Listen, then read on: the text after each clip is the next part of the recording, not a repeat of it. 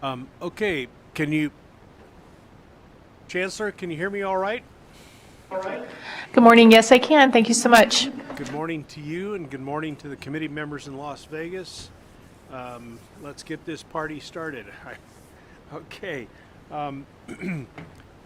First of all, I'd like to welcome everybody. It is 9 a.m. Whoops. Sorry. It is now it is now 9:40 a.m. I'd like to call the April 25th meeting of the Chancellor's Ad Hoc Committee on Higher Education Funding to order. Our meeting is being video conferenced between the Legislative Building in Carson City and the Grant Sawyer Building in Las Vegas. The meeting is also being live streamed on the Nevada Legislature's website. That link is available on the agenda. Just to highlight a point that was recently made by our Attorney General representative who assists us. We've changed the posting, so the posting on the 4th floor shows that we are now on the 3rd floor. And for the purposes of those watching, we're on the 3rd floor. I'd like to ask the Secretary to call the roll for both voting and non-voting members of the committee, please. Chair James Hardesty, Present? Vice Chair Patricia Charlton, Present. Regent Byron Brooks,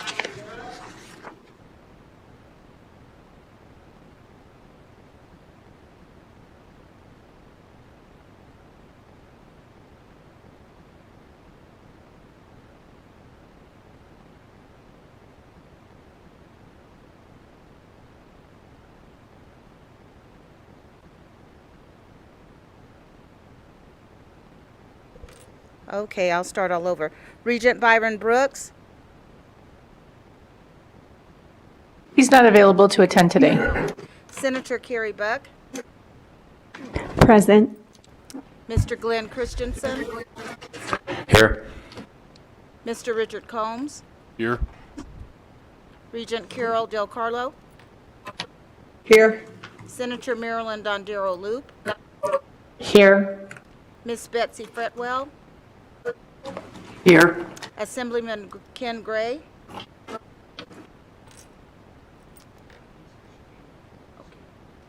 He is excused. He's in a judiciary meeting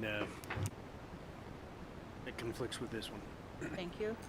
Regent Stephanie Goodman, Here. Assemblywoman Erica Mosca,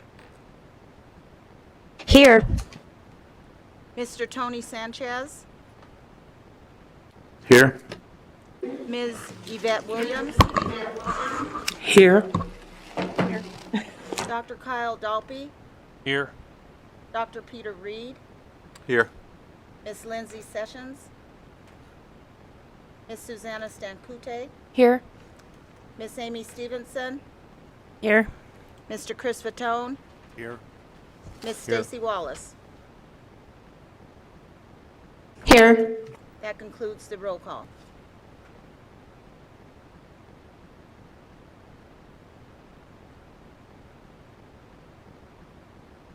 We have a quorum for the meeting. Thank you for reading the roll, Ms. Odo McNeil. As I mentioned earlier, Linda King is here from the Attorney General's office, NSHE Associate General Counsel's office, who's assisting us in following compliance with the open meeting law and doing handwritten posts to show where we are. Thank you. For all of the committee members, I want to express our appreciation again to the Chancellor and to the NSHE Host Fund. They will be providing lunch. I trust everybody's had enough time to make their lunch selections and get them to the folks north and south who will process that. And we'll have those delivered after we've heard the presentations, at least by HCM. As we begin agenda public item number 1, I want to note that there will be 2 opportunities for public comment today. This opportunity and an opportunity at the end of the meeting. No action will be taken on any matter raised under this item until the matter is included on the agenda as an item on which action may be taken. As noted on the agenda, public comment can be made in person at either meeting location. Additionally, those wishing to provide public comment telephonically may do so by calling 888-475-4499. At the prompt, please enter the meeting ID number, which is 873-8140-3793, and press pound. If you need those numbers repeated, please refer to the top of the first page of today's agenda. This time, I'd like to invite those wishing to provide public comment in Carson City and Las Vegas to approach the witness table. As you approach, please begin by stating your name for the record and spelling your last name.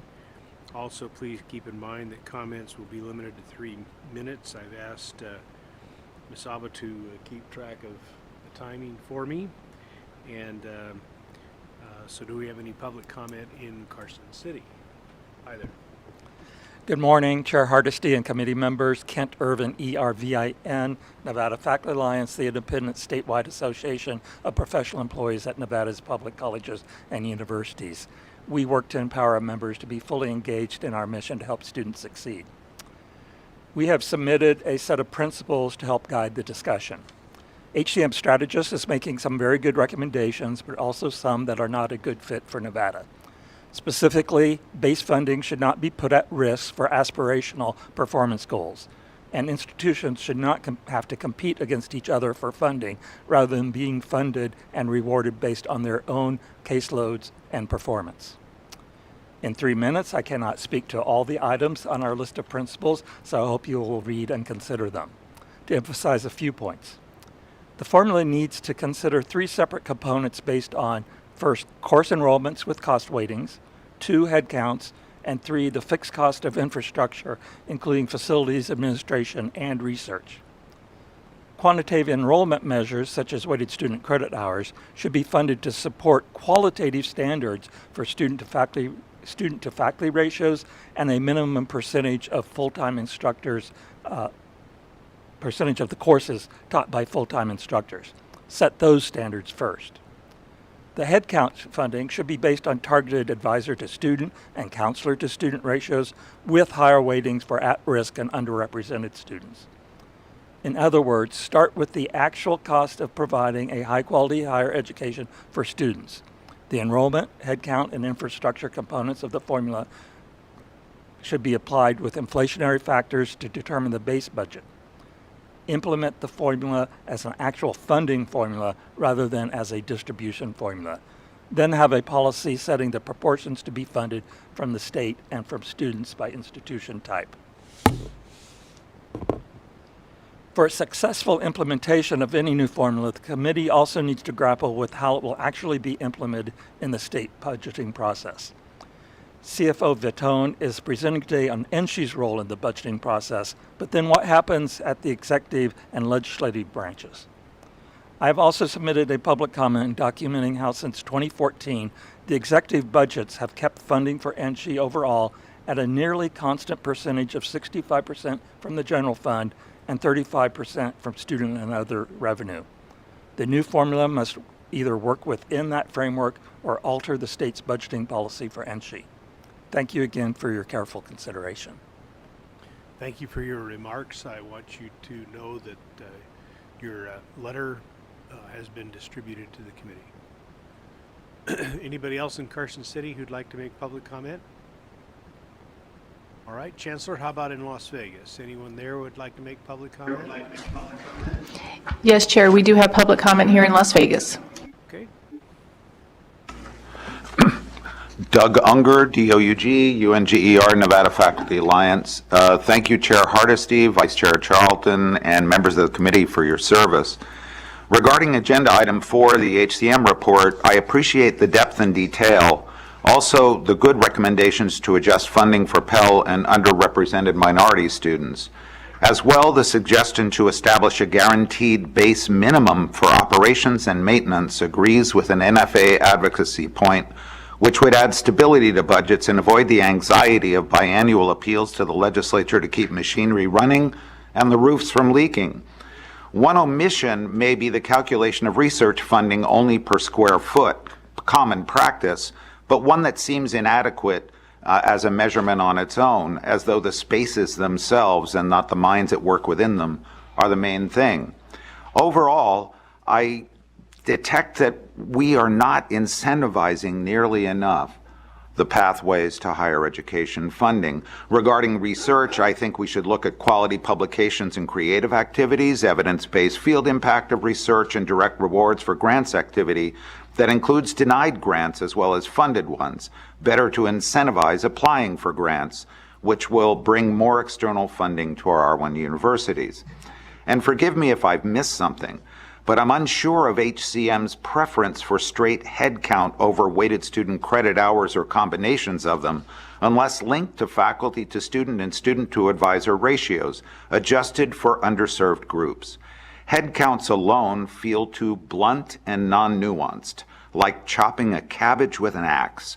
Difficult to adjust one's aim compared to shifting weighted edges around more strategically, better to align with social, cultural, and workforce needs as they keep swiftly transforming in size and shape. Nevada is one of the most dynamically changing states. Eras of growth and change happen here almost overnight. So perhaps more nuanced combination of head counts with adjusted weights might suit us better. In closing, please know that I always look at these budget documents thinking about what is immeasurable in them. I've been an English professor for 41 years, and I recall when I was new and young, which was before some of the members on this committee were born, I used to show toward the end of the semester my class Renoir's painting The Reader, that blissful expression of a young woman gazing intently into a book with fascination, discovery, and love. I told my students that this is what I hope they get most from my class, that love of reading. These days, I talk about how rhetoric is the universal subject matter, and if you learn how to be good communicators and good writers, you will never want for a job given the demands of industry and business for good communication and the use of good language.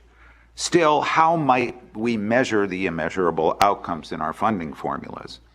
I trust we will always keep them in mind. Thank you. Thank you very much. Nothing delights me more than to give an English professor homework assignment. I would invite you to submit in writing suggestions you have with respect to how we attack head count with something other than an axe, perhaps a scalpel. I welcome that input, please. Thank you. Okay. Any other public comment in Las Vegas? Chair, there's no other public comment here in Las Vegas. How disappointing. Okay, let's move on then to the, oh yes, call-in line. Don't forget that. Sorry. So, Thank you, Chair. The public line is open and working, but there are no callers to provide comment at this time. okay. Hearing no public comment from online, we can move on to the next portion of the agenda. But before I do, I want to remind everybody that we will invite public comment at the end of the meeting as a second opportunity to do so.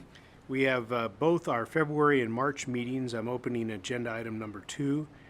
Are there any edits or corrections to the February meeting minutes? Chair will entertain a motion.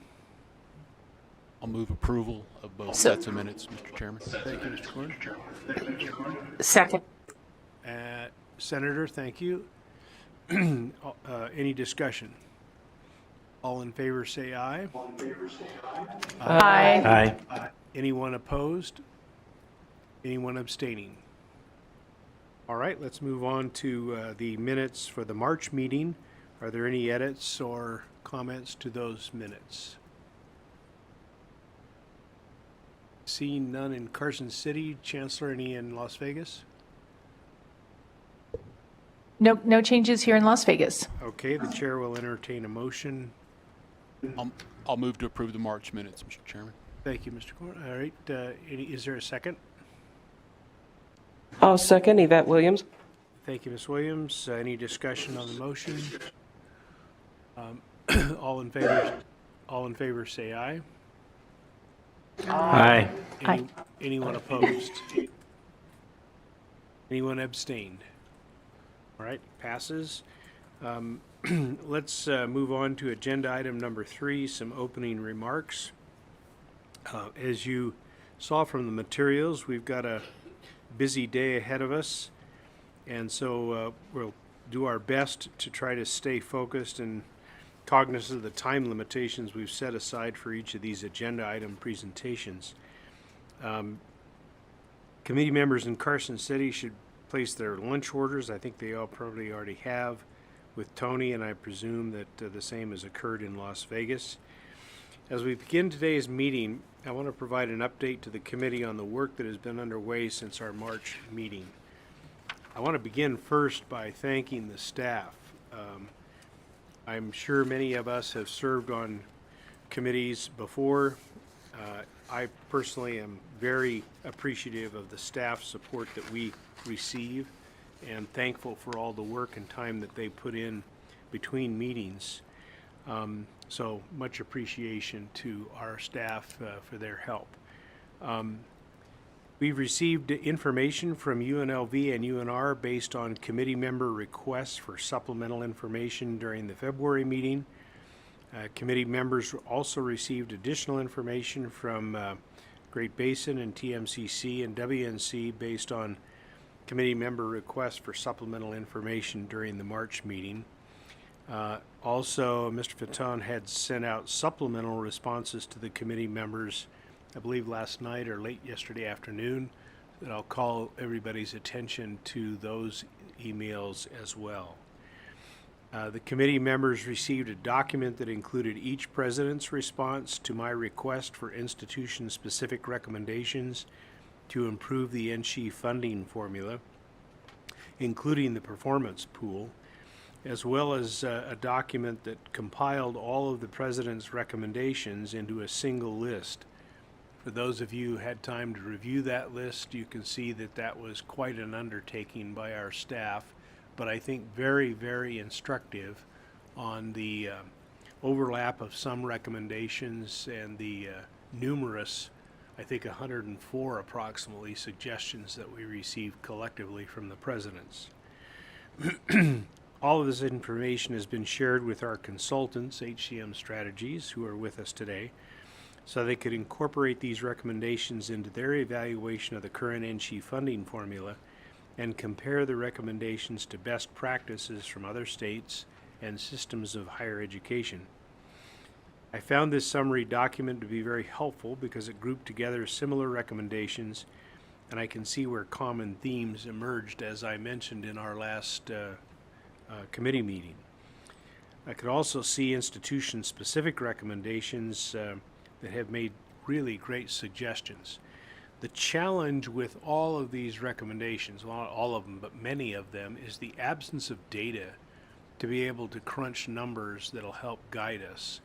I think one of the challenges for our committee going forward today and again in May will be to figure out how we consider some of those recommendations in the absence of data maintained by NSHE to actually run calculations and translate that into dollar adjustments, but that'll be an issue that we'll talk about later today as well as in May. Today's meeting includes 4 key areas. HCM strategists will share their findings and recommendations for the funding formula. Their work has included approximately 31 interviews, I believe it is, a review of recommendations from each of the presidents of NSHE's teaching institutions, as well as the funding formula mechanics and available resources. Thereafter, CFO Chris will provide an overview of the state's budget building process and timeline because both impact how our forthcoming recommendations can be included in the NSHE budgets for the upcoming biennium. With respect to that item, I do want to mention and remind the committee of our charge. I very much appreciate the suggestions, comments, advice, and counsel we've received from public, as well as from the presidents and others about the level of funding and its adequacy. That is not our charge as a commission. Our commission is to develop a formula that addresses what is funded. However, I personally, as chair, am requesting the committee to include in our final report comments and suggestions regarding the adequacy of funding for consideration by the chancellor, the board, and by the legislature.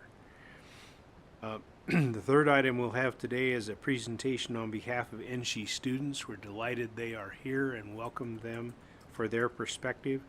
It's important to hear their concerns and recommendations of the students relating to the funding formula.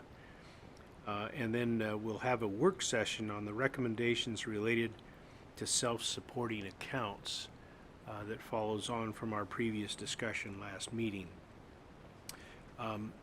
Vice Chair, are there any comments you'd like to add to our opening remarks? Yes, thank you so much, Chair Hardesty. First, I want to thank everyone also for being here today, and I will keep my comments brief as we have a lot of work to do on our agenda today. As the chairman indicated, we are going to spend a majority of our time today with HCM Strategies as they present their recommendations for the base formula and performance pool, including their thoughts on the institutional recommendations for the funding formula that came from our presidents. I appreciate the work that the presidents have put into their respective recommendations, and the call for new investments in higher education is prominent across those recommendations. As I have stated at prior meetings, and the chair also noted, while the call for new money for higher ed is obviously very important, that is not why we are here. The committee's charge is specific and is about the allocation of general fund appropriations in the base formula, not about recommendations for enhancement requests. I also want to be clear in my position as we move forward relative to base funding. I'm very supportive of including student attributes in the funding distribution methodology. I am also supportive of revising the small institution factor to ensure that our smallest institutions are adequately funded. What I am not in support of is eliminating the performance pool without an appropriate replacement. Simply asking the legislature for new money for the performance pool, in my opinion, should be aligned with establishing and requiring significantly higher performance targets than what we have today. Those are difficult conversations as we move forward. Simply eliminating the performance pool, in my opinion, is not an option, knowing that the best practices, and even within our state, is to ensure that we have accountability. I urge the committee to consider all the requests for new money very carefully. Simply asking for additional investments in higher ed is not why we are here. And under Agenda Item 5, as the chair noted, we will hear from Chris Fatone, our CFO, on the challenges we face as a state related to funding COLA that will essentially leave the state with very little money, if any, for new investments. Therefore, I believe that we must focus our meeting time left on the matter of the base formula and better understand how student attributes will shift money and if there is a way to improve the performance pool absent new money. As they say, the devil is in the details, and this committee needs to understand how the addition of those student attributes are going to affect the distribution within the base. And finally, at our March meeting, HCM presented data on state appropriations per FTE and per head count. Those figures showed the state's support to the universities, which we are very grateful for, as both of our universities during this last formula period achieved their R1 status. As we move forward in considering student attributes, it will mean changing the distribution of state funding towards institutions serving underrepresented populations, which I am very much in favor of. And Chair, that completes my comments. Thank you, Chancellor. Let's move on then to agenda item number 4. As the team from HCM Strategists come to the presenters table, if they would, then this one chair here on the your far right, I can't see you, so if you can either move that a little bit to the left, that'd be great. Okay, thank you. I want to point out that we allotted 120 minutes for this agenda item. We'll be taking at least one or if not two breaks during the presentation. This presentation is critical to our process of developing recommendations. We will have an opportunity to raise questions and provide feedback on the preliminary recommendations. Our input will allow HCM to return to our May meeting with well-defined recommendations, which we'll formally consider during our July meeting. Committee members, please feel free to ask questions during the presentation and to offer your subject matter expertise. Today's discussion will contribute to the May presentation and ultimately our recommendations. And Chancellor, I can't see all of the members of the committee on the screen, particularly Senator Dondera Loop and Tony. So if you'll flag when somebody has a question or wants to interrupt, please let me know. Certainly, and I think the senator and Tony did that on purpose. I'm not sure, but that's okay. I will certainly keep track of who has questions and let you know at that time. Well, maybe what I'll just do is after every slide, I'll just call on the senator. I think that would be preferable. Thank you, sir. I'm here to serve. Good to see you, Senator. Okay, so you may want to reference the summary table, which lists the institution-specific recommendations provided by each president. The recommendations have been categorized, which allows for identification of common themes. For ease in reference, the recommendations have also been numbered, so you can refer to the recommendations by the respective number. As I mentioned earlier this morning, the table also includes available data sources and cost estimates, as well as notes if additional information may be needed to generate data and prepare cost estimates. NSHE staff shared this table with the NSHE budget officers, so they are aware of the documents and the information included. Additionally, I requested each president be invited to today's meeting so they can be available to respond to questions from the committee following HCM's presentation regarding specific recommendations. I'm not sure if all the presidents were able to attend outside of Kyle, but we do have budget officer representatives present from all the institutions, I believe. So, once again, we welcome Ms. Snyder, William Carroll, and Nate Johnson with us today. Little known fact by Ms. Snyder, she coaches her daughter in flag football and was drawing up plays while we were during our break before the meeting could get started. So we were all suggesting plays she consider. Okay, Ms. Snyder, you ready to go? I am. Thank you, Chair. Good morning. Thank you, members of the committee, for welcoming us again today. As has been referenced, we are building off of previous discussions and certainly reflecting back to you what we heard from institutional feedback as well as engagement and interviews with other stakeholders. And today we will start to hone into and take those recommendations or that input provided, reflect on them and start to provide some recommendations that HCM has as it relates to potentially incorporating some of that feedback, but also doing so in line with best practice.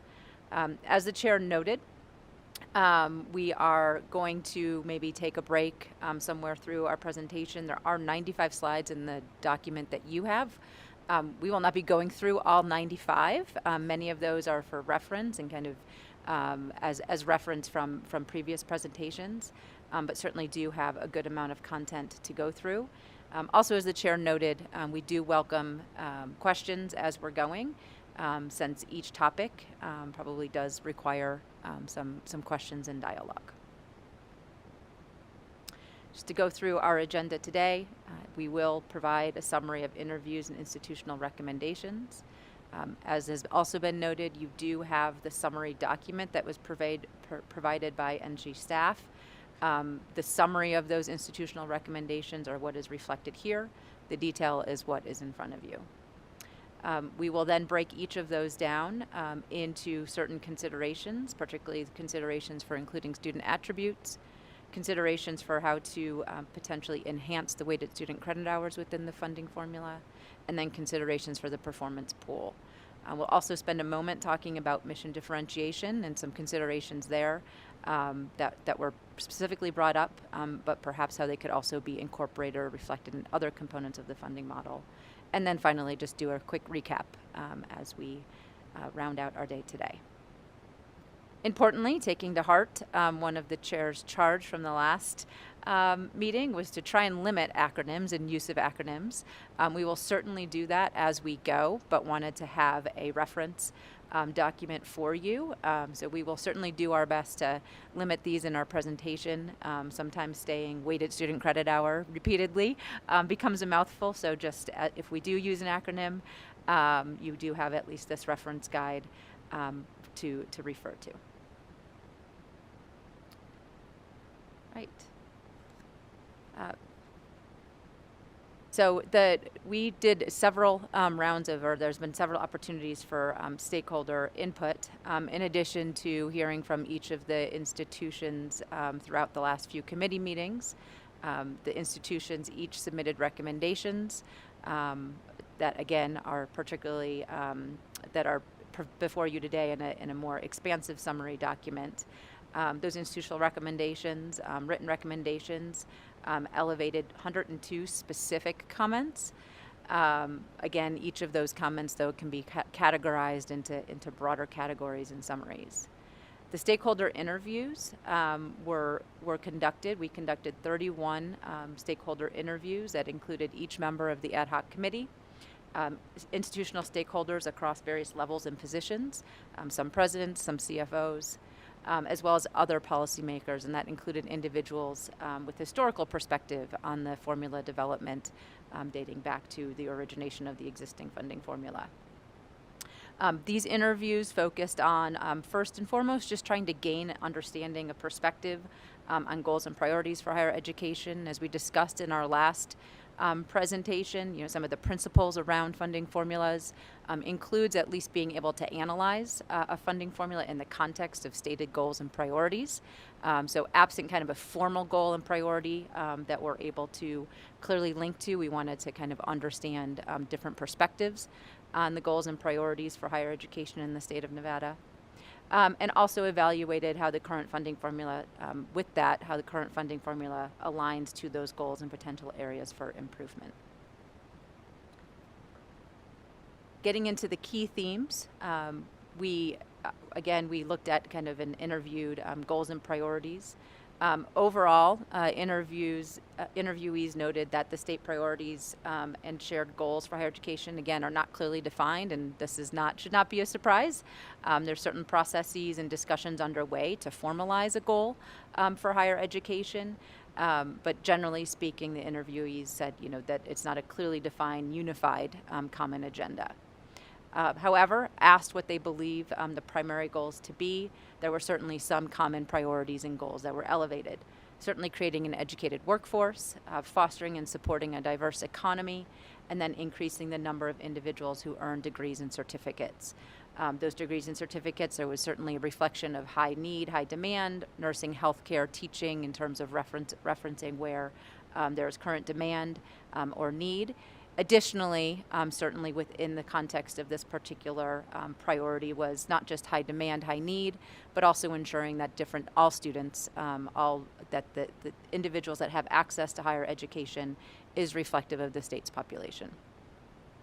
We also did ask interviewees about the overall funding and state support for higher education. And as has been referenced both by the chair and the vice chair, not a direct charge of this committee, but certainly something relevant to the broader context of funding in Nevada, is the belief that overall interviewees believe that state support is not adequate. When we asked them to elaborate some perceptions, particularly, and again, we'll see these reflected, I think, in some way in the recommendations of the existing funding formula, that funding is not sufficient to support underserved populations, Overall, Lotz state funding does have implications for affordability and certainly potentially implications for affordability of access for different populations. A reference that funding was not provided or is not provided to support non-credit or summer courses. And then funding is not sufficient to competitively recruit and retain faculty. Getting into the key themes of the formula components, again, these are probably most relevant to the remaining discussion that we have today, and certainly those most relevant in the document you have before you. But the interviews and institution feedback really elevated some particular components for additional review and discussion, and this will frame a deeper dive of our discussion today. Those three kind of general areas that were elevated were student attributes, that the formula does not reflect costs of educating students from underserved backgrounds, and again, a whole variety of different populations that were specifically referenced. Weighted student credit hours notes that the weights do not accurately reflect cost. The every other year counting, the kind of different years of which funding is used for, and the lack of inclusion of summer were the three most commonly elevated concerns, both in the document before you as well as in our interviews. And then as it relates to the performance pool, overall, there was little support for the current structure of the performance pool. There was a general notion that there should be a general concern that the carve out of the base has unintended implications and does not create true incentives for institutions to improve year over year. So we'll now take some time breaking down each of those three key components of the existing funding model and some of the common themes that were elevated from both the interviews as well as the institutional written feedback. We'll start first with considerations for including student attributes.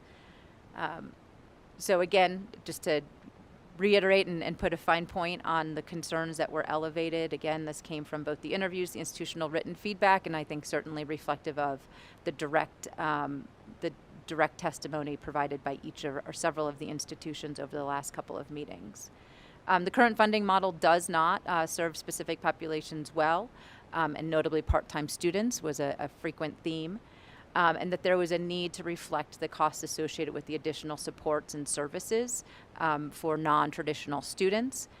As reflected in the document before you and certainly emphasized in our interviews, some of those populations that were specifically elevated were adult learners, students from rural areas, first-generation students, low income, academically underprepared, and underrepresented minority students. When asked to how best to address this aspect of the funding model, the suggestions that were elevated included somehow accounting for part-time students, as well as including weights in some way for priority populations. Chair, before we move on, we have a question in Las Vegas, please. Mr. Christensen? Yes, Glenn Christensen for the record. There are probably a number of student attributes that we should be considering in this. But one group that is, again, overlooked are what I'll call diverse learners and students with disabilities, not only physical, but those learners who need accommodations in order to be successful in school. We have the disability resource centers, which I frankly object to the title because these are kids who, when you say disabled, means that you can't do something. These are kids that can do it, but they need accommodations.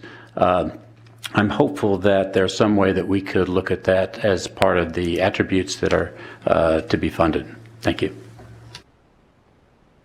Thank you.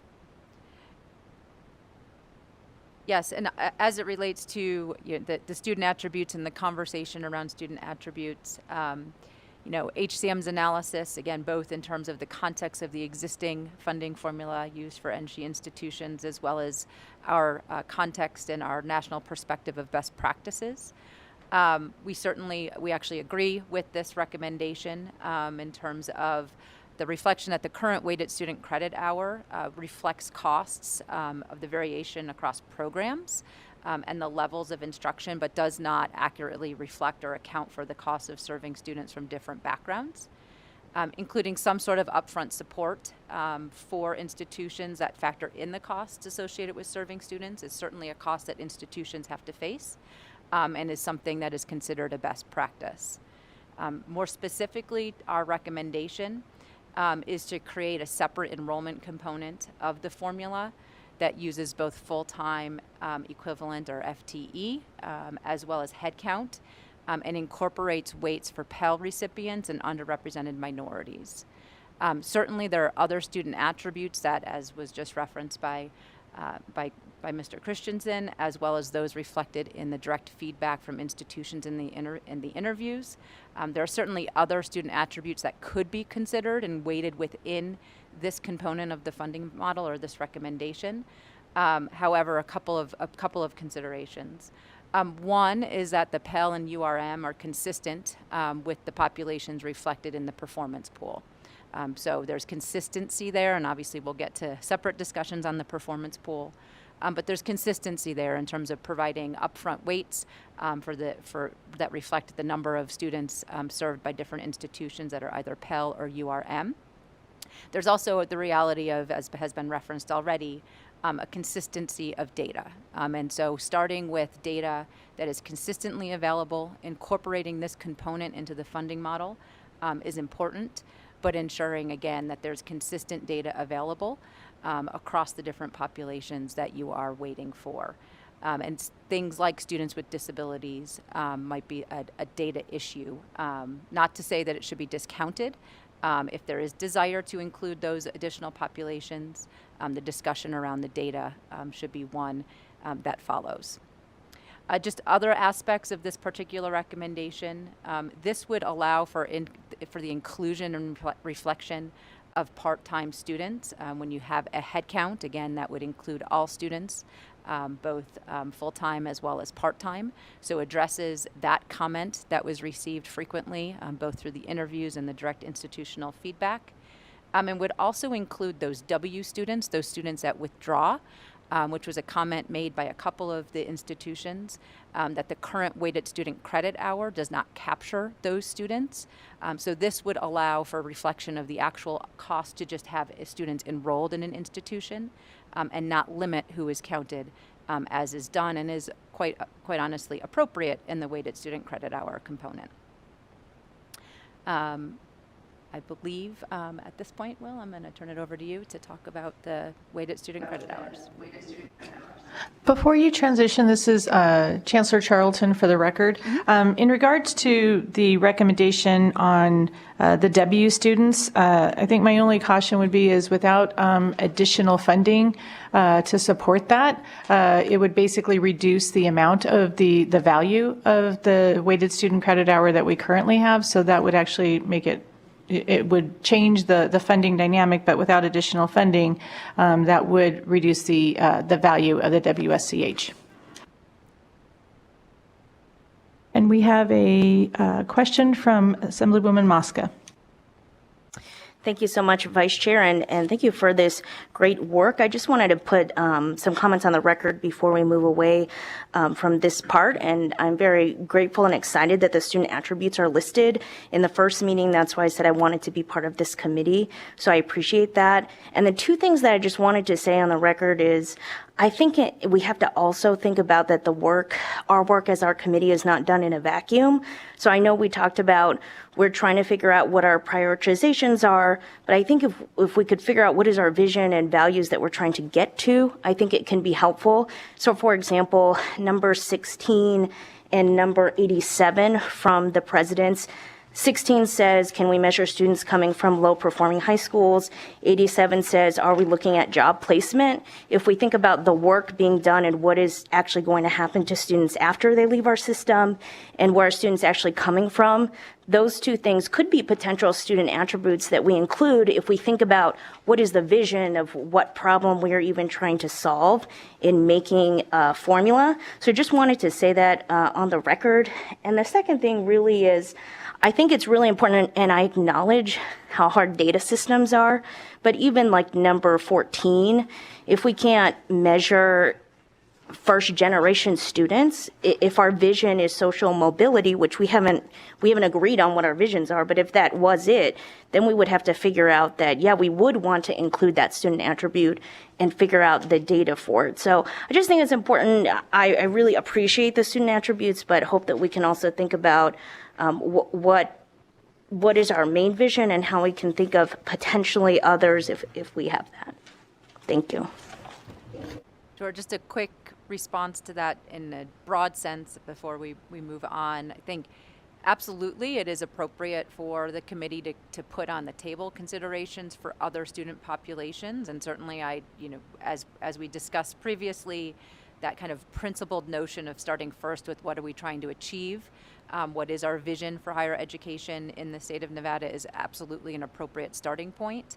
And if that does derive, therefore, other populations to be included in the funding formula, certainly that is something that the committee could put on the table. That being said, there is also an importance of ensuring that you have the data there to be able to incorporate it. So building in some sort of pathway for inclusion of those student attributes, but starting first perhaps with these two populations for which there's consistent, valid, reliable data available for. And so with that, Will, I'll turn it over. Yeah. Before we move on, we have a question from Ms. Williams. Yvette Williams for the record.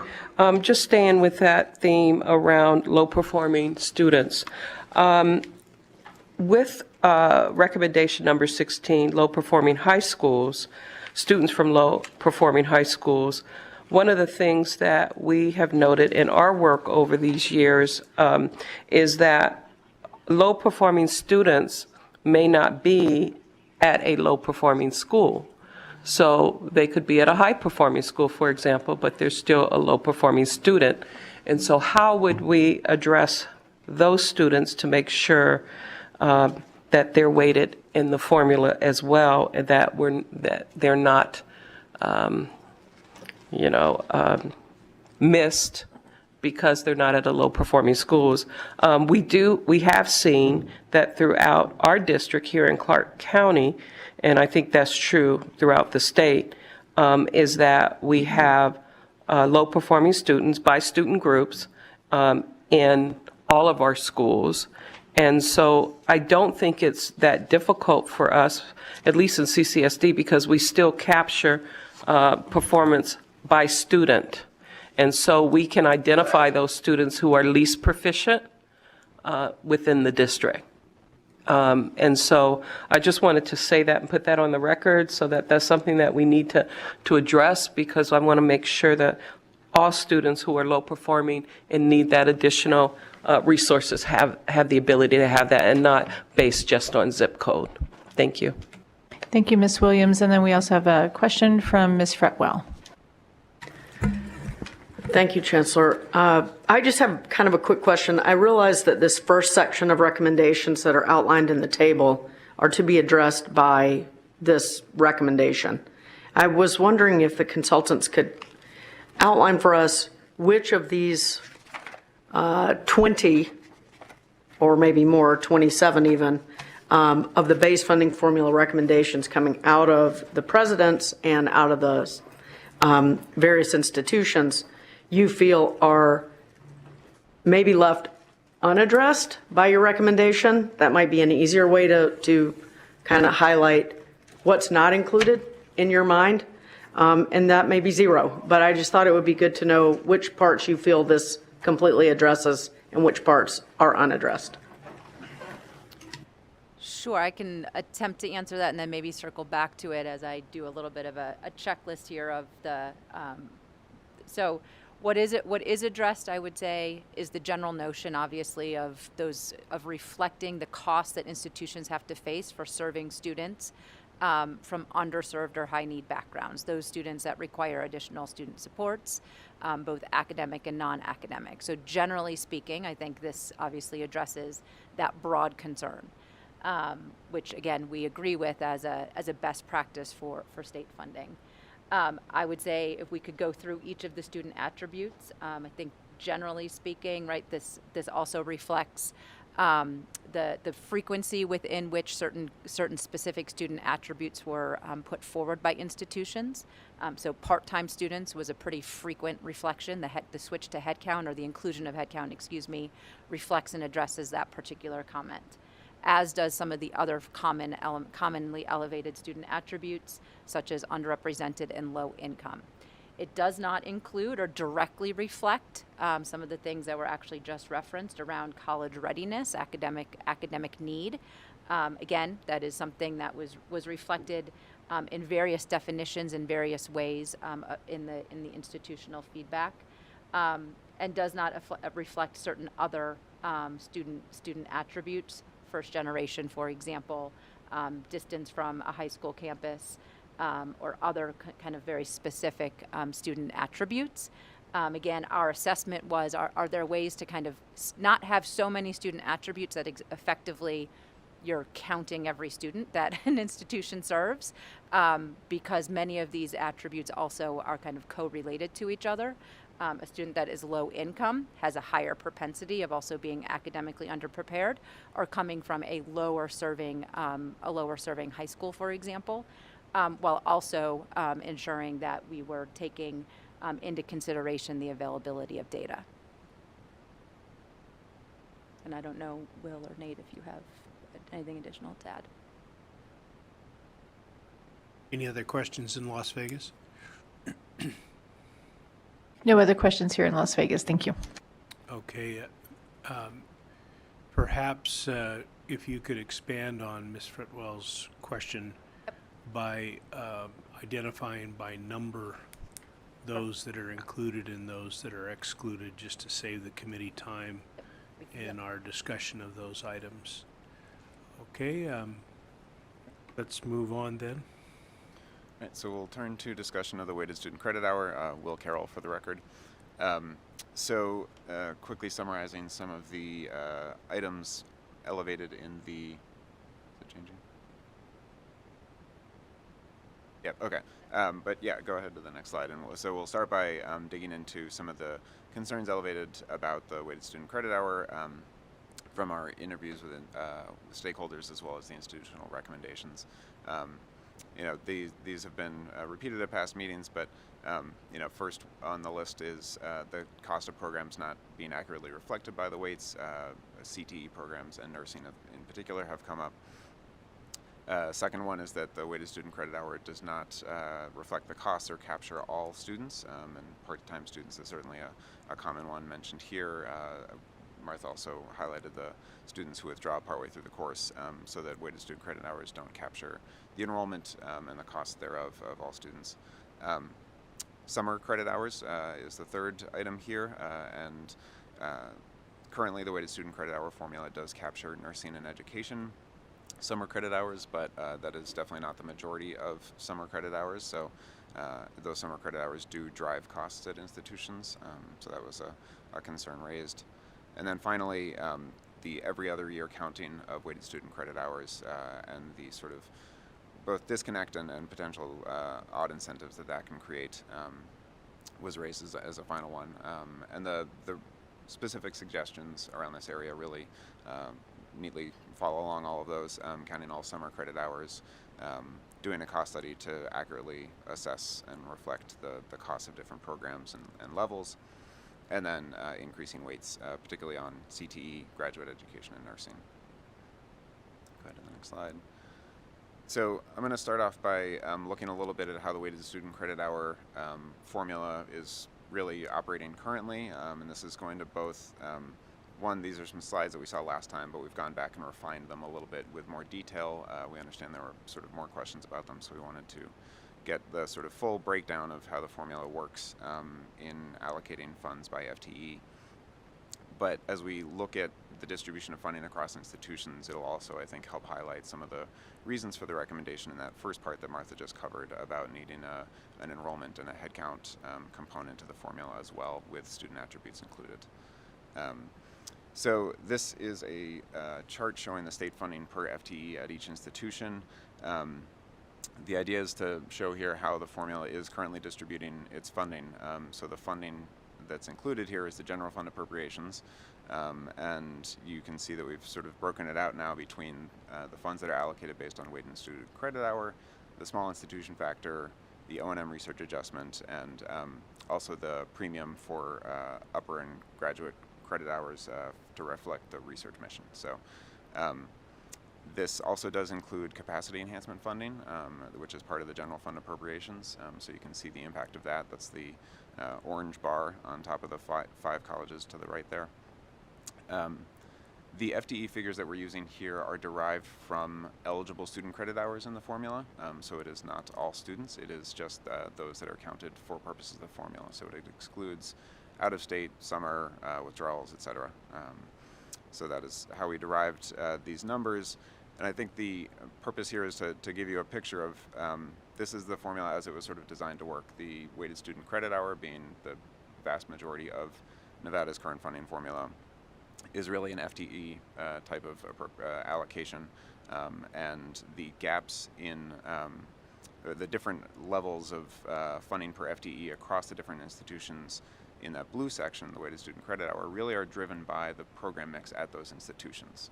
This is not necessarily, I don't think any value judgment is associated here about whether those weights in the weighted student credit hour are wrong based on this chart. This is just an accurate depiction of what that means in terms of how funds get allocated to each institution based on their program mix.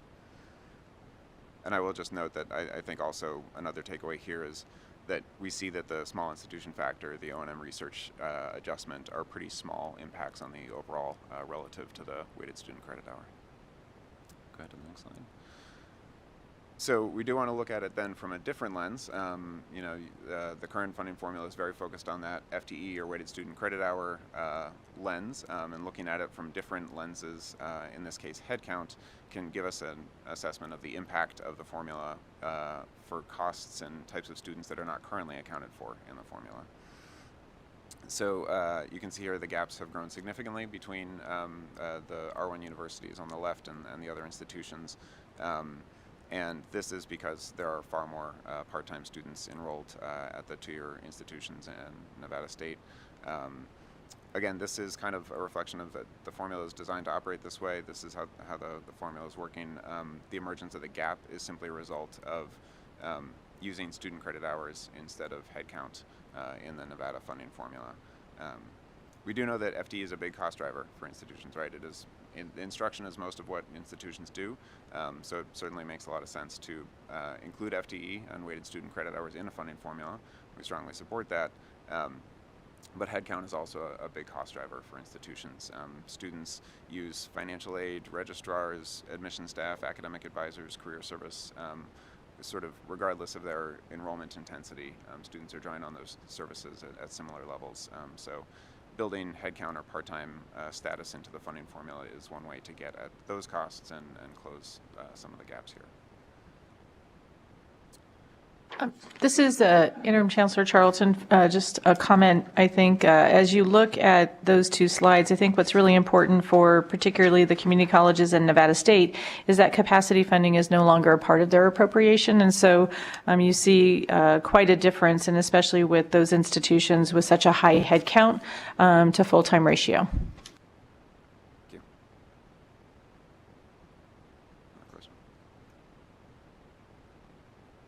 We have a question here. Yeah, Doctor? thank you. This is Peter Reed, for the record. So I'm just curious, could you talk a little bit more just about the inputs that you used for these? Because I know you noted on the first chart that excluded out-of-state students and other students that wouldn't otherwise be eligible for the weighted student credit hour calculation.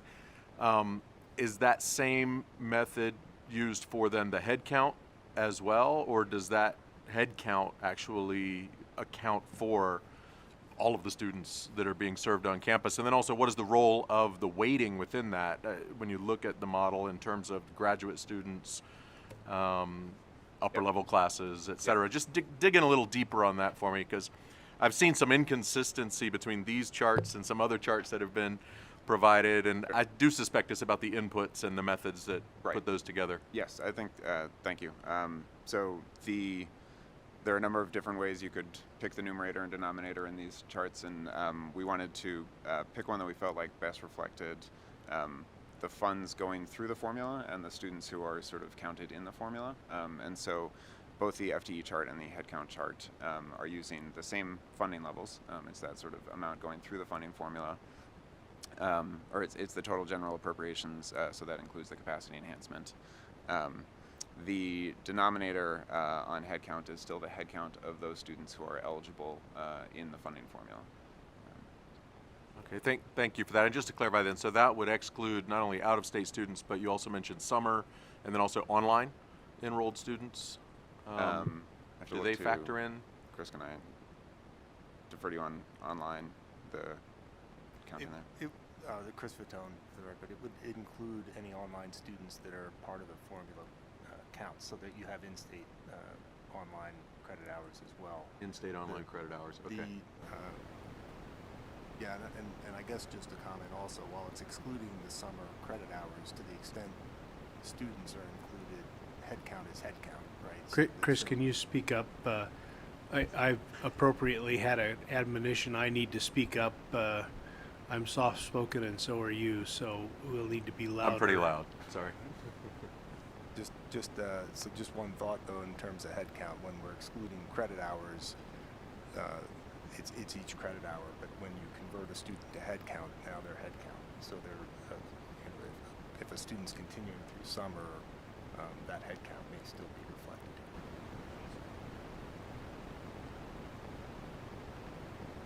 Yes? I'm sorry, this is Chancellor Charlton. Did you have a comment, question? Sorry, I thought I heard my name. Yes, I did. I just want to be sure you all could hear Chris's comment and explanation about the online students. Yes, we did, and we do have a question from Senator Buck as it pertains to dual enrollment as well. Great. Yes, I was wondering how dual enrollment is funded, because from the K-12 perspective, we write a check to the CSN or the university for tuition for the student, and so is this potential like triple dipping, I guess, or double dipping type of situation? How is that funded? Or what's the recommendation for that?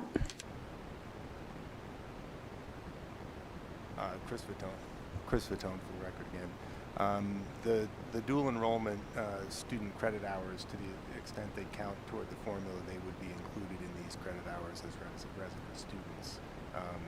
We do have a special rate on the tuition side for those. So are they considered part-time students and as well as dual enrollment students, and then as well as tuition-driven students? Chris Fatone for the record. So they would be part-time based on their credit hour load, which most likely none would be at a 15-hour credit hour load on a semester basis. So I suspect they would all be reflected as part-time. This is Chancellor Charlton for the record. Just for clarification, some of our students, for example, are dual enrolled, particularly in our college high school programs, maybe full-time. And again, just to echo Vice Chancellor Vitone's comments, it just depends on their credit load, but they would be potentially FTE, a full-time equivalent, as well as headcount students. Would you also look at the demographic information also and be able to coordinate with high schools, say, that are having dual enrollment students? Will Carroll for the record. I think, yeah, for our recommendation on the enrollment portion that we're recommending adding to the funding formula, using student weights or weights for different student characteristics, I think could be a decision for the committee about whether to incorporate dual enrollment students into that, but given that they are currently counted in the funding formula for weighted student credit hours, I think it makes sense to continue that practice, stay consistent. So this is Chancellor Charlton for the record. The only difference that might be a little bit of a challenge is the Pell eligible, because high school students are not eligible for financial aid, and so that attribute would not be factored in. So that would eliminate the Pell and or low income, which is our classification for determining that. Hi, if I can. This is Peter Reed again. I just want to ask for kind of your interpretation of the implications across these two charts, because on the first, you have a bullet point that says that the variation you're seeing in the bars does not inherently imply inequities, and that's because you're using the weightings, and that's accounting for graduate students and upper level, et cetera. And then on the second chart, where it converts it to head count, it's saying, hey, the model is working as it should with the student weighting, but the headline is there's a huge gap. And so that implies there is an inequity. And so I'm just curious, are those two different messages based on the nature of the data, or are those not? I may be just interpreting those incorrectly. Sure. Yeah. Will Carroll, for the record. Thanks for the opportunity to clarify. So I think the intent on the first slide on FTE is to say that for a funding formula that is designed to purely reflect weighted student credit hour, the gaps that you see there by institution are not sort of inequities in the formula per se, because they're just reflective of, if those cost difference for programs and level are accurate and sound, then that's what you're aiming for with that type of formula. This is now looking at, the headcount is now looking at it and saying, there are other cost drivers that institutions face. And once you sort of look at it through that lens, through a headcount lens, then you may need to actually close some of these gaps a little bit to account for that headcount cost factor. Yep. So, and then the next slide goes to another lens in terms of student characteristics. And this one sort of looks at the average spending at average state appropriations at institutions attended by the average adult, underrepresented minority, and Pell students. We chose these three categories because the data is most easily available. We use some federal data for the populations here. And so you can see that here funding is not equal between these different groups of students, and again, that is not necessarily a inequity. It is currently a reflection of a lot of attendance patterns that underrepresented minority students in Nevada are more likely to enroll at community colleges. Adult students are much more likely to attend community colleges, and actually the R1 universities have higher rates of Pell students attending them. And that's something that we actually see across the country, that community colleges certainly enroll lots of low-income students. A lot of them also choose not to or don't know to file the FAFSA, and so don't receive the Pell Grant, and therefore aren't captured in this. And so that is something that I think gets reflected here. It is not a low-income students are less likely to attend. It is just that Pell recipients, those students who do file the FAFSA, are more likely to be at those R1s.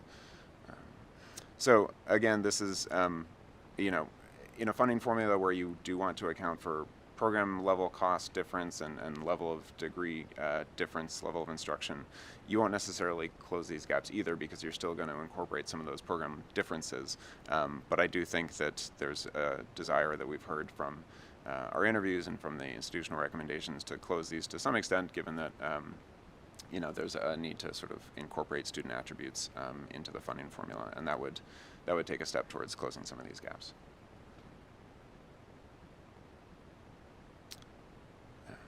So we're going to dive into a handful of recommendations that we're bringing on the weighted student credit hour. We do want to flag that there were a couple of recommendations that came forward that are already incorporated to some extent or fully in the existing weighted student credit hour formula. So CTE, there were a couple of recommendations that it receive a 4.5 weight. That the 4 weight for CTE is currently in the weighted student credit hour funding formula. Graduate education credits are weighted higher. They have that 10% premium. They do also tend to generate higher tuition rates, which is a revenue source that is available to those courses.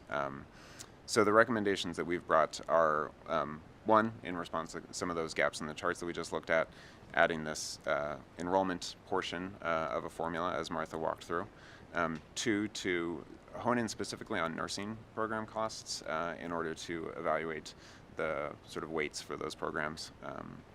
And Nate will dig into that in a second.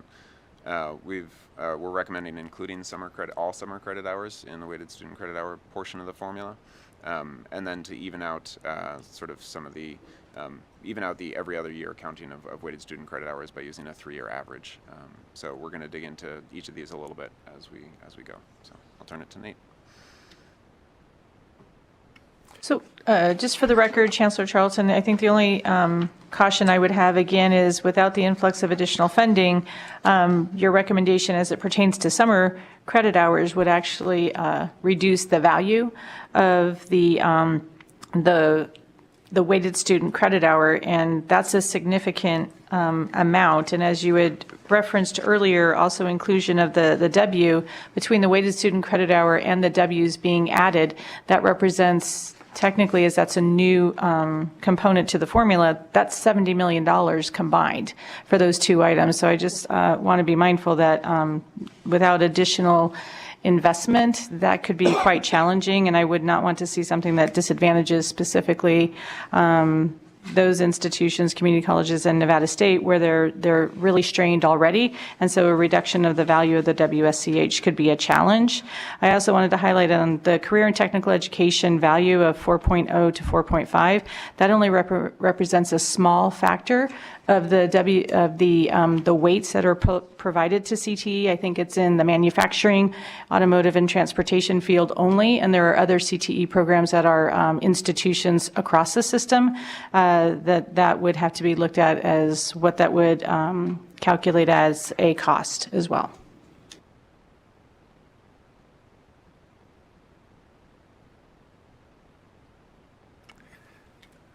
Thank you, Will. This is Nate Johnson for the record. I'm just going to briefly talk about a recap of the cost study in the context of our recommendation to look at nursing costs in particular.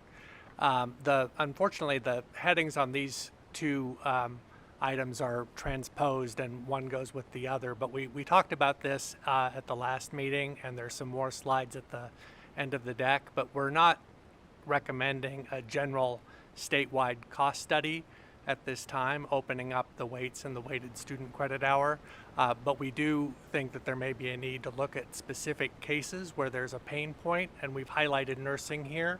The case the Chancellor mentioned may be another such instance where you're not getting the results that you want. But in general, the limits of the cost studies as a tool outweigh the potential benefits in terms of opening up more questions than we think it would probably answer for you, given the weights that you already have in place. If you want to go to the next slide. If you do want to look at a particular area, again, where there's a pain point, where you're not getting the number of students that you want or the number of graduates in a particular area, or where graduation or retention rates are low, or faculty retention rates are low, or there is some particular problem that you're having, then we do recommend doing a detailed analysis of all the factors involved in that.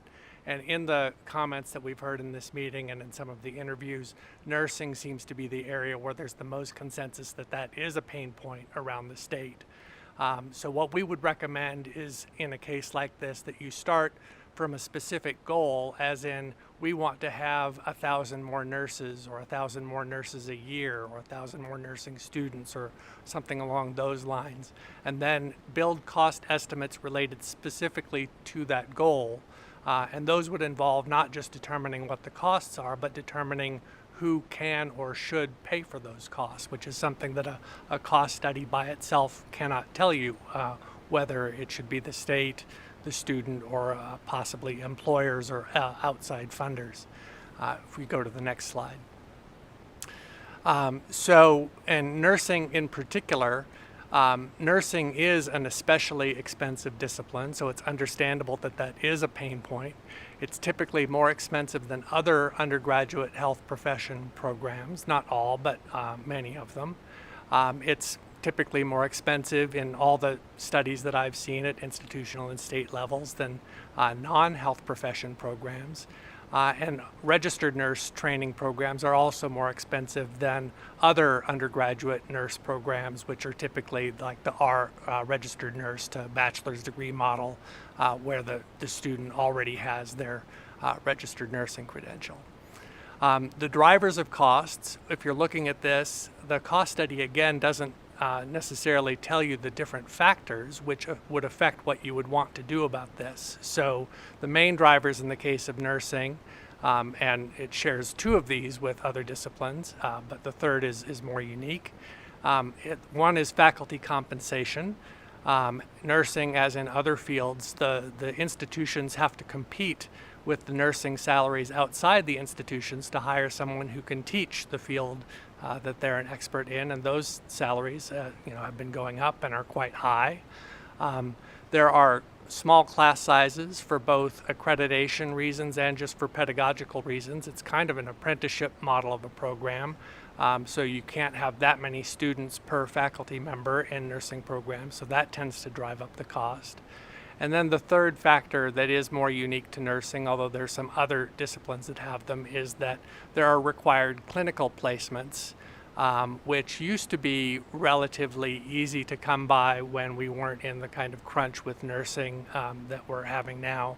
But now some private institutions, some public institutions are actually having to pay for clinical placements, which makes it harder for public institutions, especially low-cost public institutions, to come up with those placements. So coming up with a solution for that is another cost factor.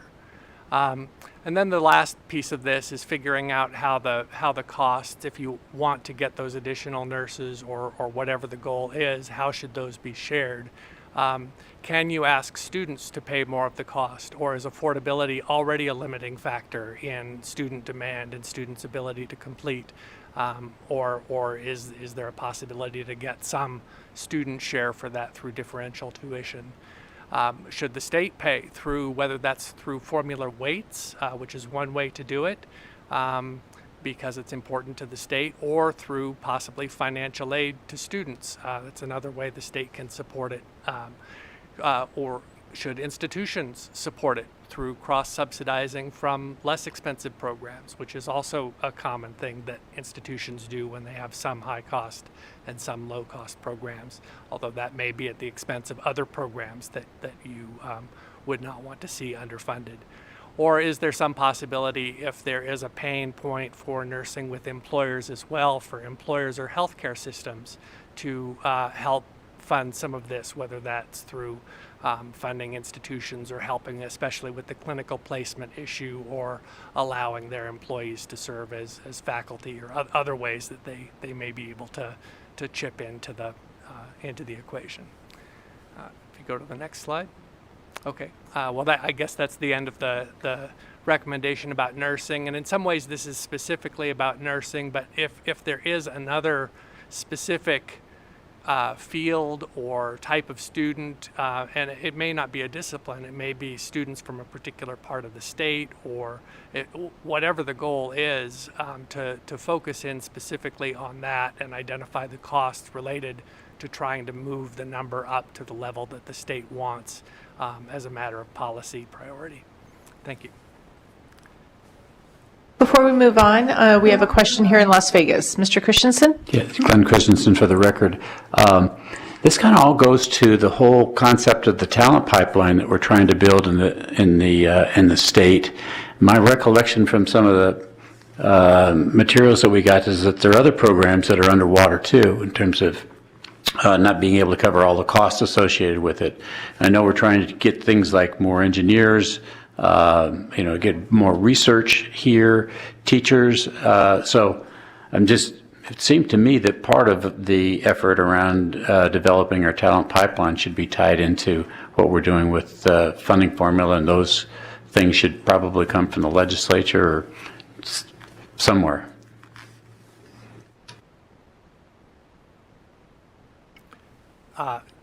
Yes, thank you. This is Nate Johnson for the record again. I would agree in the sense that if there are other areas that the legislature or the board or the state wants to prioritize, then looking at those and doing an analysis of the cost that it would take to get to where you want to go would certainly be appropriate.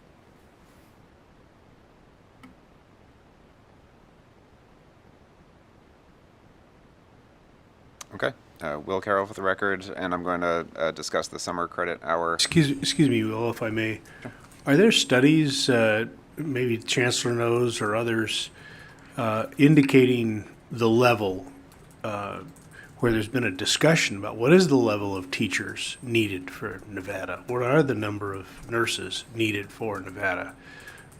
Do we have resources like that? Yes, so for the record, Patty Charlton, Interim Chancellor. So I would say yes, that there are. We work very closely with GOED as well as the legislature. And I did want to add on just to the record, I think what you see in the funding that we do have for counting summer courses, specifically in the nursing pipeline, as well as this last session, to include education, it does represent that investment. And then we also have specific legislation and funding that has come across for increasing the nursing pipeline.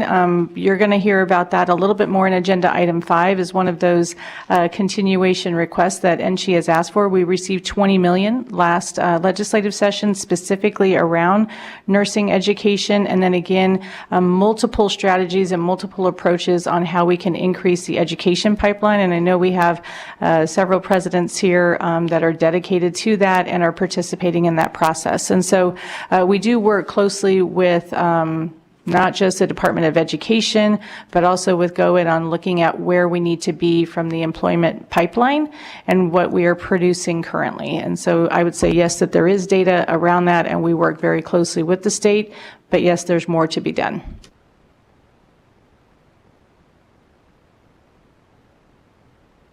Okay, you ready to proceed? All right, thank you. So in discussing, I think the summer credit hour is a nice follow-on to this conversation because a little bit of my impression is that some of the idea of counting nursing and education in the summer was a policy priority of the state to sort of, put more, to generate more nurses and educators. And I think our view on the lack of counting other summer credit hours is that it creates an incentive that does not advance the state interest. There certainly can be policies that incentivize institutional decisions about which programs to offer, but when to offer them is something that we don't think sort of is a particularly strong state interest, and in fact can actually counter students' interests in terms of completing as quickly as possible and staying enrolled. So, we heard testimony, we heard in interviews that not counting summer credit hours can affect decisions about when to offer courses, and that is just not sort of a factor that we think should be driving those sorts of institutional decisions. And students really, in terms of thinking about the value of higher education these days and whether to stay enrolled or to go get jobs, really are looking for flexible, quick pathways to a degree and to the workforce, and being able to have more opportunities to enroll year-round, I think, is a really important contribution to that. So, and we'll actually look at some data on that in this slide. So, the impact of supporting year-round enrollment has been studied in the context of the Pell Grant, and I think the results are pretty compelling. That Pell Grant, which, as many of you probably know, provides financial aid to low-income students, was expanded to cover courses year-round back in 2017. And that really did have some significant impact on students who took advantage of it. You see here increases in retention, pretty large jumps in completion of degrees, and even increases in wages for students that used the year-round Pell Grant compared to those who did not. And while the Pell Grant is obviously a financial aid program, and for the funding formula we're talking about state operating dollars, I think the point is still salient in that it creates the right incentives to offer more courses in the summer, and therefore we suspect that more students would end up enrolling year-round. The schools would offer more courses year-round, students would enroll more year-round, and they would generate some of these types of benefits that we see in the Pell Grant program. So, so we did do some analysis of kind of to what would be the impact of counting summer credit hours in the WSCH, and so this table gives you a picture of how many of a school's summer credit hours are currently counted in the funding formula, and for pretty much every institution except for Nevada State, it's in the 80s and 90s, not being counted right now. Nevada State has a very large portion of nursing credit hours in the summer, so those are counted. And then the second column looks at how much do those uncounted summer credit hours make up of a total of weighted student credit hours. And so it's, you can see ranges from 1 to 14% across different institutions. So it is clear that despite sort of financial disincentives, institutions still offer a number of summer courses that are not being counted in the funding formula, but it is very possible, potentially very likely, that there might be even more offered during the summer if those disincentives were removed. So then we looked at what the impact on the funding formula would be in terms of distribution of resources or distribution of the share of weighted student credit hours. And it is fairly marginal. Every impact on a change in the share of the total weighted student credit hour formula for institutions is nothing more than a half of a percentage point change. So this is, I think to the Vice Chair's point, it is a little bit of a reallocation of the weighted student credit hours. It is adding more to the total denominator of that weighted student credit hour count. But we think that it is still an important policy change in that it does sort of better align institutional and student incentives with the state policy preference. This could be funded as an enhancement, and the total cost was estimated at $48 million to fund these weighted student credit hour summer hours separately. But our recommendation would be that it's important for students to pursue this policy regardless of new funding or not. And we understand there's maybe this type of policy change may also require some consideration of the implications of the treatment of revenue for state budgeting purposes, and those implications could certainly be further explored. That is our recommendation for the summer credit hours, and I will pause there to see if there are any questions. Any questions in Las Vegas? Yes, Chair, there is a question.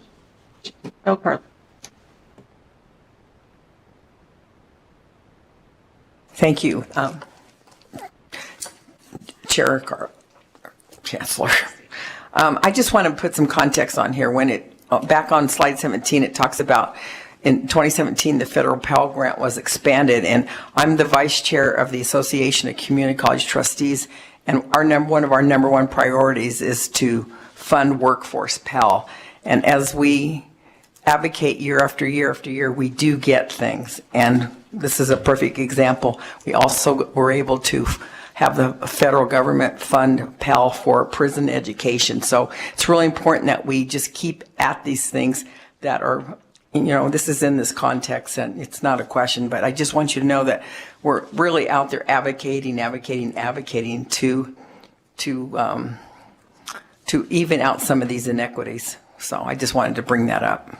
Thank you.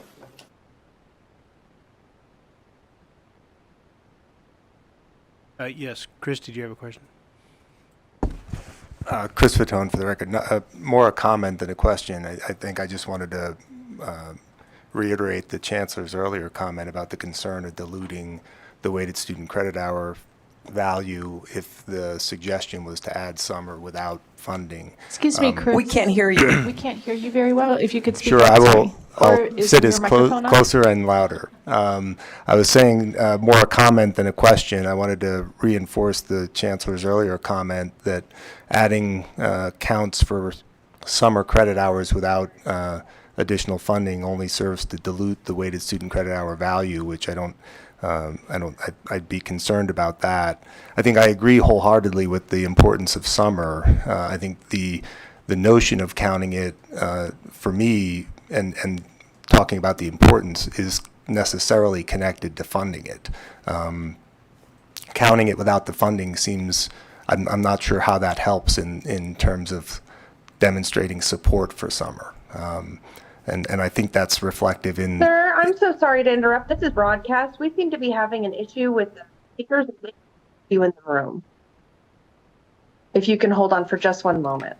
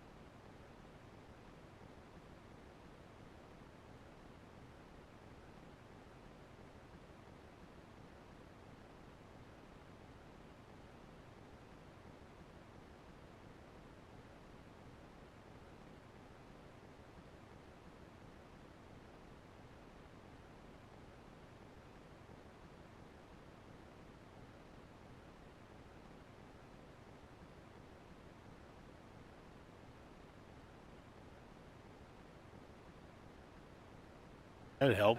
God. Can you hear me in Las Vegas? Very faintly. It's very difficult. We're taking a break before we jump in the performance pool. Okay, so we will take a break. When would you like us to reconvene? It is 11:10. 11:20. 11:20? Okay, and it is still very difficult to hear you. Thank you. We will take a break and we are adjourned or paused until 11:20. Thank you.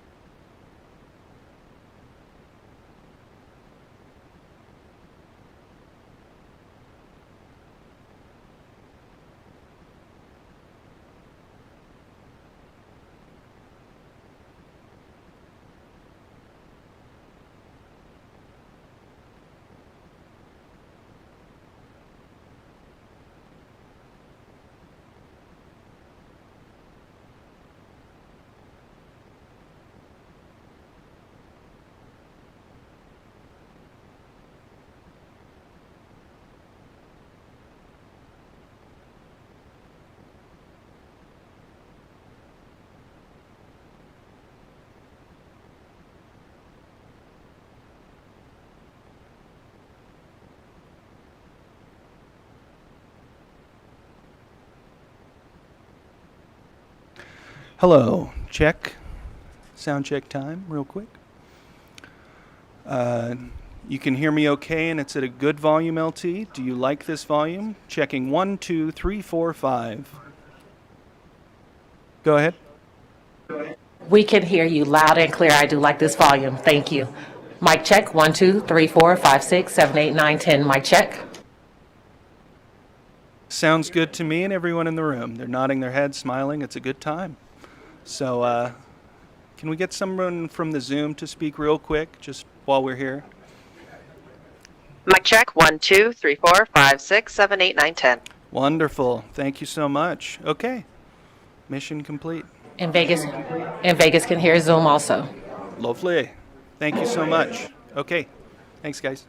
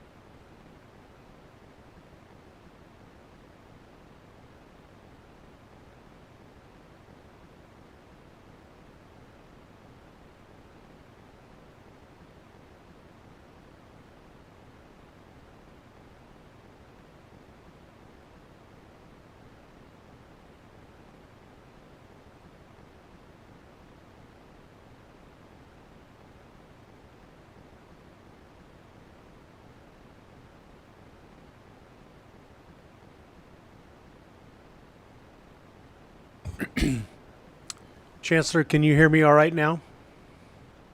We can hear you crystal clear. Thank you so much. Great. Then we will convene the meeting. That's good. We're going to resume our meeting. Members, if you could please be seated.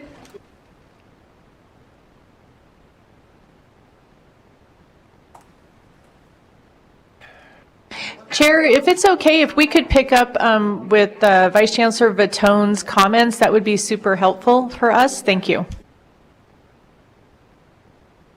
I was intending to keep that a secret. He was echoing your earlier concerns. Go ahead, Chris. Chris Vitone for the record. So yes, I did want to echo the Chancellor's earlier comments about the concern regarding diluting the weighted student credit hour value by counting the summer credit hours if they were not funded. And I wanted to note I fully support the interest in and the importance of summer. And I recognize that's where you're coming from in the recommendation to count them. It's just that counting them without the funding doesn't seem to provide that level of support that's needed to expand the programs and achieve the results. I think the Pell example is a good example where funding was allocated to summer under that change with Pell, and it achieved the results. And I think you see the same results in the system with the steps the legislature has taken by providing funding for nursing and summer and the teaching in the summer as well. So I think I definitely endorsed the importance of summer. I think it has to be it has to come with funding as well, and I appreciate that it's challenging with the dollar amount that's associated with that. But. So if I could follow up on that question to Chris as well as to the Chancellor. This is the second item where the funding formula would create problems in what is effectively an enhancement in funding. Our charge was to develop a formula that would be utilized apparently in light of the existing funding without reducing the amount of that funding. It seems to me that we ought to give some consideration, though, to highlighting these points so that the legislature and the board can make choices and not just walk away from these. These seems to me to be very important policy suggestions to be added to the formula, but they come with a price tag, and the committee is not really in a position to make a determination about the price tag. But the price tag, I think, has to be chosen by first the board when they have to make a plethora of enhancement priority decisions, and then the legislature. But it certainly squares up the point. If you want to improve education and summer education, plug some money into this thing.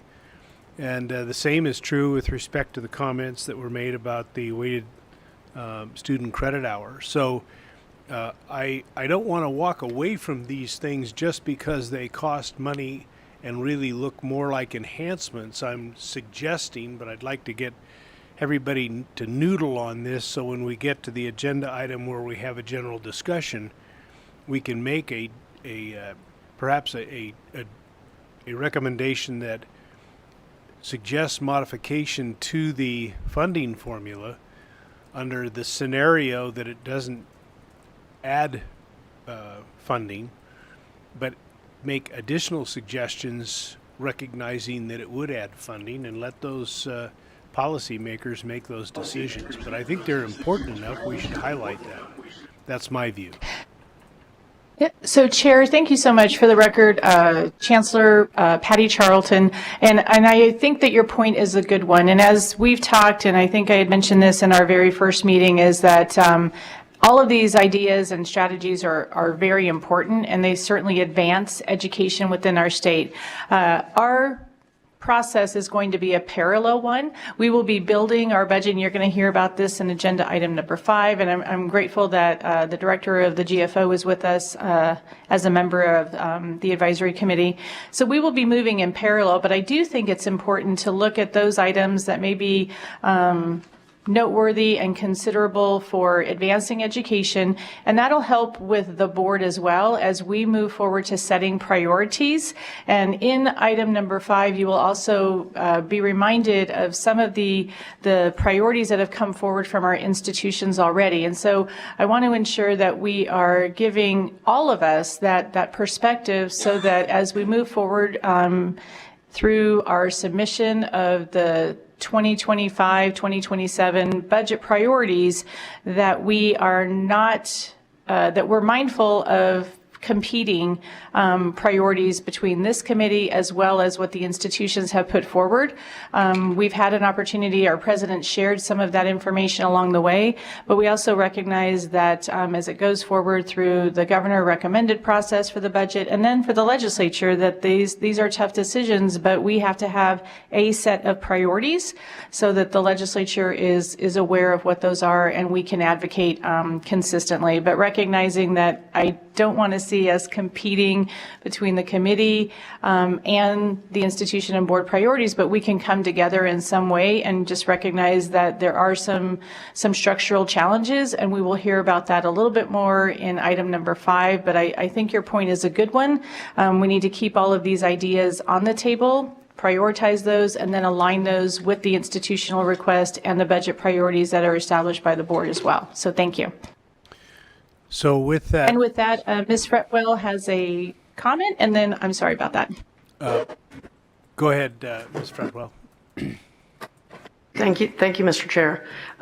So I have had to, in my prior life, work through a whole host of distribution formula challenges at a state level as a city manager, both in the recession, which this was a product of that first Great Recession that we dealt with, and just because things were out of whack and not achieving what they were intended to achieve or responsive to the demands.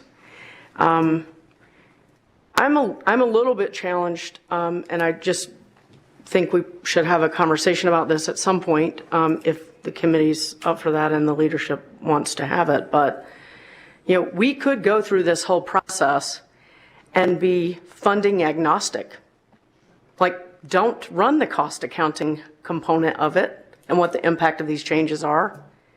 Let's look at what the outcome is of these changes without respect to who's getting what.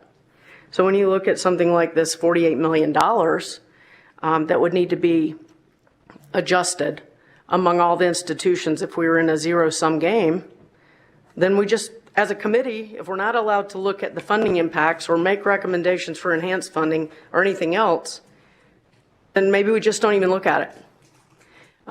It does, to the Chancellor's point, throw a little bit of a problem to the Board of Regents and then on to the legislators.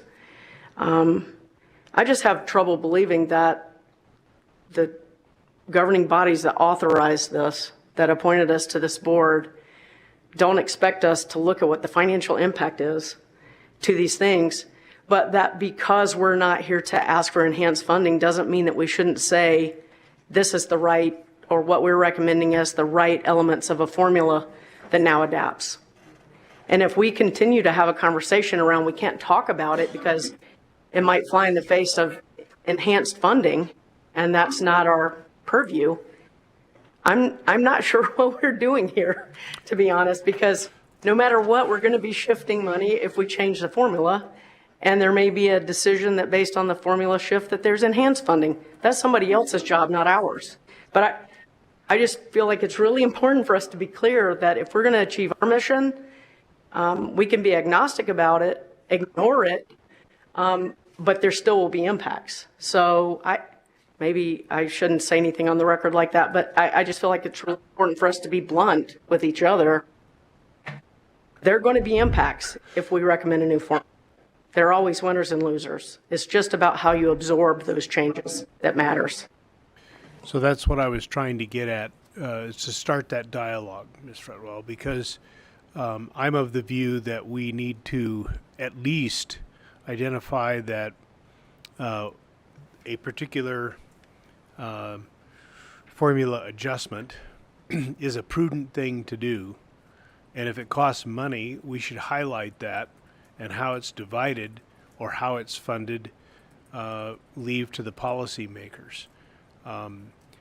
I also think it's important for each of the institutions to have an understanding, the way I understand the system budgets, of what the impacts would be on them, so that they can have input and participate and comment on that, and they can get that by the calculations that are made here. So I don't think we should just say this is a good idea without associating ourselves with the costs, and if it's an enhancement, we highlight that, and then let the policymakers make the decisions. But I think our recommendations, frankly, I don't think will be able to be fully appreciated without attaching calculations to it.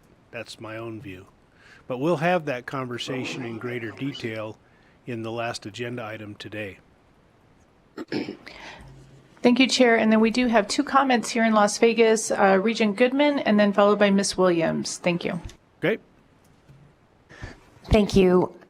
I just wanted to put on the record that I couldn't agree more with what Betsy said. I think it's very important for us to look at both of these aspects, or at least acknowledge it. So I just wanted to put that on the record.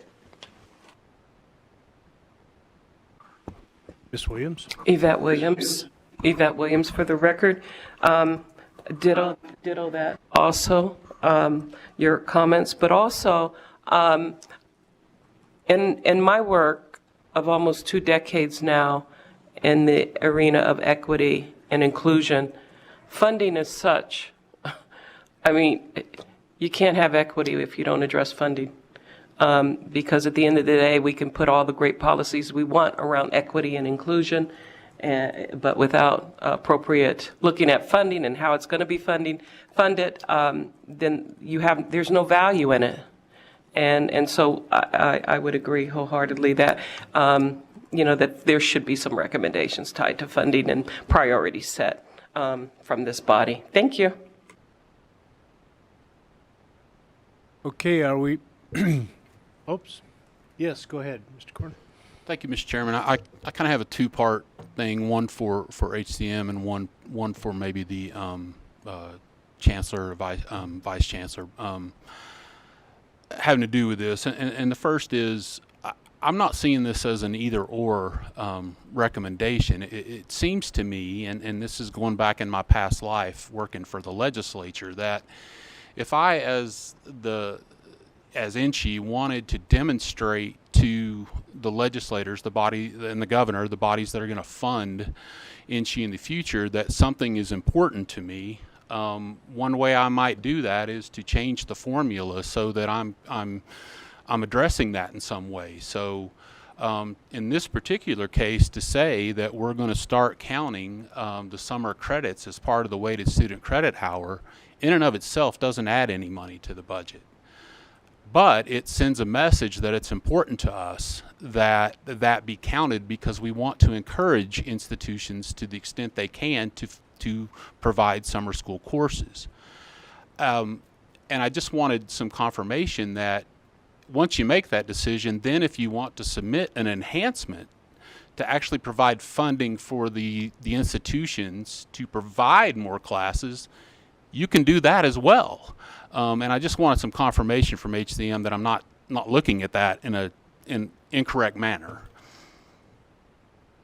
Will Carroll, for the record, right, that is, I think, how we intended the presentation of this recommendation to be, that it is the counting them in the weighted student credit hour calculation is an important policy move, and it could also make the case for an additional $48 million investment to support that. But it would be wise to do, even if that doesn't follow. And then, Mr. Chair, for maybe the Chancellor or the Vice Chancellor, I'm just having trouble, and I'll admit this is just an area I don't fully have my arms around, with this idea of diluting the weighted student credit hour and what the impact of that is, because I don't see weighted student credit hours as having anything to do really with the total amount of funding that's provided to the higher education system. So what is the practical effect of diluting the weighted student credit hour, and why is that a really bad thing for the system?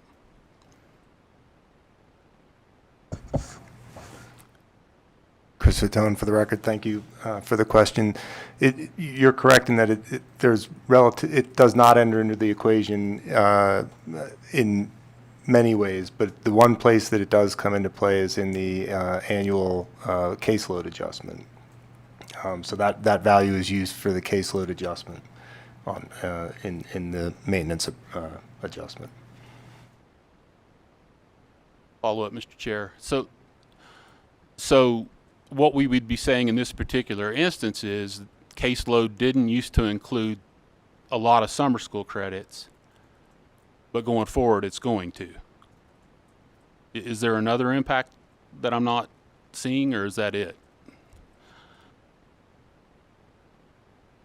Chris Fatone for the record. I think those are details perhaps that would have to be worked through, and I think to HCM's suggestion earlier, that there are, including the credit hours without funding, there would probably be some complications around addressing how revenue is allocated, or whether the revenue related to summer should be allocated to state-supported budget or not, and how exactly the credit hours are, what impacts it may have on the caseload or otherwise. So I think we could work through details like that if that recommendation were made and summer hours were counted but not funded.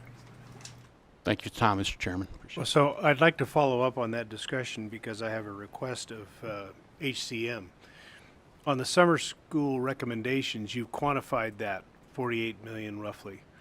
If you go back to slide 16 where we were talking about the weighted student credit hours, the chancellor pointed out that those adjustments would have a fiscal impact, but that's not quantified. I'd like to get that quantified so that we're looking at these with a dollar amount attached so that the extension of your remarks can be followed through.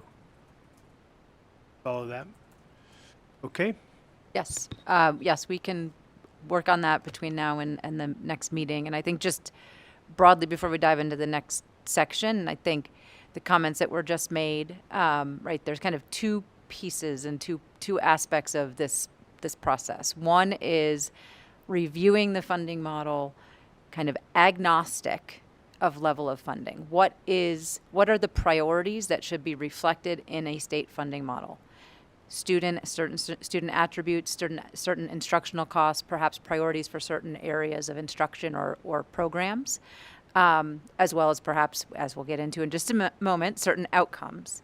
Then you have the conversation around, and whether that's this committee or a different committee, how is that funded? At what level does it need to be funded?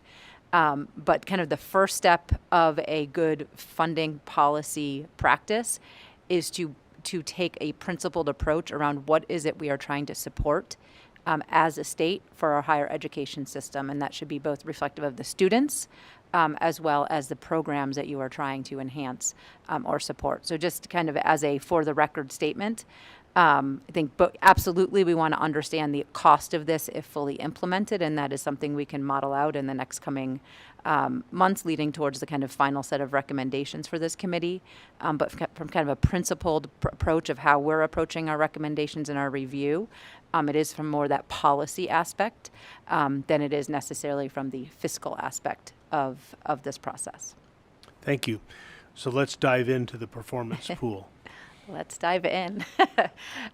So yes, the other area that came up and has been of frequent discussion throughout this committee's deliberation, as well as obviously reflected pretty significantly in the direct institutional written feedback and our interviews with the ad hoc committee and other members, is certainly the considerations of the performance pool.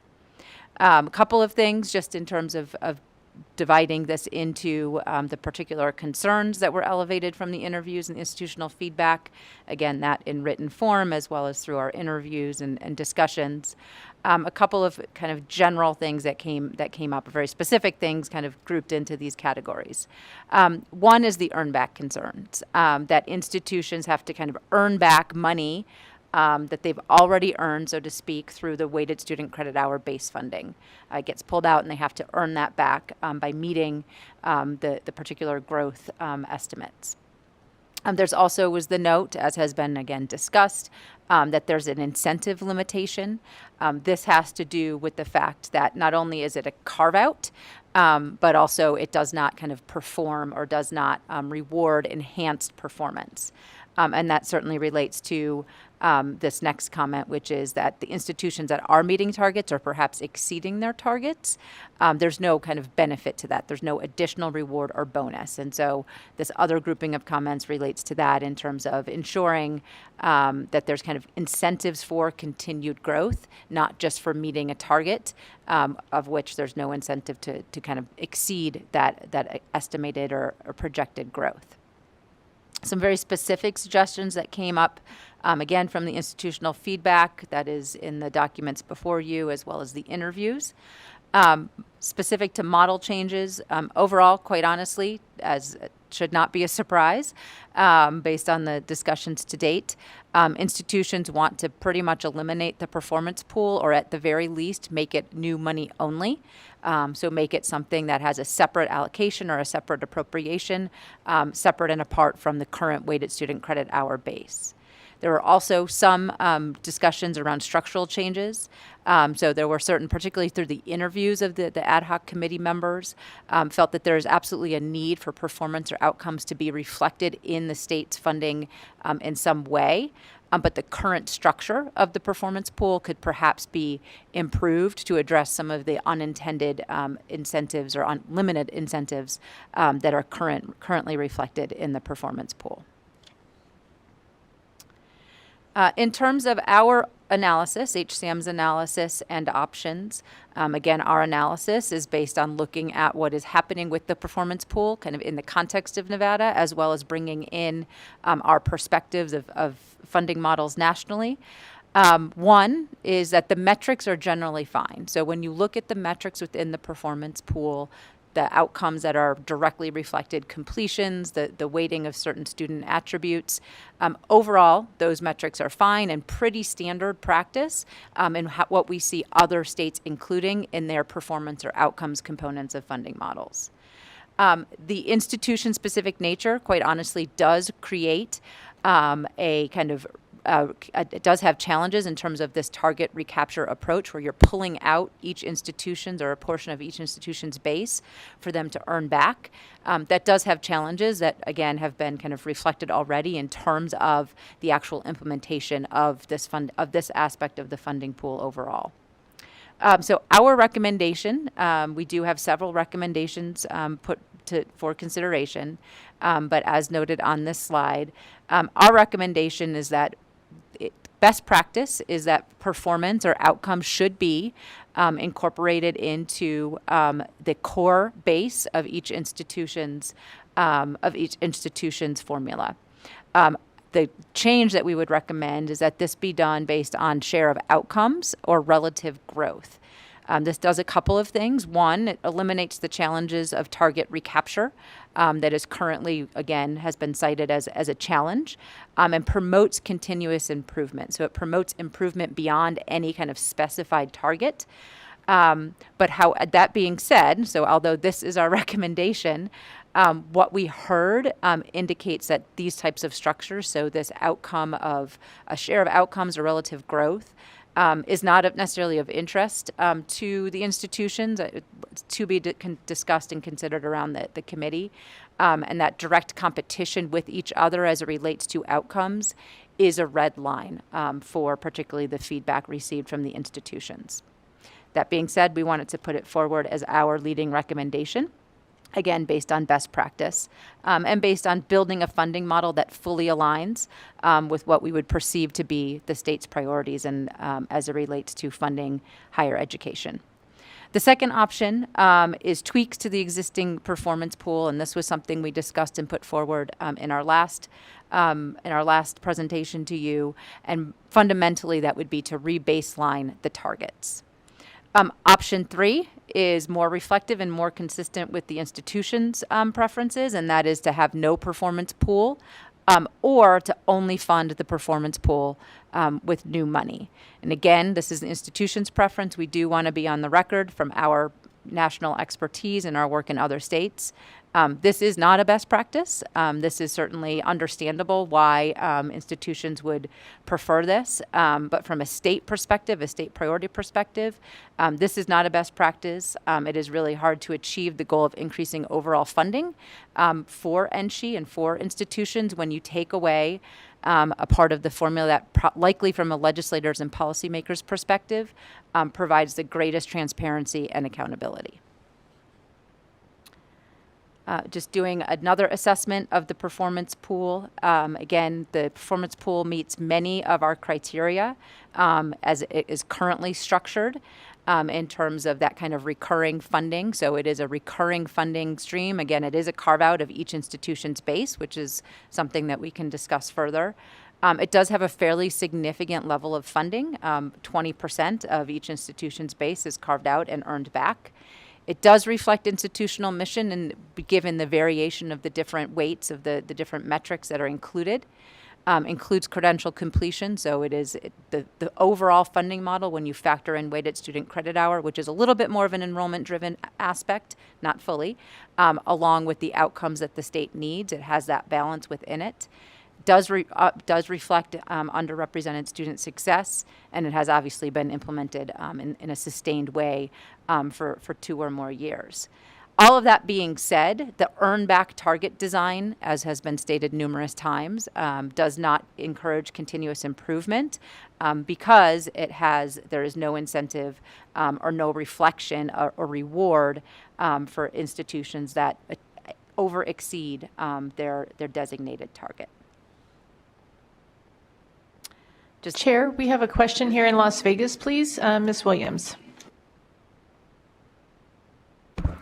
Thank you, Yvette Williams, for the record.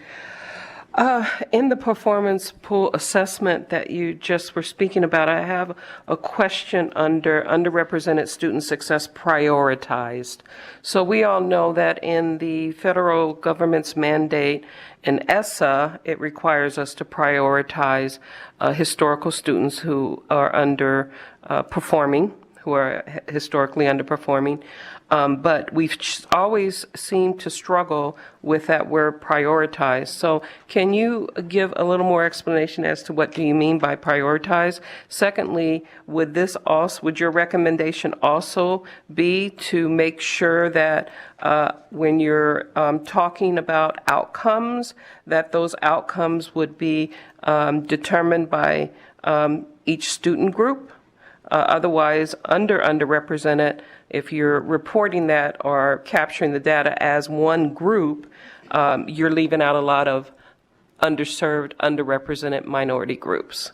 And so I have a concern with how you will assess that, basically. Can you clarify on that for me? Thank you.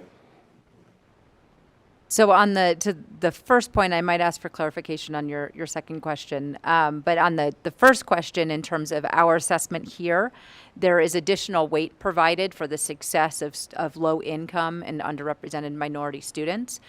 So there is additional kind of emphasis on ensuring that those students are prioritized, or at least additional weight is provided for achieving success with those students. That is what this particular assessment reflects. In terms of your second question, I don't know if Nate or Will, if you want to. Thanks. Will Carroll, for the record. The way that I understood the question was about sort of the current definition for the weights in the performance pool is underrepresented minority students as a large group, and I think I heard you sort of expressing some interest in disaggregating that further. And I think our recommendation is to just continue. The committee could certainly revisit some of the metrics or the definitions used therein, but we would just recommend sort of carrying forward the current performance metrics into a different structure, but would be happy to support the conversation of disaggregating that further.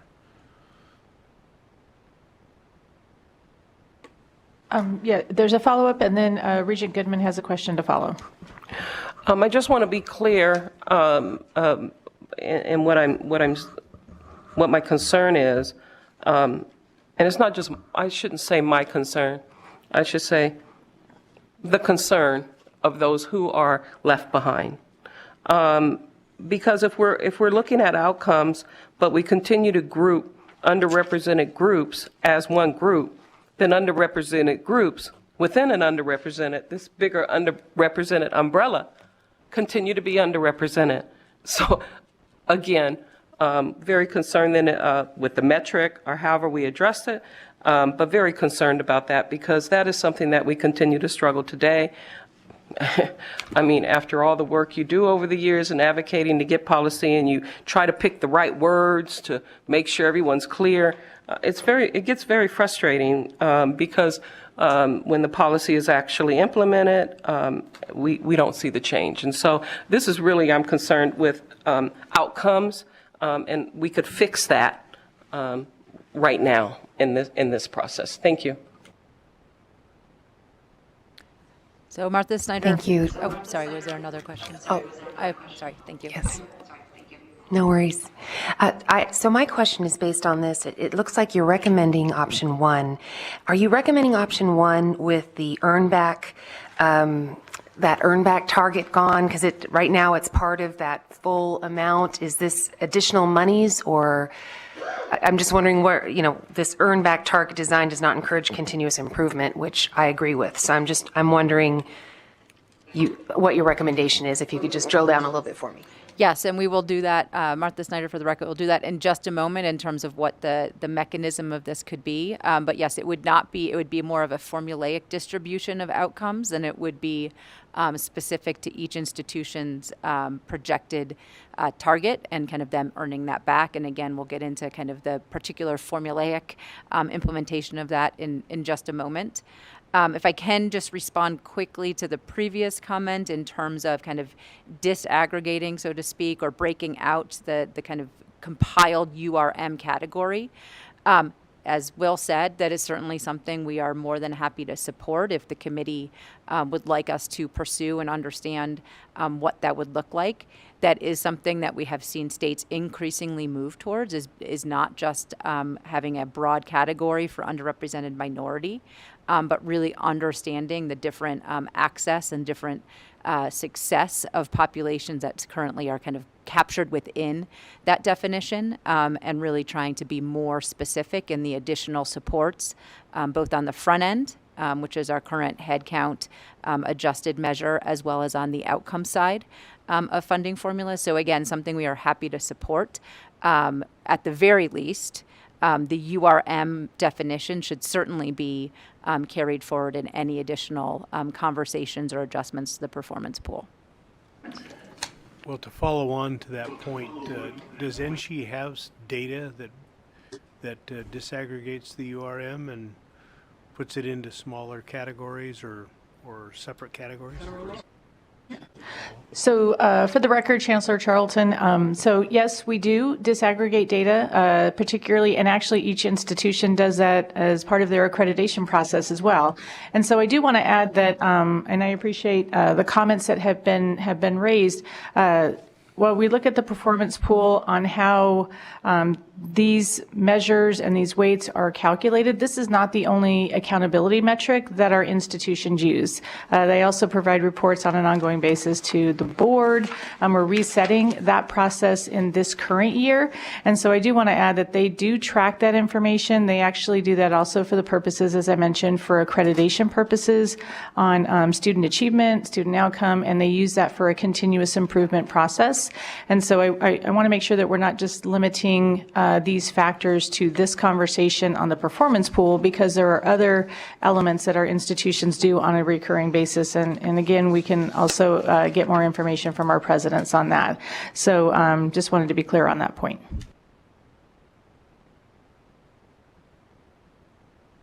Okay, so just to dive in. And I'm sorry, we do have a question. Senator Beck.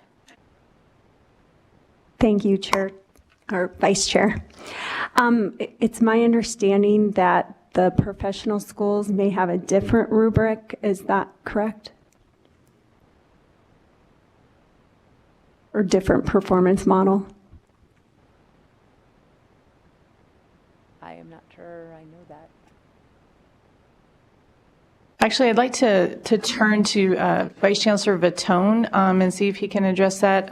If not, we can get that information for you. But I would say that when you look at the performance metrics as they are now, it is specific traditionally to undergraduate education. They have other fields that each of the institutions weigh, but the professional schools are actually in separate appropriations than the general operating budget. So they actually do different components and they get funded separately, and that is outside of what we're talking about here today.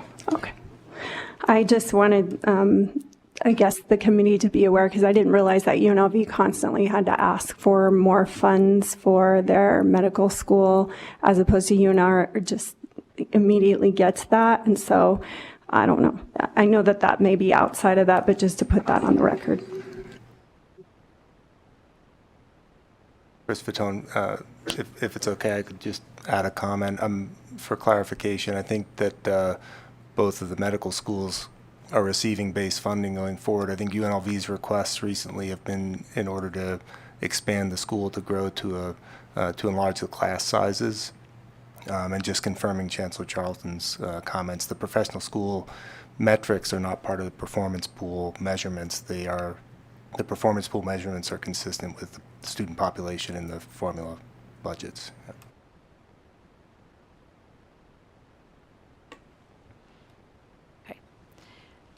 So just this is something we walked through previously, but just to again kind of ground some of the challenges that we identified with the existing construct of the performance pool. This first challenge here is just a notion that you actually limit the possible reward for an institution that is low enrollment. Quite honestly, more than just low enrollment, you're linking it to the weighted student credit hour calculation. So the pool, that 20% pull out, is naturally smaller for institutions that have different mixes of programs than it is for other institutions. So just as kind of using the weighted student credit hour and kind of each institution's allocation is the 20% pull out, again, kind of limits that possible reward for an institution that is low enrollment, but might be high success. The second challenge, as has been documented several times, is kind of that earn back aspect, that target recapture of having to have earn back what institutions have already been designated for their institution through the weighted student credit hour calculation. Similarly, again, the kind of lack of incentive for exceeding the 100% of targets, and there have been several institutions that have done that over time. On the contrary of that, or on the other side of that, for institutions that have not, and there has been a couple more recently, that have not met their targets, some of that is simply due to various kind of upfront aspects of that, and without the targets being rebaseline, enrollment declines could drain funding, and it just becomes this cycle of missed targets, less revenue, and fewer resources to achieve higher outcomes and higher targets. So with that kind of resetting of, again, various lenses of our analysis of the challenges, as well as starting to lean into what our recommendations are, I will turn it over to Will to walk through the mechanics of our recommendation as it relates to the share of outcomes or relative growth approach. Chair, my apologies. We have a question here in Las Vegas. Ms. Williams. Just really quick, I just wanted to tie my remarks to the metrics recommendations in the summary, which would be item number 83 and 84, or reference, I should say, reference number 83 and 84. And I would like to point out also that we do say completion awards conferred by ethnicity, enrollment by ethnicity. We could easily add their race, of course, which should be included. I don't know why that's not. But then also add the additional breakdown in that it's already being recommended, sort of. So we could easily make that adjustment there in that metric. So I just wanted to point that out. Thank you.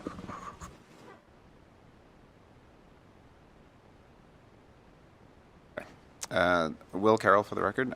So as Martha alluded to, we would recommend restructuring the performance pool as something that uses a share of outcomes or relative growth approach, and we're going to walk through an example of how you could implement a relative growth model and we think this is one that might suit the state best. The table on the right here does sort of illustrate that the performance pool would be a little bit of a pre-weighted student credit hour allocation pullout, so it would be sort of a set aside similar to the small institution factor or the research O&M. The size of that could be determined, recommended by the committee, but it would be something that is sort of set aside before the weighted student credit hour, given some of the problems that Martha highlighted in terms of linking it to weighted student credit hour. This is sort of a recommended approach because in order to maintain some of the strengths of the current performance pool, the robustness of the size of it, the ability to keep all those metrics, make it a base and a recurring portion of the funding formula, it's helpful to pull this out as a set aside before you do the weighted student credit hour allocation.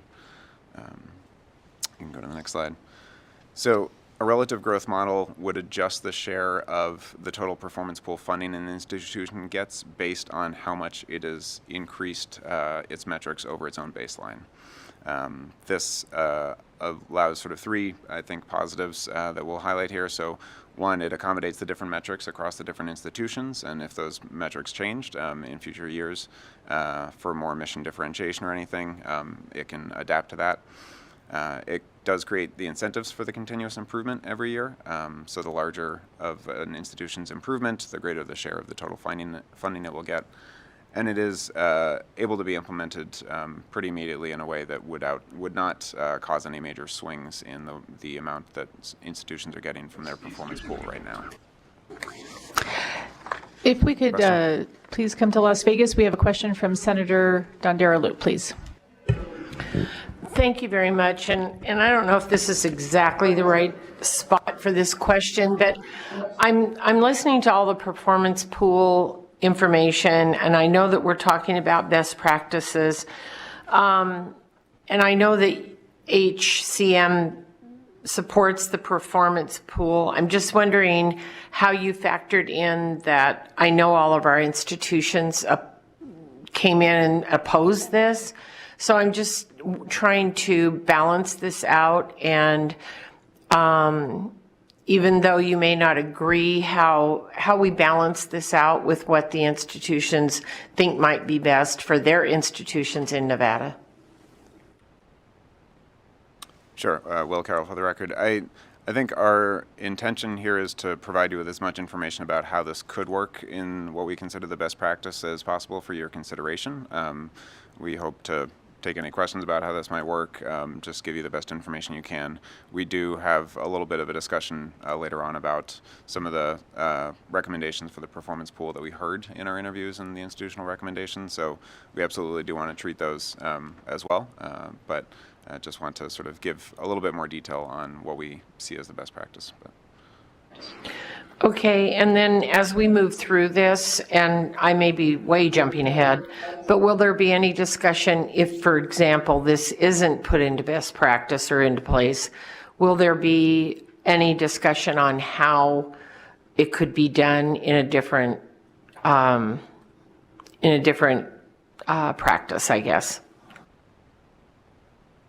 Yes, I think we absolutely would.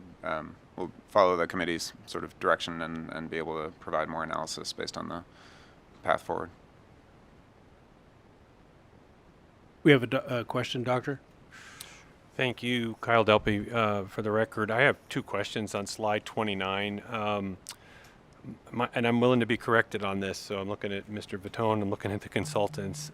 Performance pool should come out of base funding. My operational understanding is it already comes out of the base funding. It's already a carve out, which means that if you take it out, then the allocation that is remaining that'll get distributed on the weighted student credit hours becomes less. That's right. This would sort of, I believe our table shows like about $100 million gets distributed based on the 20% carve out right now. If you stuck with a 20% performance pool, that would be allocated based on this relative growth, and then whatever is left, maybe 400 million or so, would be allocated based on weighted student credit hours. Shutting themselves off. Okay. It's not you, Chris. It's the room. So rather than allocating it as a double earn, which is what we're doing now, it would be a single earn. But that's kind of like, to me, from an operational standpoint, that's a worse idea. And I know you guys are putting just suggestions on the table, but that would be a bad idea. The slide 29 that also has the grid on the right, are you suggesting pulling research O&M and small institution factors to fund that, or is that just a sample of where money goes? That's right. This is an illustration of, at the current levels on small institution factor and research O&M, those are sort of set aside from the total appropriation first. Okay. And then remaining is allocated based on weight and student. So those are examples of set-asides. Okay. Yes. Got it. Okay. Thank you.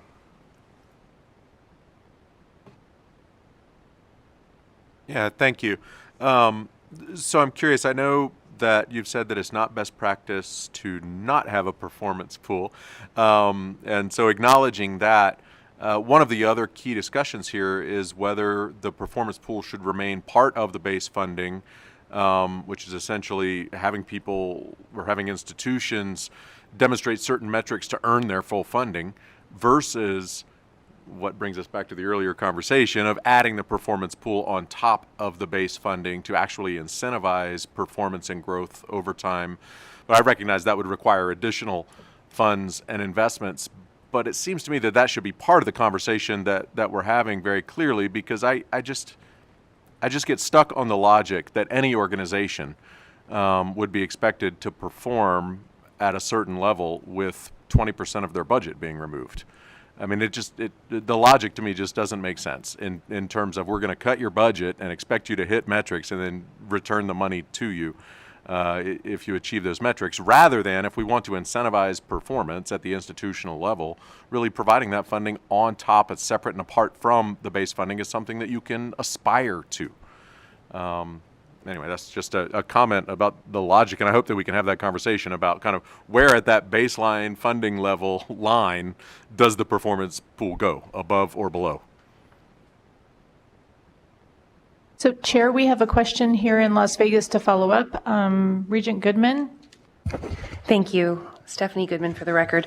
So it sounds like, I don't mean to beat a dead horse, but this whole earn back target is kind of what the issue is. It doesn't sound like, and I'm going to put President Pollard on the hot seat here, but from what her recommendation in here is, the performance pool should be eliminated in its current form and redesigned to be a true bonus for performance, which is what we're all talking about. So if we in fact still believe in a performance pool, it doesn't sound like it needs to be eliminated. It sounds like it should be a true incentive.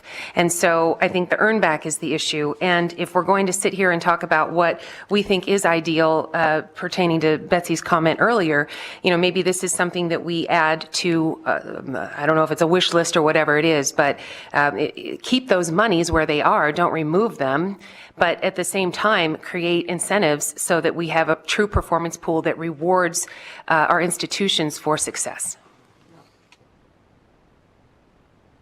And Chair, just for the record, Patty Charlton, Chancellor, Nevada System of Higher Education. I think one of the other components that we might want to consider is the term performance pool versus accountability.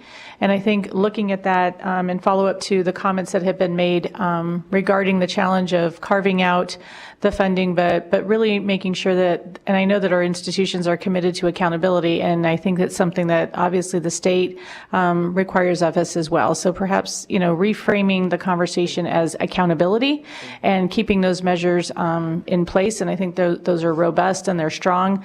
And then, looking at what that could be either through one of the special items for consideration for some funding. We're not saying that that is off the table, but just need to put it in the place where we can prioritize that for consideration of both the governor's office and the legislature. And Ms. Fretwell has a comment. Actually, it's a question for our consultants. So as you make your recommendation, and maybe this is just a point of clarification, when you decided or explored and are potentially recommending that the prior performance pool be taken out first, was that because of the committee guidance at the beginning of this process that there would be no enhanced funding as guardrails? That's question one for me, because if you're only including this second bullet point on page 32, which I know is a little further ahead, if you're including that because of those guardrails, I think it's really important for us to know. If in your best judgment, but for that direction, you would have never put that bullet on here, that would be really good for us to know. Will Carroll for the record. I'm happy to respond to that, and happy to jump around the slides as much as is helpful to the conversation right now. So no, our recommendation would be that outcomes-based funding, whether you call it a performance pool or anything else, be part of a base amount of funding that the state appropriates, regardless of whether there is an increase in funding or not. And so on, I think, slide 34, I don't know, Martha, if you want to jump to that. So one of the recommendations that came forward was to fund the performance pool or the outcomes portion of the formula just with increases in funding every year, and that is something that we do not view as a best practice. We see many states that, or we see some states that do that, and they're often, they've put less into outcomes-based funding than they've actually seen in state cuts over the years. So it's, a very infrequent sort of incentive that ends up driving institutional behavior. It's a very infrequent part of the state budget. Institutions have difficulties sort of knowing whether or not to plan for it. And so the best practice that we recommend is that an outcomes-based component should be built into the funding formula regardless of whether there's new funds for it or not. I don't know if anybody wants to add anything. So I just want to do a quick follow-up, Chancellor. I'm sorry. So you're saying that you in your description have said that you acknowledge that the take-back component should be eliminated. Yep. Maybe I'm copying what Stephanie Goodman was saying a moment ago. But simultaneously, we're saying build it in as a first cut of any allocation of funding for higher ed. And then their base budget would be established from that based on weighted student credit hours or whatever the formula is here in Nevada. So in effect, we're saying the same thing, except you're saying take the take back first and then have the weighted credit hour application of the formula second. So I'm a little bit confused because I feel like we're just moving the take back to the front of the line instead of at the end of the line. Will Carroll for the record. So I think we have heard maybe near consensus, or it seems that most want to eliminate the earn back nature of the performance pool. And then I think if you're going to do that and still have an outcomes-based component to the funding formula, it is either going to be funded with increases and new funding only, or it is going to be funded with some portion of the general appropriation, some percentage to be determined. And so I think I tend to look at this formula not as the weighted student credit hour is the base funding for institutions. That is also an allocation mechanism that can change widely from year to year, just like the outcomes portion could. And so I think, it would be sort of splitting the allocation between one that is weighted student credit hour focused and one that is outcomes focused. And we also have recommended an enrollment portion as well. And so it is, I think, just splitting up the way that the total pie is allocated in those three different components: enrollment, outcomes, and weighted student credit hour. Committee, I'm going to request that we hold our questions until we get through slide 35, and then we'll circle back because I think that we should hear the remainder of HCM's suggested replacements, if you will, for the holdback portion of the performance pool. Does that make sense? Would you proceed with Yes. that then? Yes, and Martha Snyder for the record, and we will definitely proceed and make through. But I also want to clarify that, if we are bringing to you recommendations based on, again, best practice, trying to work with the state to align how it allocates all of its funding to meet state priorities.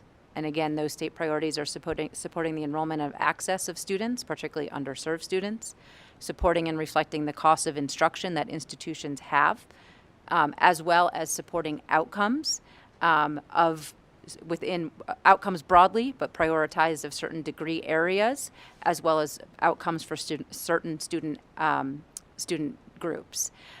So that is what this recommendation is grounded on, is aligning the whole of your funding policy to broad state objectives and priorities.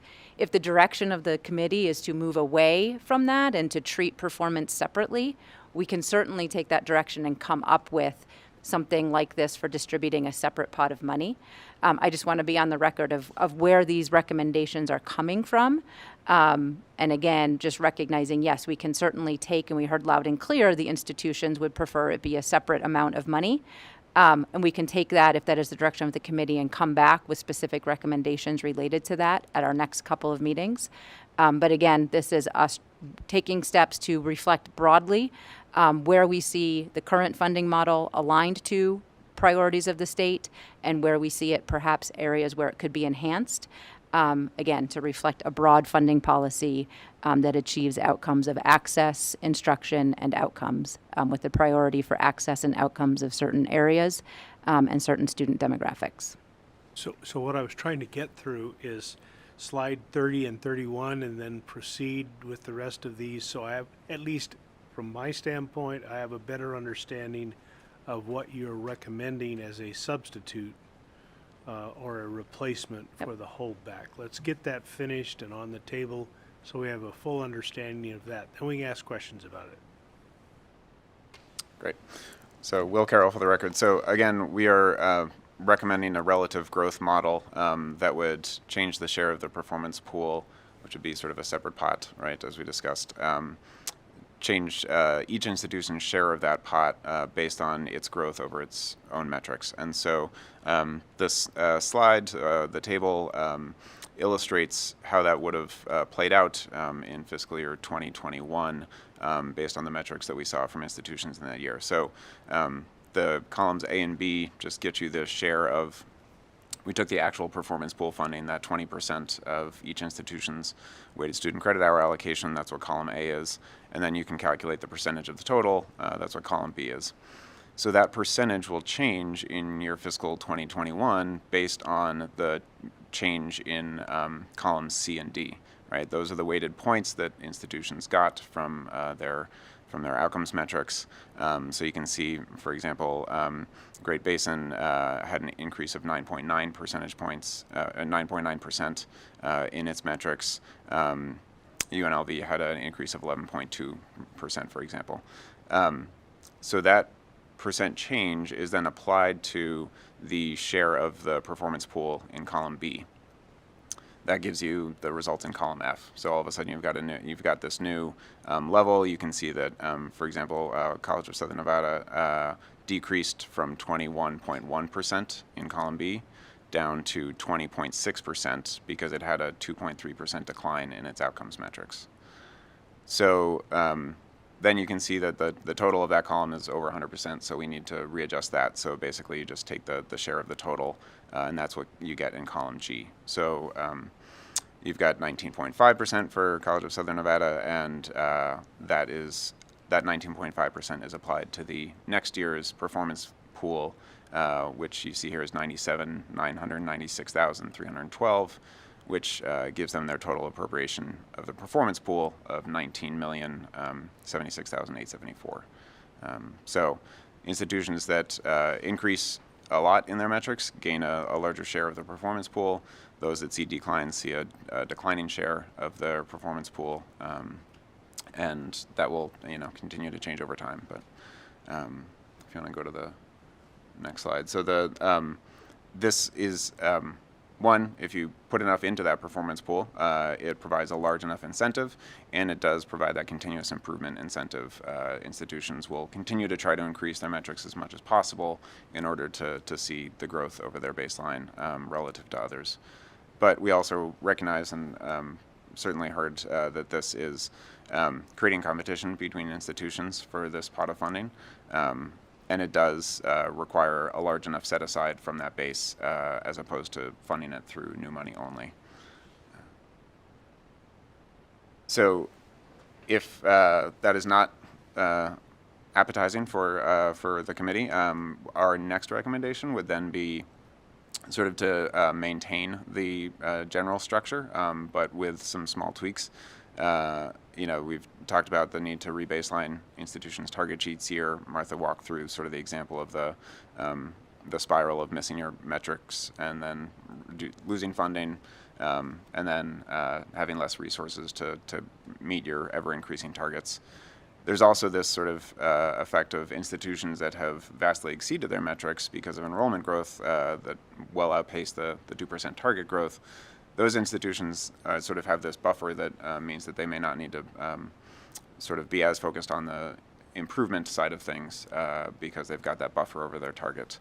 So rebaselining the target every year would be a way to make sure that you're sort of rewarding institutions for the growth that they make from year to year and have that continuous improvement. It doesn't fix the issue of there's still a 100% target, and as long as you hit that, you get your full funding. That's the sort of drawback to this piece that why we prefer the relative growth model. Then the sort of final options here, the recommendations we heard are to either get rid of the performance pool entirely or to use new funding and increases in funds to pay for that performance pool. We just caution both of these as departing from best practice. A well-balanced funding formula, in our view, would include the enrollment component, the adjustments for student attributes, the weighted student credit hours, and a robust enough portion of outcomes-based funding to emphasize student success. And we think it's particularly important in the committee's discussion about making sure the system as a whole has enough funding and has the sort of ability to make a case for more funding, that significantly reducing the outcomes-based portion of the funding formula will sort of make it harder to make that case for increased funding, as we do see in other states that it is a key component of making the case for additional funding to legislators. So just in quick summary, the relative growth model, setting aside a significant enough portion from the main appropriation. And I do think it is important to clarify that we don't view this as necessarily increasing the level of competition between institutions. Right now, institutions are competing for weighted student credit hours in the way that the formula is currently designed. And so this sort of changes, in some ways diversifies the things that they are competing for. And I think Martha alluded to this in the challenges. Right now, their ability to sort of be rewarded for success is still limited by the use of weighted student credit hour. And so having a separate performance-based funding section using the relative growth model would allow institutions that are succeeding very well, but with lower enrollment in lower cost programs within the weighted student credit hour matrix, would have a chance to compete perhaps more competitively for those funds. So I'll pause there. So let me begin then with just a general question. Is there any other state that has, as part of its performance pool or accountability measure, a holdback of 20%? So the relative growth model that we present here is one that Tennessee uses, and Tennessee allocates 85 or 90% of its funding through that portion. So that is essentially what they consider to be their entire formula. So it's not really framed as a holdback, it is just their funding formula. Gotcha. But to my question, is Nevada the only state that has this 20% holdback? There are other states that use relative growth as well. Do you mean, sorry, are you speaking to the current structure of the performance pool? Yes. Oh, sorry. There are 2 states that use that sort of here's your target to reach for, and if you make it, you get that funding. One of those states, Montana, I believe, uses a similar structure of the performance pool. Like it changes your allocation based on enrollment if you hit that performance target. So. And what percentage do they use off the top, if you know? If I can pull that up quickly, I will get it for you very shortly. Sure. Nate, did you want to comment? Yes, thank you. Nate Johnson for the record. Just a piece of context when we're talking about percentages is that the other main source of funding for institutions for instruction is tuition, and states vary quite a bit in how much of their funding comes from tuition or from state appropriations. So if you're in a state where only 10% of the funding comes from state appropriations, then having 50% of that amount tied to performance is the same as having 5% of an institution's funding where 100% of the funding is coming from the state.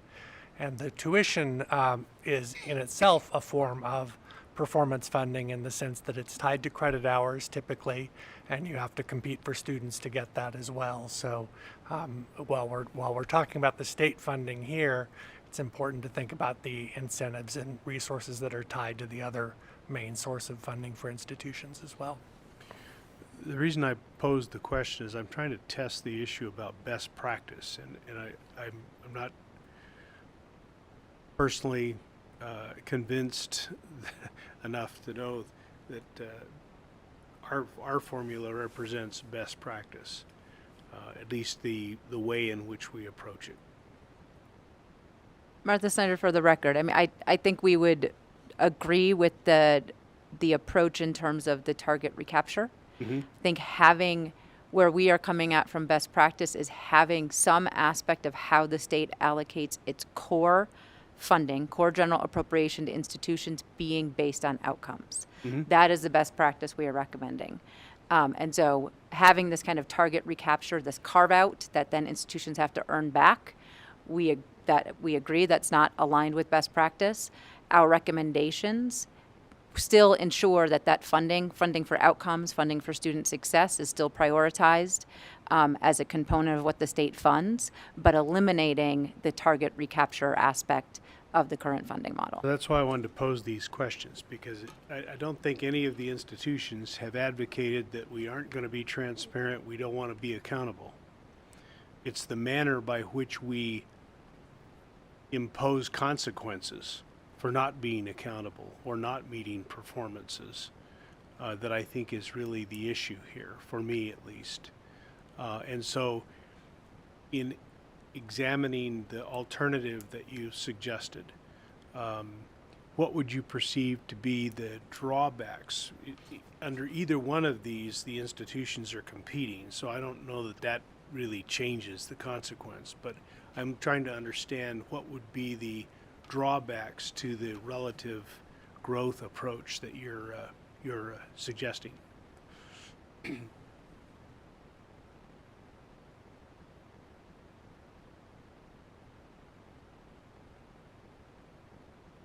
I think one of the aspects of, a relative growth or any sort of formulaic distribution is each institution is getting something. So the share might be changing, but that's true, again, of any funding formula whether it be enrollment-based, weighted student credit hour-based, or outcomes-based, the share might change, but you are ensuring by delivering it through a formula that each institution gets some portion of the funding that is allocated.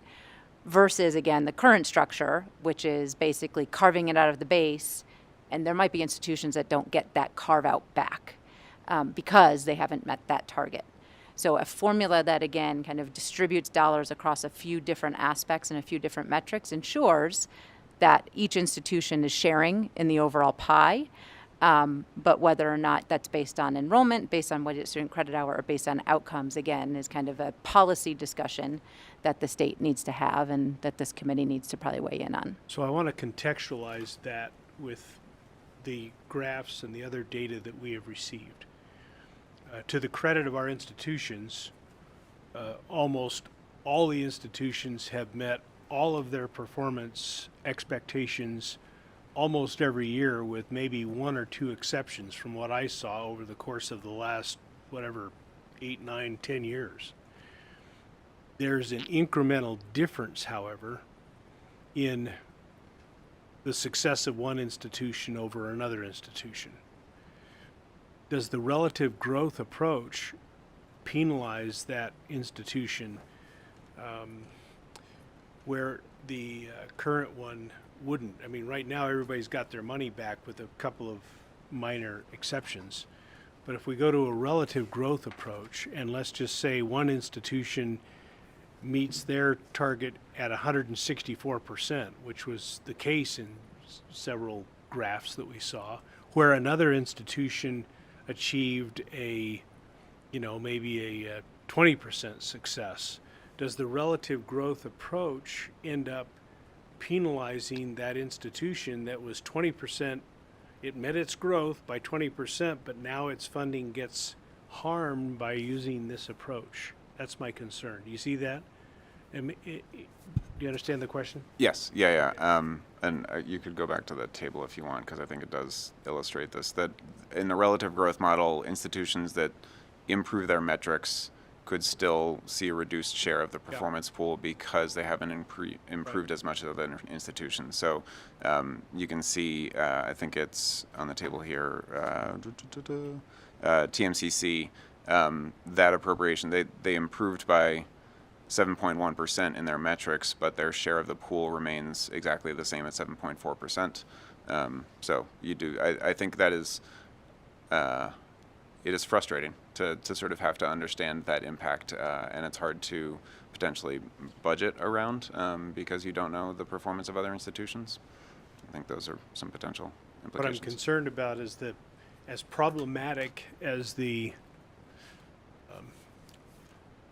clawback is, or the holdback is, this proposal might even create a worse situation for somebody who actually meets the performance but loses money in the process. And so I think we need to revisit this, is my own observation. All right, I didn't mean to dominate these questions. I apologize. Are there any questions by other members of the committee? Mr. Korn? Thank you, Mr. Chairman. I'm going to speak for just a minute at the risk of alienating all my friends on the committee. But based on my past experience, I would say that there are probably 3 dangers that are associated with changing to a model where the performance pool is new money. I think HCM's hit on them briefly in their slides, but I just want to go back to when this was first added, when the last formula change was made. At that time, we were in a period coming out of a recession, and I'm just going to be honest with you, there was no money.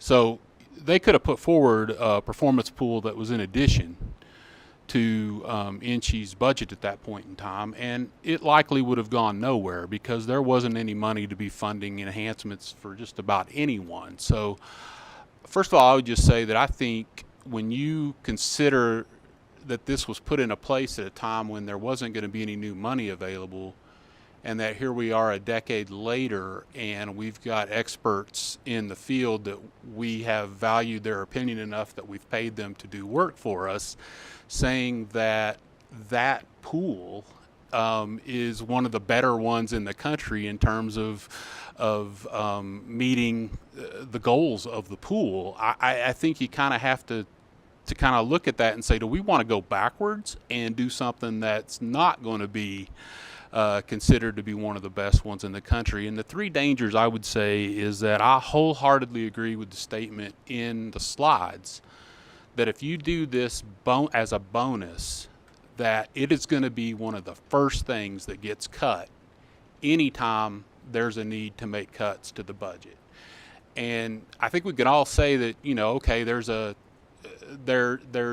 turn in the economy and we go into recession. That's one thing, but I would even argue that when you get to the way our state budget is funded, which is the Economic Forum makes a projection of revenues that the governor has to build his budget recommendation based on, and then a few months later that recommendation is updated and the legislature gets the number that it needs to use to balance the budget, didn't happen this past biennium, but it hasn't been all that long ago that the number from what the governor was required to submit goes down by the time the legislature is required to balance the budget. And so you may not even be in a period of a recession, but there's going to need to be a need to cut the budget by a certain amount, and you've got a month left in the session to do it. Well, I can darn well this is going to show up right at the top of the list for things that be cut to help balance that budget. And so then you run the risk, and I think HCM's materials pointed this out, that if that happens, then you have no accountability provisions left as part of your funding formula anymore. And so that would be, I think, a step backwards. The other issue I think that needs to be thought about is if you go to a bonus system is, can you use that money on ongoing expenditures, given what I just said about the fact that it could be cut at any point in a biennium? That is, am I going to want to hire people with that money, start new programs with that money, if I don't know if I'm going to get it 2 years from now? I think that's a danger. And then finally, I would just throw out there that right now, most of the institutions historically are meeting the metrics. And, you know, I don't want to say that's a bad thing. I think that's a great thing. But I guarantee you, if you go to a pool where you're earning extra money, the governor and the legislature at some point are going to demand that these metrics be a whole lot more difficult to obtain than they are under the current system. And so I just wanted to get that on the record, Mr. Chair, that I sense that there are reasons why this was done the way it was, as illogical as it seems to people now, and even to me back then, I felt it seemed illogical. I think there were reasons it was done the way it was done, and I just don't want that to get lost if we decide to go a different route, and this committee is in the form of a recommendation. Thank you. Well, I appreciate the historical context. Thanks. Any questions in Las Vegas, Chancellor, and then we'll take some questions up here. Yes, Chair, we have a question from Regent Del Carlo. Thank you, Vice Chair. I'd like to circle back to our presidents. Now that HCM is recommending the relative growth model, what they have to say now, because they wanted to just completely get rid of it and not compete against each other. But can we have a few presidents speak what they think of the relative growth model? I mean, please. And what your recommendations now are. So Thank you. Yeah, we have President Pollard here in Las Vegas, and I see President Hilgersom remote. So President Pollard is making her way to the table, and Kyle is also at the table as well from Western.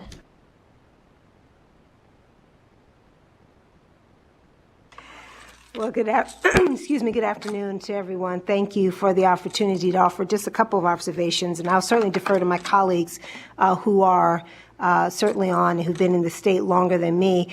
Something told me I should have left at noon, but since I did not do so, I'll offer just a couple observations. I am not familiar enough with a number of models that the recommendations have come from with our consultants. I think there are multiple ways in which a state can incentivize what it is trying to accomplish.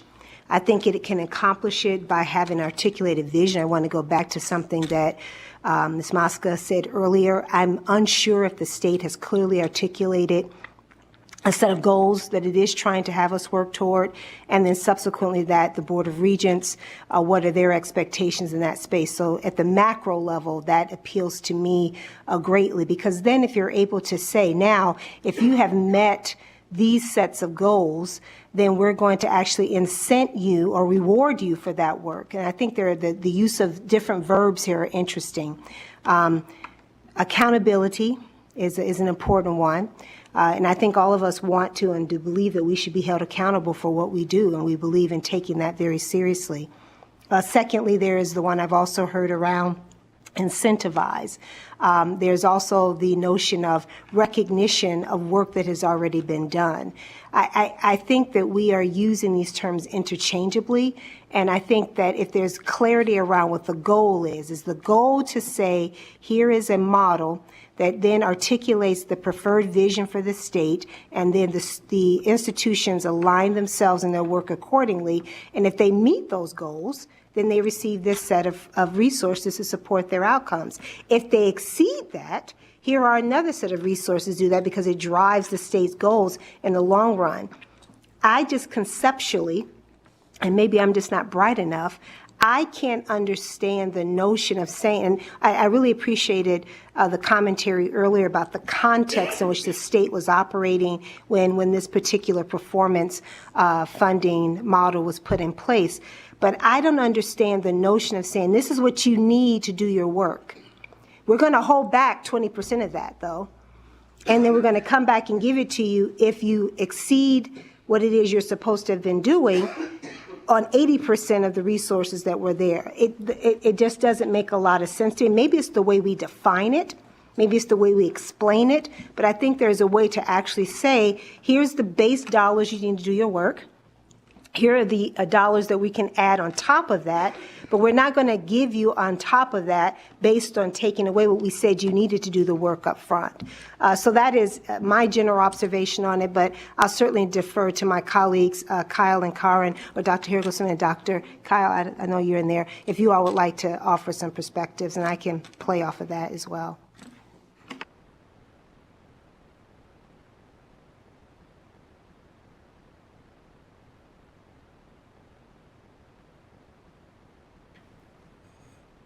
Would you like to, who would like to go next?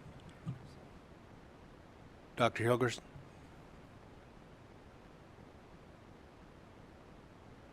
Hi, Dr. Hilgerson for the record. I think I agree. Can you hear me okay? Yes, ma'am. Oh, good, thank you. I do concur with my very brilliant colleague, Dr. Darian Pollard, so I'm glad she started us off. I'd like to start with the question, because what I think I heard the consultant say is that this model is like the Tennessee model. And so one question I have is, what is it about Tennessee's outcomes that are stellar to you? So for example, what are the relative completion rates in Tennessee at two-year colleges, for example? I'd like to understand and unpack with the consultants a little bit more why they're gravitating toward this model, which I see very clearly as a stick, not a carrot, and a stick that I've not heard that it's working anywhere. And so I'd like to know some data about Tennessee.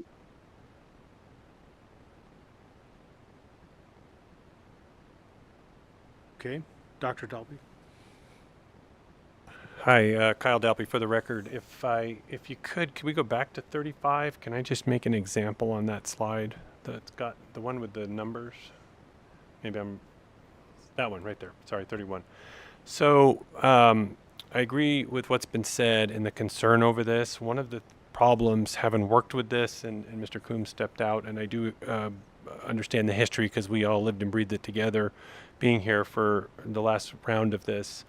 If you look at this table, for example, WNC we have a negative 10.4. If you look at the number that says 776.4, that was our metric for that year, FY20. That represents 128% of our goal for that year. The next one, the 695.4, represents 119% of our goal. In both instances, one of which we had a boom year of 128% of our goal, and the next year came down to 119%.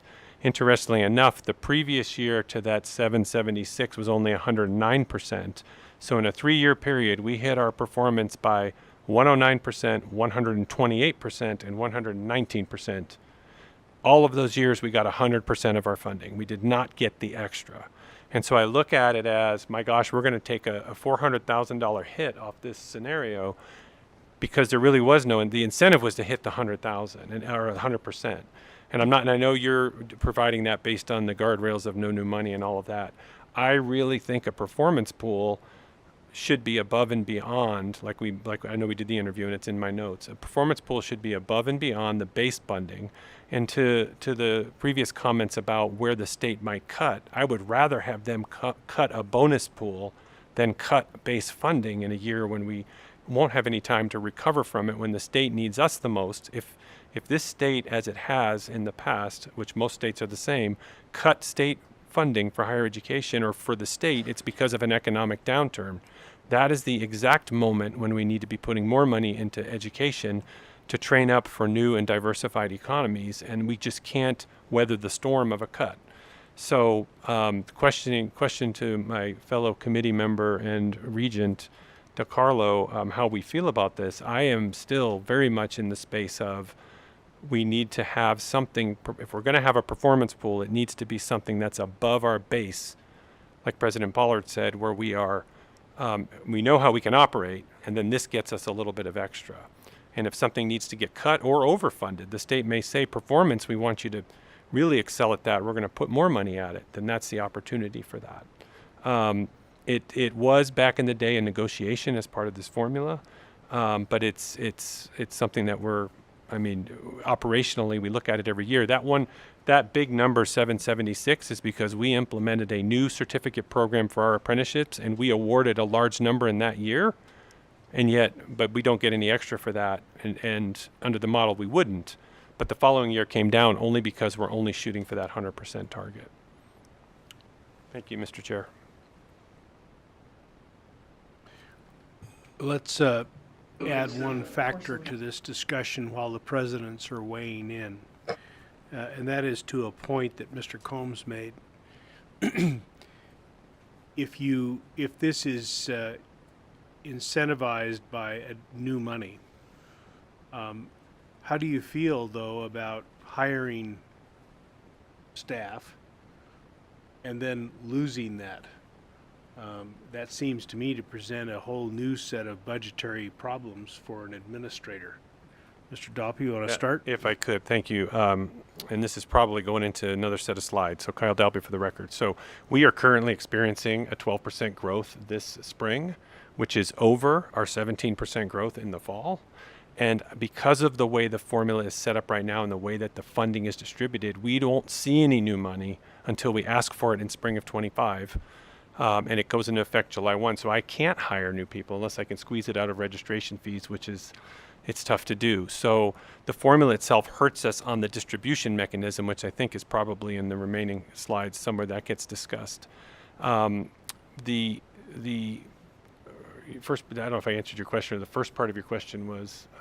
You did answer yeah. my question, if you want to add to it, but that's why I asked the question. I wanted to illustrate the other side of this. Yeah, it's too much of a moving. The other thing I keep thinking in the back of my mind, I have been in hearings, and it's not been this room, but it's been a room like this during the session, where legislators have asked, if we gave you more funding, what you would do with it. And many times we sit there and say, oh my gosh, we've been trying to just get what we asked for, not more. We just defined through this process a whole lot of things we would do if we had additional funds. And I know that's not in the scope as it's been said, but it is the pieces that make sense. The final thing I'll note is that embedded in the weighted student credit hour, because we don't get funded for W's, the incentive is to keep students in classes to get a letter grade. Because we don't get funded for W's. I would like to get funded for W's, yet another discussion point, because we spend sometimes, I started in the classroom, you spend more time on a student who is likely to be at the lower end of the grade scale than you do the A students. That means they've used and you've provided resources that if they drop out of the class and get a W, we don't get funded for that. And that's a kind of sneaks up behind you at the end of the semester. So the incentive is to provide those services so a student gets a letter grade. And that's built into the weighted student credit hour driver, which to me is at the same level a piece of performance. Do either of the other two presidents wish to weigh in on the question I posed?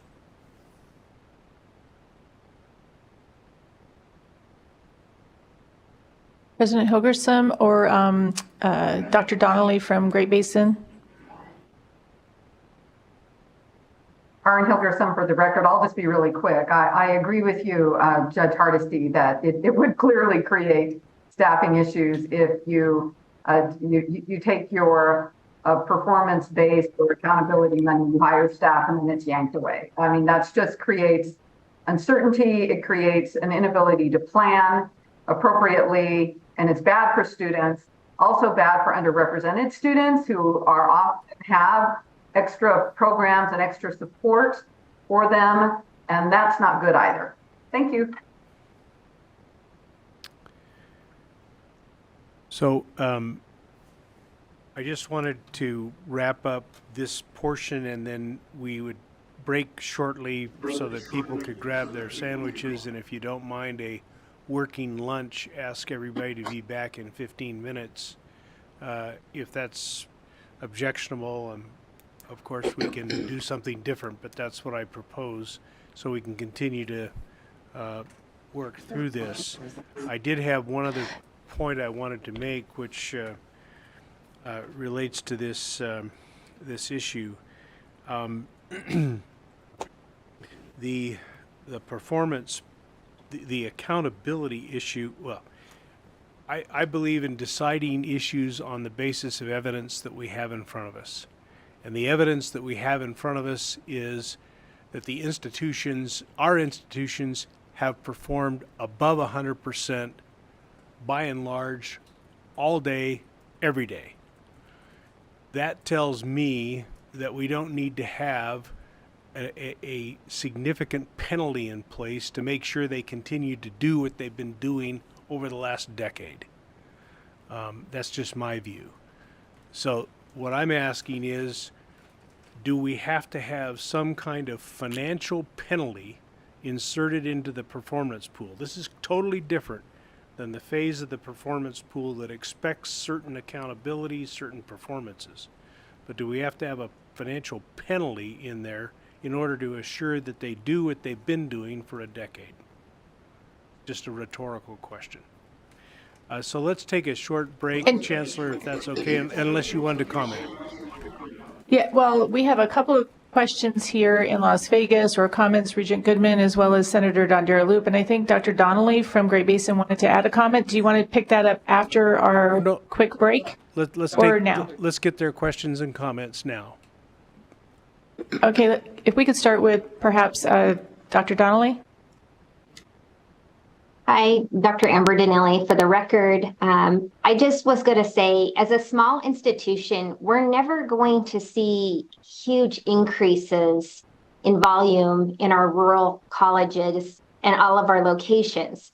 So when we look at the performance pool and what we're meeting, and also it's, you know, I agree with President Hilgerson, the fact that it's very risky for us to play this game of if we have even just a dip in some of our numbers, and sometimes we don't have control over that. If there is that ebb and flow, I've been here since 2006, so I've been on that roller coaster for some time, and we know that it can happen. And with that, it would mean, you know, impacts to all of our locations that do have smaller numbers. And so I really worry about a performance pool where we're, you know, taking that chance of anything that we try and grow, we're really at risk for having a pull back. And we see that with the money that we pull in through grants. If we ever add faculty to that, we know that we're usually asking for 2 to 3 years of a salary just exactly for that reason, so that we don't have that kind of cliffhanger at the end where we're not able to have, you know, increased enrollment enough to support that program. So I concur with all of the other presidents, and just wanted to add that small rural factor comment in. Thank you.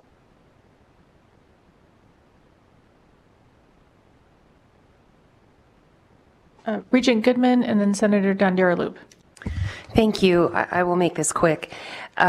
we keep saying how education's a priority for this state, and I just want to kind of take this to bare bones. I run a nonprofit. When I hit my numbers and we do well, I get a bonus. So I get 100% of my salary, and then I get a bonus if I do better. So I guess my thing is, I feel like we're making this so difficult. If our institutions are reaching what they need to do, they should get 100% of their funding. And I don't really look at it as a bonus. I think it should be, if they do well, then they get 110% or 115%. Whatever that number is, this group can decide.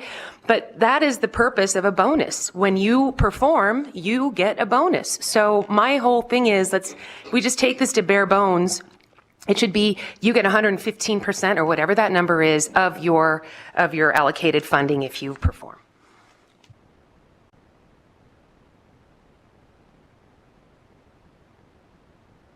Senator? No, she's good right now. Thank you. So may we take the break and approach this by a working lunch? If everybody grabbed their lunches, we'll reconvene in, let's say, 20 minutes. So right now it's, well, almost 1 o'clock. Let's just reconvene at 1:15, please. Okay, for those here in Las Vegas, the lunch is in room 1100. Thanks.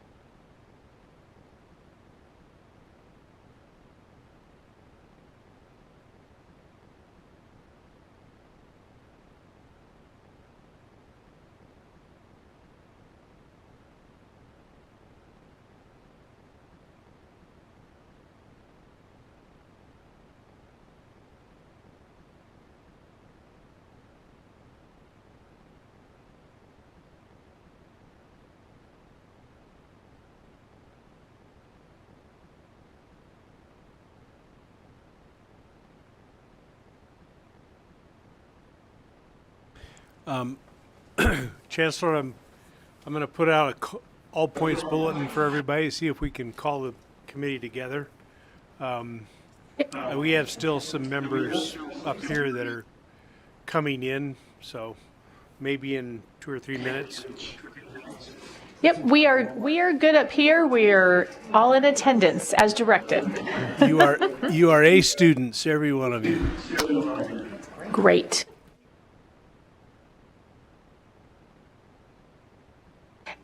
And Chair, just for the record, we have lost a couple of members. Ms. Williams had to leave, and Mr. Sanchez. So we'll reconvene the meeting and invite HCM to kind of wrap up their presentation. And then what I want to do is defer item 5 and move to the student presentation to make sure that gets in our meeting today. And then we'll come back to item 5. So, Ms. Snyder, are you ready to go? Yes, yes, I am. So we will appreciate all of the comments and the insights on the last section. We will certainly reflect them back in our next presentation to the committee with some additional options and observations, and certainly respond to some of the questions that were raised. But one other item that was reflected in the comments that were raised through the interviews, but particularly in the institutional feedback, as well as some of the comments made by their testimony in previous meetings, was the need or considerations for institutional mission differentiation or ways to enhance that.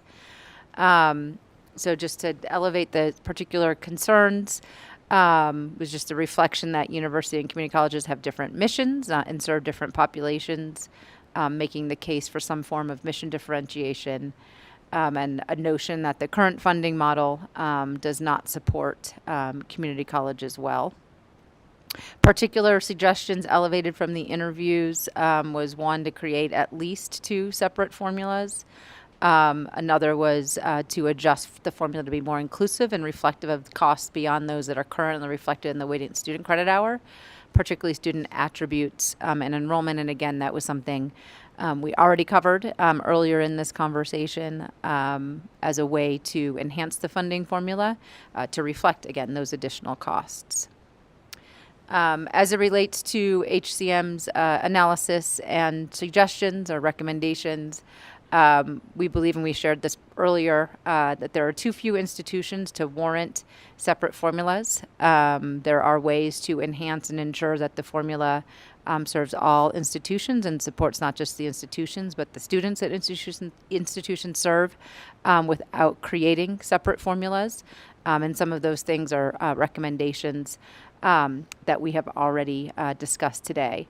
Also, just looking at the current funding formula, there are several mission differentiation features that are included in the current construct of the funding formula.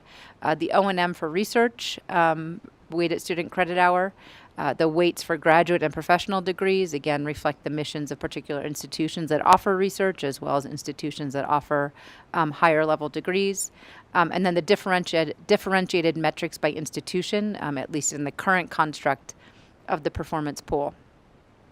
There are also other funding sources that create mission differentiation. So outside of the how the state funds institutions, there are other revenues that institutions have to support their particular missions. And again, we can get into that further, but just an important observation to make. And then just finally, there are ways that we do think mission differentiation could be enhanced without creating 2 separate formulas, in addition to the construct or those elements that currently exist in the funding model. And many of those are things that were already discussed today. So the inclusion of headcount of student attributes on the front end, again, would enhance the mission differentiation already reflected, and be more inclusive of the full scope of missions represented across public institutions. This is consistent, again, with some of the feedback we heard from institutions, but is also consistent with what we would consider to be a best practice for reflecting certainly the costs associated with instruction and instruction of different programs, but also the costs associated with serving students, and particularly students from underrepresented populations, as well as the costs that are associated with serving part-time students. Just a recap of our major takeaways, and this will be where we conclude and can have any final inputs or comments. The current student weighting credit funding formula is working as designed. So the intention of the weighted student credit hour funding formula, again, based on the analysis that Will shared earlier, certainly is achieving its objectives, but it could be improved. And just to recap some of the ways that we believe it could be enhanced, is certainly to include summer enrollment to ensure that all students are being counted regardless of when they enroll or when they are receiving instruction. We do think 3-year averages should be considered, and we will certainly bring more insights into this in our next presentation. But 3-year averages could be considered to reduce some of those odd incentives of having a current year of measure approach, so basically every other year of measure. And then focusing any cost analysis on the specific priorities of the state, such as nursing, teaching was raised earlier, et cetera. But really setting a goal for what the state might need as it relates to certain areas of nursing, teaching, et cetera, and figuring out what increased investment is required to achieve that goal. We also noted that improvements can be made to reflect the costs associated with serving part-time students in underserved populations. Again, recognizing those students also have costs that are not currently reflected in the weighted student credit hour component of the funding model. And ways to address this would be that headcount enrollment factor with adjustments for at least URM and Pell students. As noted, there were other populations that were recommended for inclusion, but at least starting with these two as a way to be consistent and to where there are data readily available. This will improve, we believe, the equity of the funding formula from a student perspective in particular, and is certainly more student-centered depiction of the costs faced by institutions. As we have discussed just momentarily before the break, the final summary of recommendations is overall the performance pool metrics. So the metrics within the performance pool are strong. The structure and application can be improved. Our recommendation is a relative growth, but other recommendation option is to keep it as a carve-out of each institution's base, but certainly reset that baseline each year so you don't end up with institutions not achieving their targets, but then having that cycle of not resetting the baseline, so it becomes a kind of continuous cycle of not meeting a target, not receiving those resources, et cetera. So that is a summary, again, of our recommendations overall, and we are open to any additional comments or questions before we conclude. Committee members, any additional questions at this point? No questions in Las Vegas. I think we asked them as we went along. Okay. I don't see any additional in Carson City, so we thank HCM for your input and your presentation, and we'll look forward to seeing you again in May. Thank you. As I mentioned, I'd like to move to agenda item number 6 and invite the representatives from the Nevada Student Alliance, excuse me, Susanna Stunke, the chair of the Nevada Student Alliance, and Kevin Osorio Hernandez, the vice chair. They have a presentation for us, and I appreciate their being here today.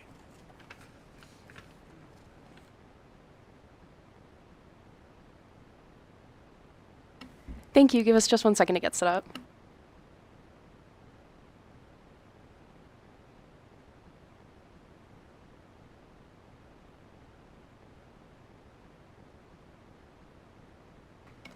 Well, good afternoon. Ooh, there we go. Good afternoon. First, I'd just like to thank HCM for the detailed presentation today and for their recommendations. For the record, my name is Susanna Stenkute. I am the president of the Associated Students of Western Nevada at Western Nevada College, and I'm the chair of the Nevada Student Alliance. And I am Kevin Osorio Hernandez, the president of the Nevada Student Alliance from Nevada State University, and I'm also the vice chair of the Nevada Student Alliance. They look very similar, NSSA and NSA. And today we are very excited to have the opportunity to present the student opinions on the NSHE funding formula.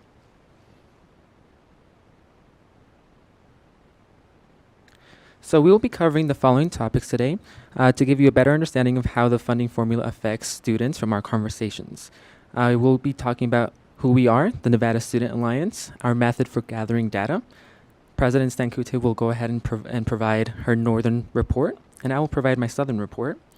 Then President Stenkute will provide her overall summary, and I will provide a different perspective on how the funding formula feels to students.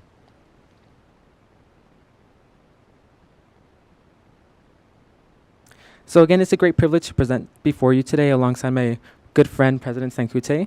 And apart from our titles and our leadership roles, I think it's important to also share other parts of our identity that also resemble many students in our system.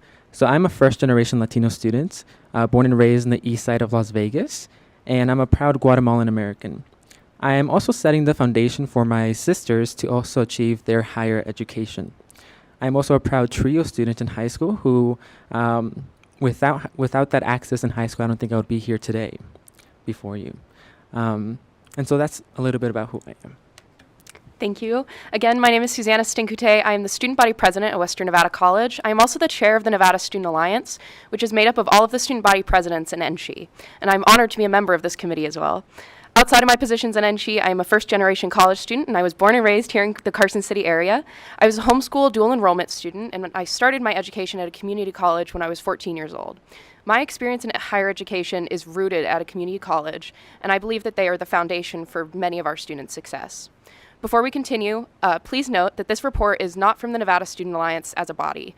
Rather, it is a compilation of different student government associations' opinions on the funding formula, which we gathered through our positions in NSA. And the NSA meets from June to March and takes a break in April and May. So because of this, again, NSA as a body does not have a position on the funding formula. Today, we are presenting the student opinions that we gathered through interviews with the Student Government Association, or SGA, presidents, as well as trends between their answers and individual suggestions. Ultimately, we are here to present the students' general opinions on the funding formula. We utilize our positions as NSA vice chair and chair and our connections with the student body presidents across the state to conduct a series of interviews. We held these interviews one-on-one so as to not break open meeting law. And President Stenkute and I sat down and determined a series of questions to ask the student body presidents.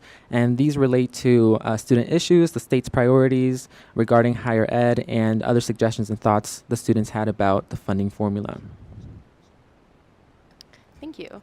So Susanna Stenkute for the record.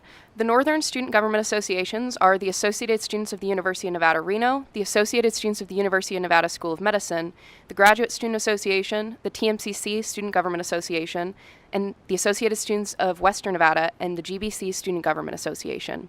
We recognize that the GBC SGA has a unique voice and position within the Nevada system of higher education, but unfortunately we were unable to meet with them, with their student body president for this presentation. So on this slide, you'll notice some specific statements that stood out to me after we did these interviews. A common one between many of the SGAs I talked to was that the funding formula does not take into account the different demographics of our students, and it generalizes them. Our institutions are so complex and serve so many different populations of students. Institutions like UNR have 3 different student groups, all in need of specific support. And as I conducted these interviews, I learned how many non-traditional, part-time, and first-generation students our institutions have, and how they support them. First-gen and non-traditional students often are part-time, but the funding formula does not fund them the same as a full-time student, despite their prominence in higher ed. Our institutions strive to support these populations through summer classes, night classes, and different initiatives, but through the formula, institutions ultimately rely on full-time students for weighted student credit hours. Now, some of the SGAs had some specific suggestions, and while these are attributed to specific SGAs, others might agree. From the Graduate Student Association, the Associated Students of the University of Nevada, Reno, and the Associated Students of Western Nevada, their suggestions were that institutions should receive funding for different awards or commendations that they receive, like R1 status and great colleges to work for. Additionally, instead of square footage, research institutions should receive funding based on certain benchmarks, like research grant funding, how many researchers are working, and how many hours those students are working. From the GSA, the current model is based on how many students an institution has in a count year, but the GSA's suggestion is that it should be based on projected student growth. If the projection is wrong, they should give the money back, but institutions are always playing catch-up with their current enrollment as measured through weighted student credit hours. For research operations and maintenance, equipment and space costs should be factored into the formula as the costs of different programs and supplies vary. Square footage just may not be entirely accurate or equitable. Finally, deferred maintenance should be included in the funding formula and not as a separate allocation. From the Associated Students of Western Nevada, funding should be distributed yearly, not every 2 years. For example, WNC just got a big bump in enrollment, but we won't see the effects of that for 2 years. We need some way to receive funding for the students we have now. The funding formula should also have a small class size adjustment. Large classes are simply not the mission of a community college. Institutions who have a class cutoff or an average size of 30 students should receive funding for that. Small institution factors should also be based on headcount, not weighted student credit hours. And finally, funding Ws helps support part-time students, even if it's only partially funded through the funding formula. ASUN SOM, the UNR School of Medicine's student government, offered some really great suggestions about supporting medical students in Nevada. These include supporting students who commit to working in rural areas, low registration fees, and creating more residency opportunities.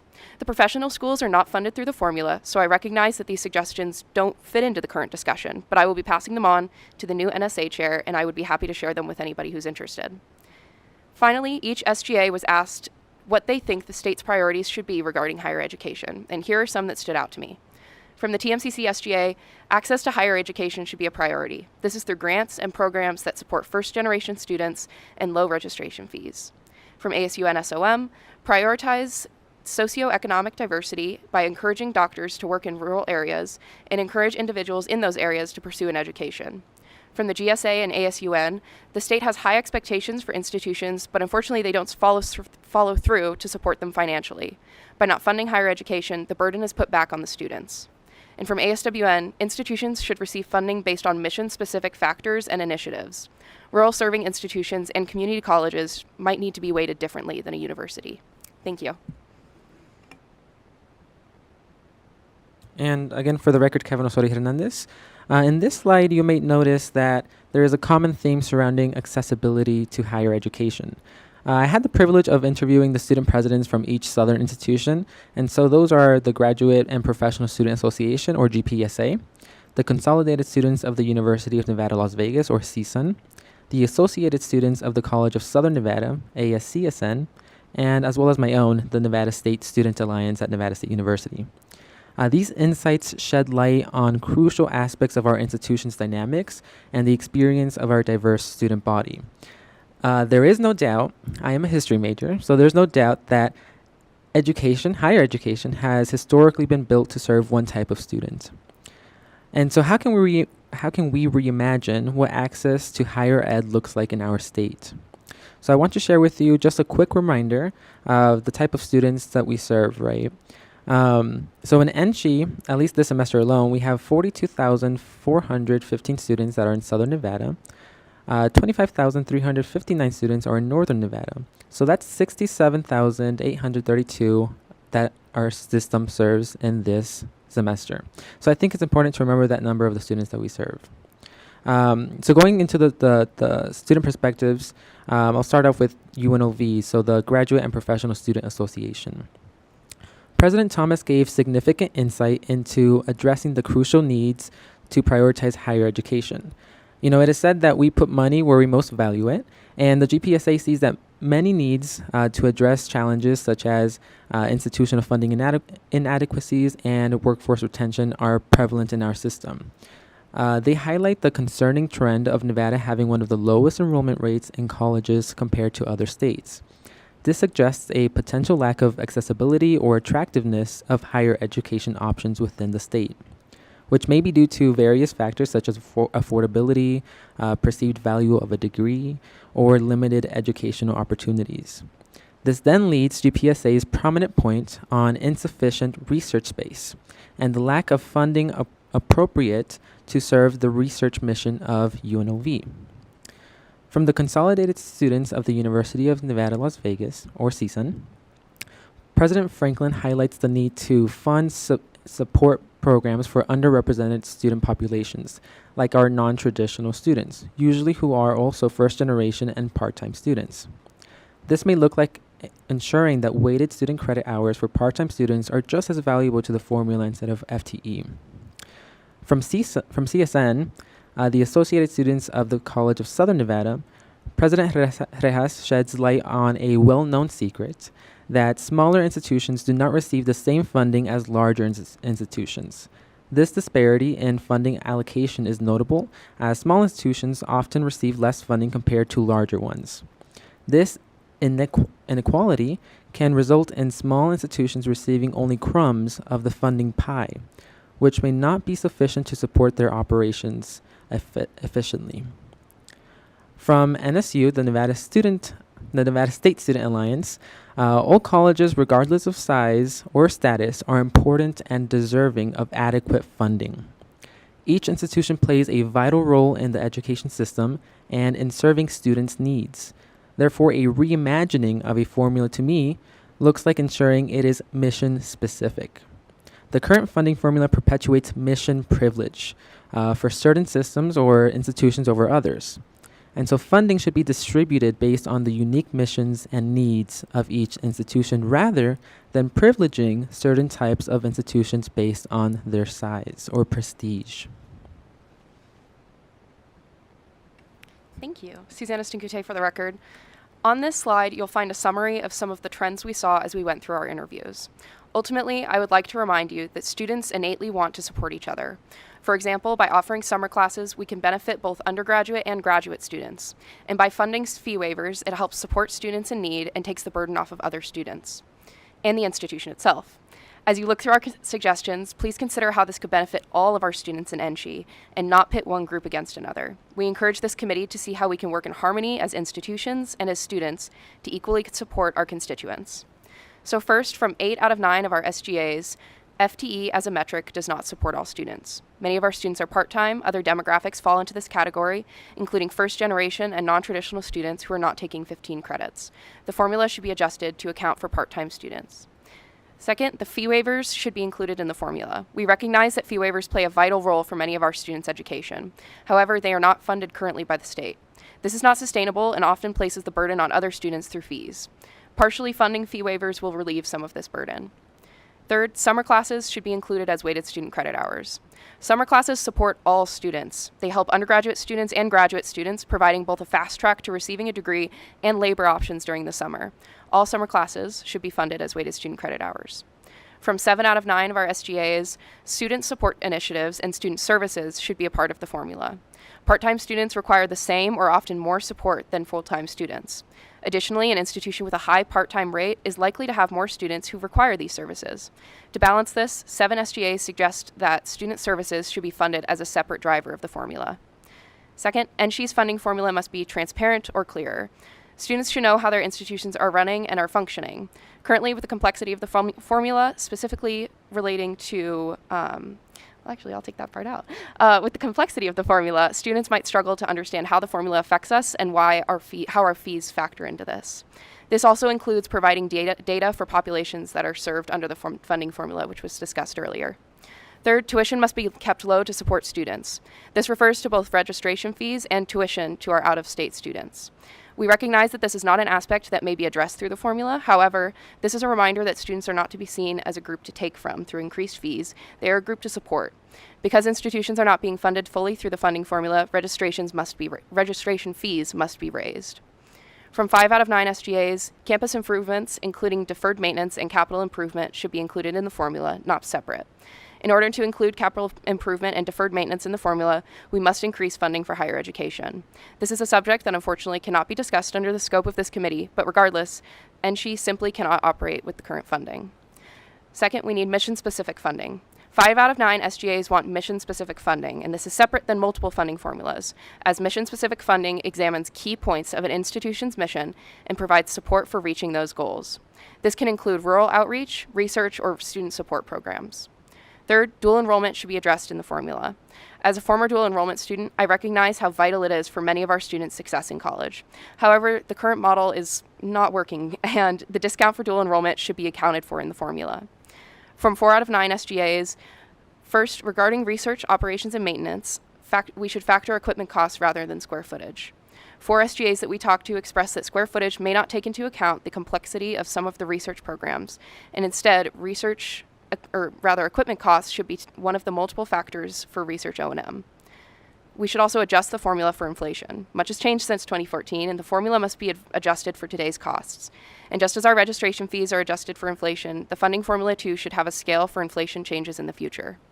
Third, we need multiple funding formulas. Multiple funding formulas is a bit more complicated than mission-specific funding.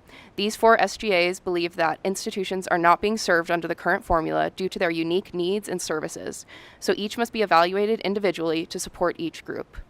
Finally, from the GSA and the GPSA, our graduate students, we should reevaluate research operations and maintenance funding. You've heard a few ways to address research O&M funding differently, whether it's through equipment cost and or how many hours grad students are researching. I love how the NFA put it, that we are valuing the space itself rather than the minds that are working within them. Research O&M must be adjusted to account for other factors rather than square footage. Second, we should factor graduate student stipends into the funding formula. Graduate students are a pivotal piece of higher education. They research, teach, assist teachers, and more. They need to be compensated consistently for their hard work, and this compensation should be included in the formula. Thank you.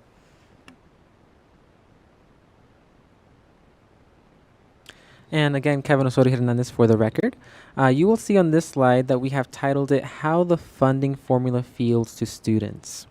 Now, I don't know about you, but too often I feel like I get lost in the weeds with a bunch of data and details and a lot of monotonous data. So maybe it's just the history major in me that I love a good story. So we decided to almost emulate what President Pollard did last meeting. And we created our attempt to create characters of students that represent and emulate a broader perspective of how students are currently in our system. So through their stories, we will explore how the funding formula shapes academic pathways and poses challenges to equity and accessibility in higher education. So I'd first like to start by introducing you to Malia, a determined 40-year-old single mother striving to balance her responsibilities at home while pursuing her dream of graduating in accounting. Now, Malia's journey reflects the tough decision many non-traditional students face due to funding limitations. Initially aspiring to study engineering, Malia was compelled to switch her focus to accounting because of the state's lack of support for engineering programs. This shift not only altered her career path, but also shed light on the disparities exacerbated by differential tuition. Iowa State University charges higher tuition for engineering, business, and nursing programs. However, this perpetuates inequality by making these higher-paying majors less accessible to low-income students. The University of Iowa also charges differential tuition for nursing, business, and engineering, citing the higher cost of specialized equipment, faculty salaries, and smaller class sizes in these programs. While these differential tuition policies are becoming more common, they reduce access and affordability, especially for underrepresented students. While I know that differential fees are not part of the funding formula, the state could cover the costs of expensive programs and in turn help make these majors more equitable. This perspective comes from the Nevada State Student Alliance. So going back to Malia and her story, she also tries to take summer classes as much as possible to graduate early. However, this places a lot of burden on Malia, especially as there is not much financial aid to cover the cost of summer courses. So in order to make her education more equitable, summer classes should be included as weighted student credit hours. This also allows the opportunity to continue offering more summer courses for more access to higher ed. I'd also like to introduce you to George, a 35-year-old National Guard veteran, and he relies on the National Guard fee waiver to access higher education. This fee waiver is not just a benefit, it's a lifeline that enables George to pursue his MBA in accounting. Without the fee waiver, George would face a daunting financial burden that could drastically impact his ability to continue his graduate studies, and fee waivers like this one play a vital role in supporting individuals like George, ensuring that they have the opportunity to advance their education and careers, especially for their families too. Including fee waivers as a consideration in the funding formula is crucial to maintain accessibility and supporting students like George who have served our country and are now striving for academic success. This inclusion of fee waivers and funding policies can make a significant difference in the educational paths for many deserving individuals. Now, the funding formula in higher education can be quite impactful on students. It can evoke a range of emotions and experiences. And one thing that is definitely true is that its competitive nature can reinforce a sense of mission privilege, where certain programs or majors receive more funding and attention than others, deepening existing disparities. So this allocation of resources between undergraduate and graduate programs can contribute to feelings of inequality and inadequacy among students striving to excel their studies.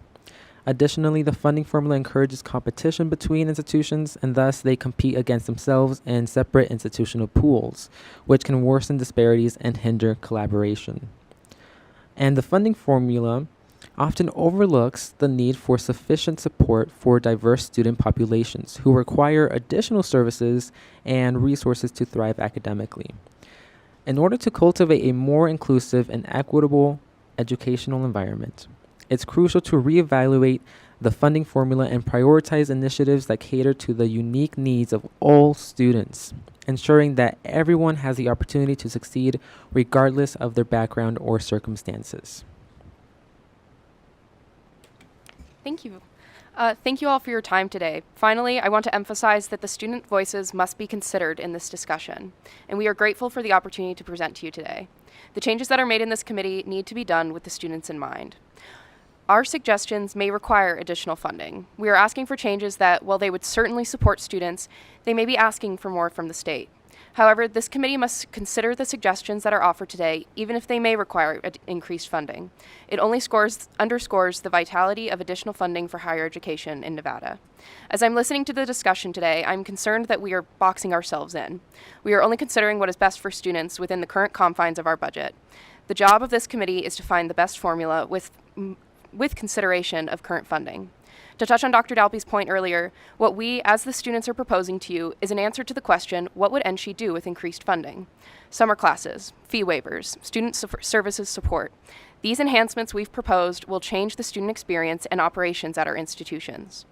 We appreciate that there is both a faculty and a student member on this committee, and that we were all interviewed by HCM, and that our comments and concerns were considered. We hope, if they wish, that the faculty will be able to present as well. And we would be happy to take any questions at this time. Thank you. If I could add too, let's reimagine what funding formula in our state looks like for our students. And so I hope we can reimagine together. Thank you.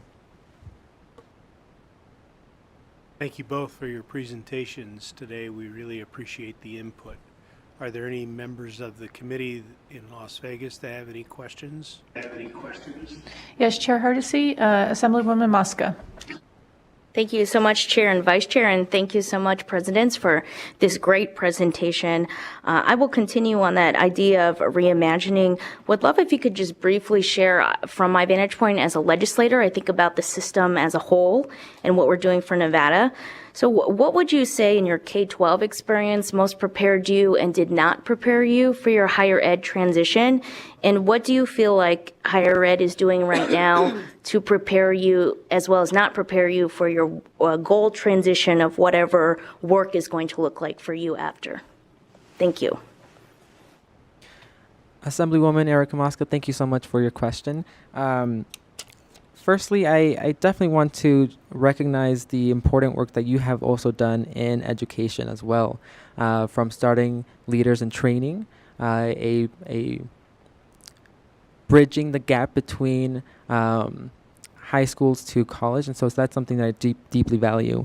And so I think one of the things, especially as a first-generation student that was born from immigrant parents, and navigating my way through even learning English as well as an ELL student was definitely challenging through my K through 12 education, right? And one of the things that I think was especially impactful especially in my high school time, was TRIO and different access programs as well, right? If it wasn't because of these different access programs that introduced me to what college was or even is, I wouldn't have been here today to present before you, right? And so when I keep thinking about my younger sisters who are currently at Valley High School and at Keoka Newton Middle School, where I also attended, I keep thinking about what their future is also going to look like, especially when students who come from those zip codes they don't see themselves in higher education, right? And so when we talk about who has access to higher ed, it's usually folks who receive a lot of support, students who receive a lot of support from their high schools who can see themselves in higher education, right? And so I think the biggest part that really helped me was having the opportunity to really see myself in accessing higher education. And to me, that was Nevada State University.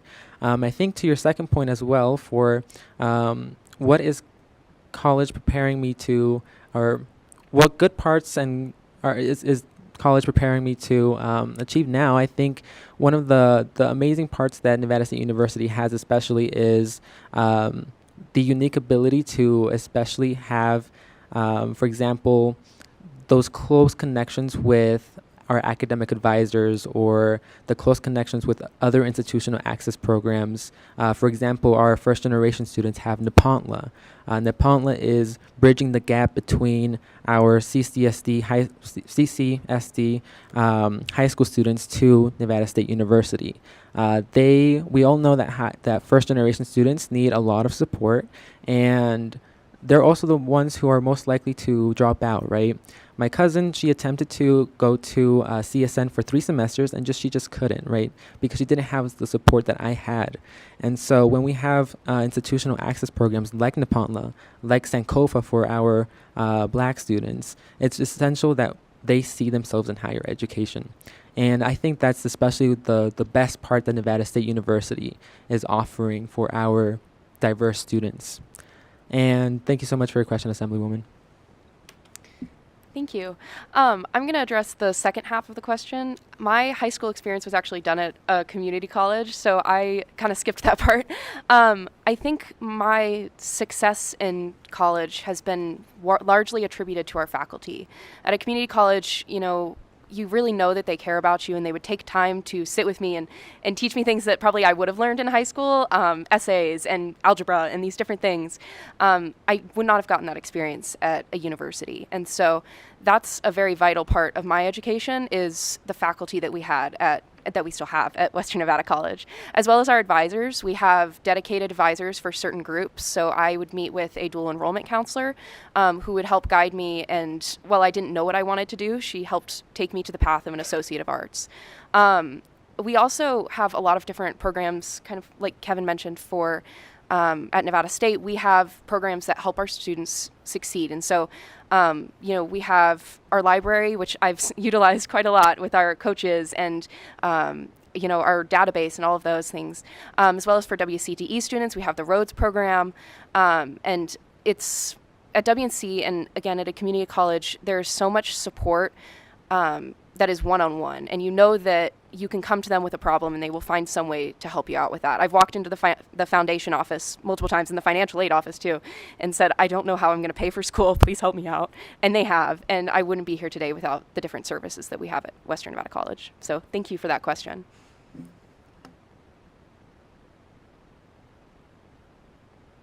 Any other questions in Las Vegas?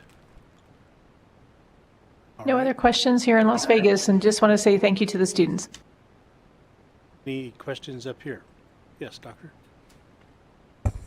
Hi, Kyle Dalby for the record. I don't actually have a question. I would just like to applaud these two students for being here today and the work that they've put into this, which is not only the presentation and the speaking points, but also the research that they did with their colleagues across the state. So I appreciate you being here and speaking to us. Thank you.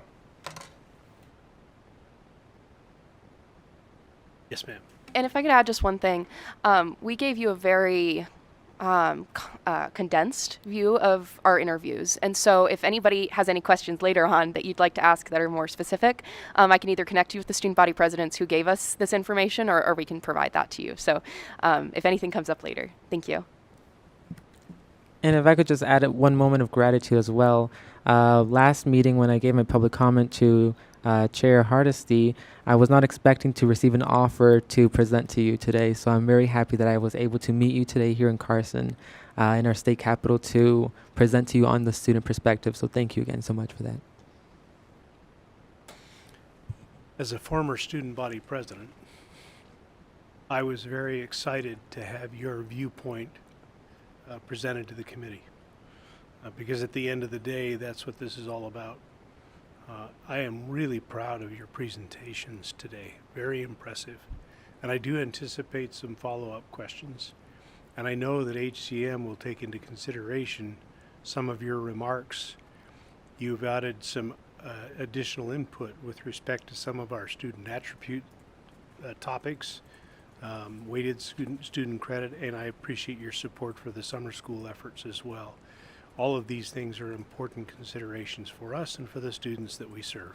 Thank you for being here, both of you, today. We appreciate your input. Thank you. Okay, let's turn, if we could, to agenda item number 5. Chris, we keep bouncing you around. I apologize, but I'm grateful for your flexibility. So we'll look forward to your presentation.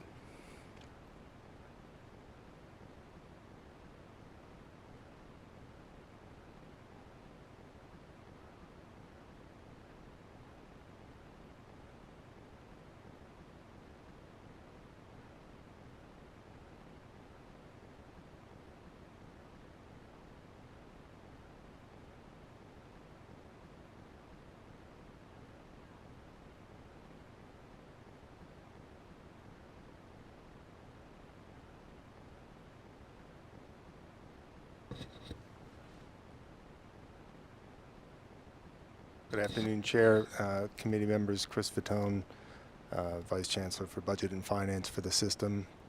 And I hope I'm loud enough. Let me know. No? Okay. Thanks. It's my pleasure to be here this afternoon and to give you this overview of the budget process for developing our state budget under the state's guidelines. So a little bit nervous presenting this state budget process in front of the Director of Governor's Finance Office, but I hope I'll take any help I can get along the way if I need it. So I wanted to go through today our the NSHE's budget preparation timeline, talk a little bit about how that works in terms of the agency budget request limit, and then walk through, we've talked before in other presentations on this, the base maintenance and enhancement process, items for special consideration, and then I'll get to a recap of this year's process. This slide just to give you a visual of the timeline that we're working with. The system actually started its budget process in January with visits to each of the institutions to get a presentation from each of those institutions on their initiatives, their priorities for the coming session. We've had a few opportunities to present updates to the Board of Regents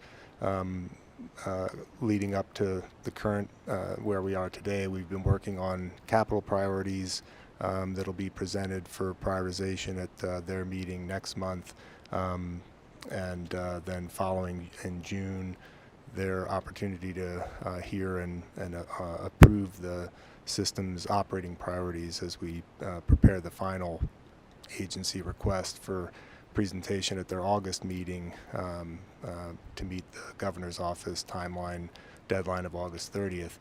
Parallel to that, of course, is this process with all of you, and so we're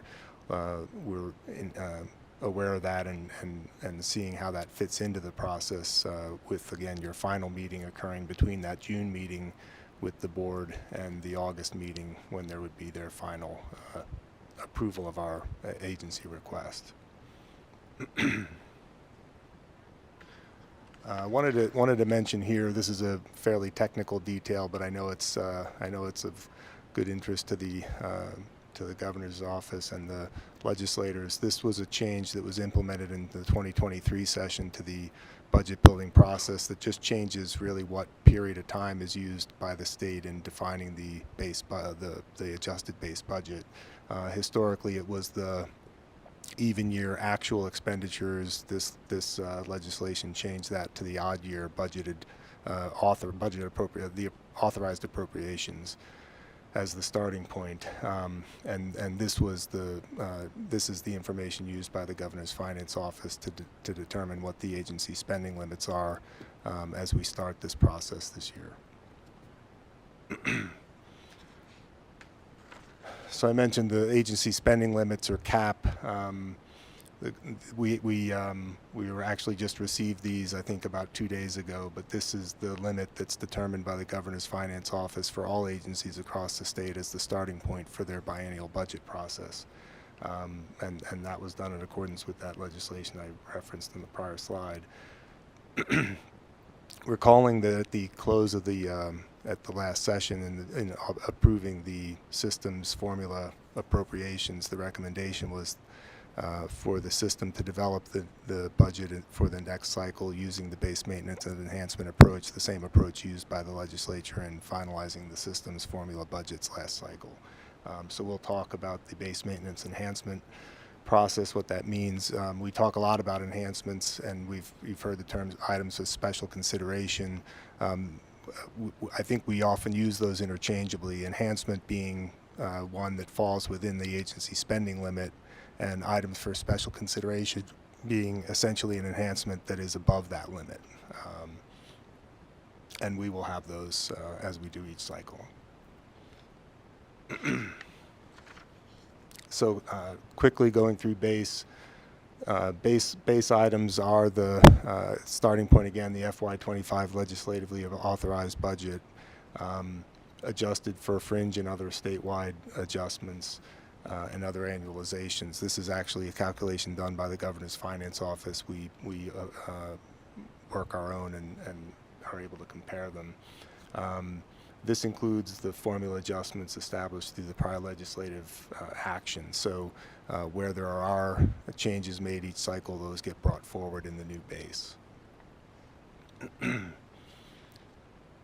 Maintenance, I think the largest item for the system in the formula budgets, again, is our caseload adjustment that we talked about earlier, actually, and then any other adjustments that the governor's office makes for all agencies statewide.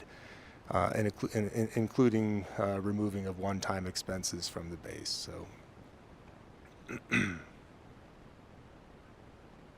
enhancements, again, I think enhancements are where most of our work takes place. When we talk about visiting the campuses and hearing about their priorities, these are what we're talking about.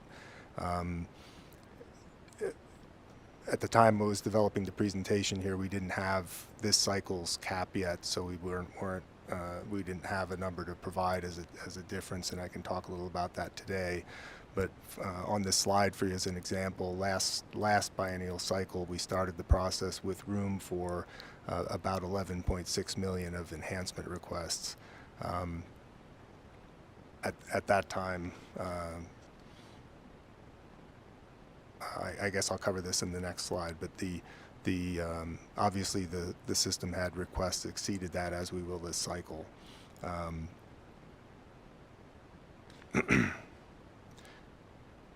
Quick mention here, I think I intended to mention this on an earlier slide, but as we build our budget, part of the direction is to ensure that our enhancement requests and any initiatives we have are consistent with the governor's priority and related goals, which were provided to us in six areas: education and workforce, economic growth and business development, health and wellness, public safety and infrastructure, government support services, and rural and natural resources. So many areas that cross many agencies, but a lot of our programs obviously in those areas. So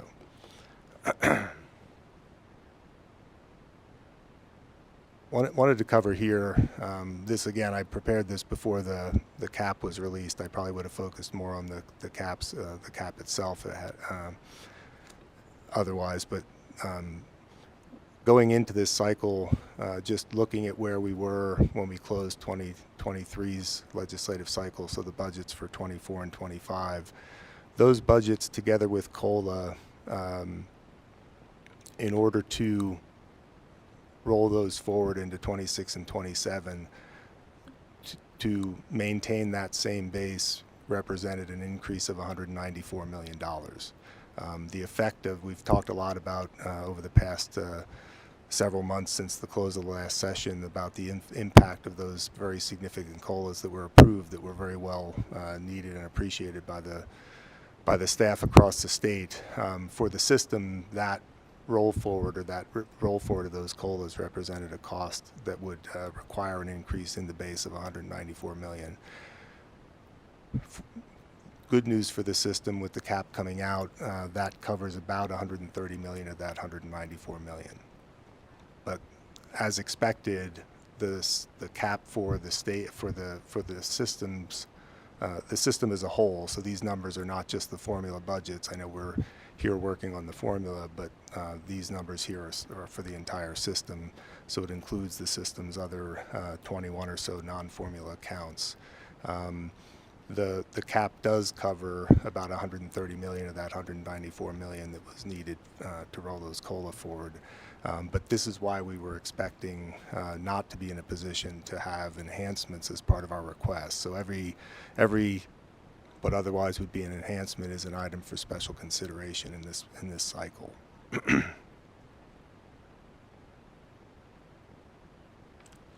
So what is an item for special consideration? It's an enhancement that exceeds our starting point spending limit.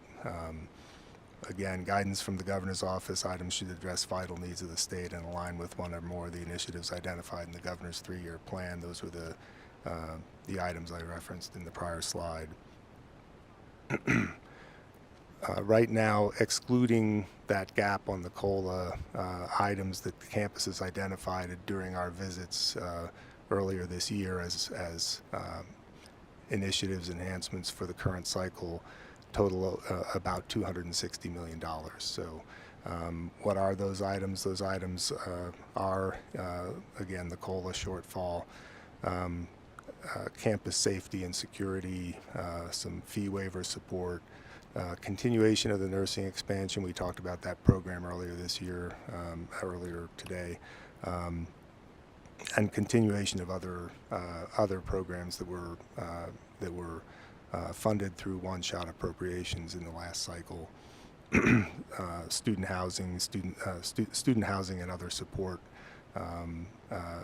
additional expansion of graduate student support, and graduate medical education are all items that are part of that 200 or so million that are in the enhancement requests.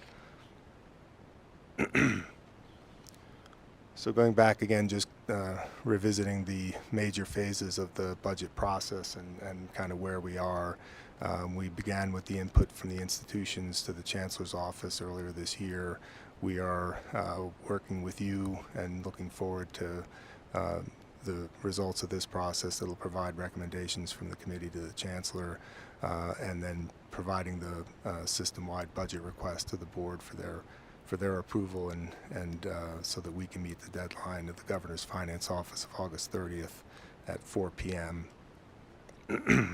Process following that, as we've talked earlier, we'll look forward to the Governor's recommended budget in January 25 and the legislative session starting in February.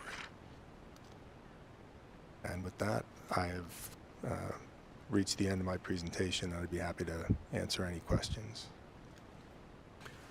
Any questions, Chancellor, in Las Vegas? Not seeing any questions here. Thank you. How about in Carson City? Yes, ma'am. Thank you. For the record, Amy Stevenson, Budget Director for Governor's Finance Office. Your presentation, you probably can do my budget kickoff next year. It's awesome. So I can go home.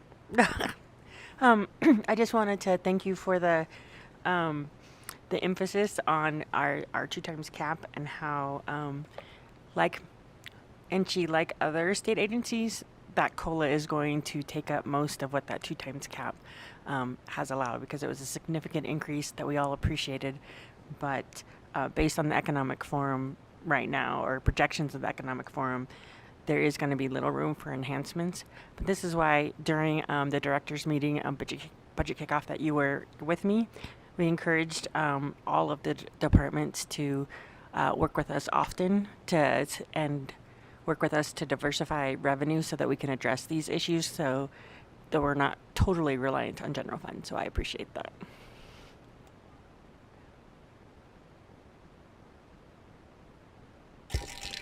Yeah, thank you so much. And Chris, thank you very much for the presentation. It's really helpful to understand kind of just the process and how all these pieces come together. So I just want to clarify the numbers in relation to what Amy just mentioned about the cap.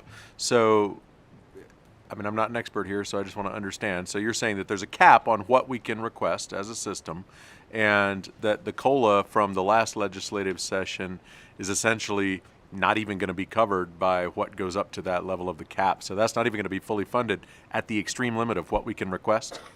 Is that accurate? Chris Fatone for the record. Yes.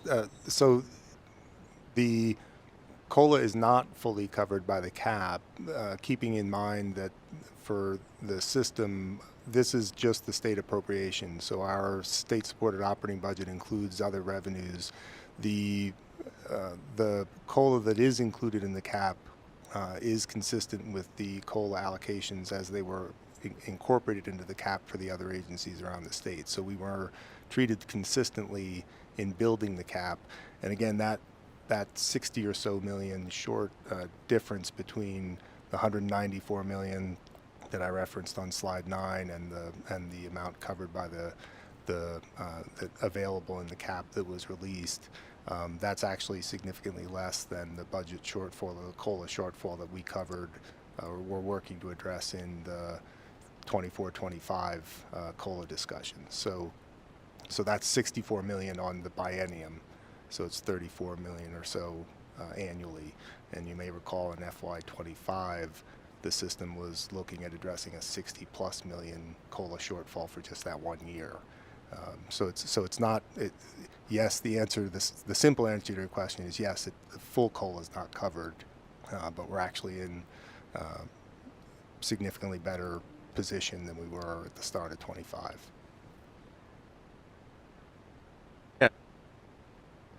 There we go. Thank you for that. And so I guess what I'm getting at, though, is not so much the details on the COLA funding as just this idea that there's a cap on what we can ask for, and we've already hit it. So conceptually, any discussion that may be had, perhaps not in this group, but by a parallel process, which was previously mentioned, I was grateful to hear that, about requesting additional funding to support a high-quality education system in this state. We're already at the cap of what we can ask for. So how does that all fit together? That's what I'm trying to get at, is where are the mechanisms and opportunities for us to make a legitimate request to fully fund high-quality education across the system? Chris Fatone for the record. I guess to clarify, we can request. It's the difference between whether the request is an enhancement request or an item for special consideration, which is the distinction is just whether it fits within the cap or not. So last cycle, the system had an available room in the cap of $11 or so million. The enhancement requests, I think I may have that number, but it was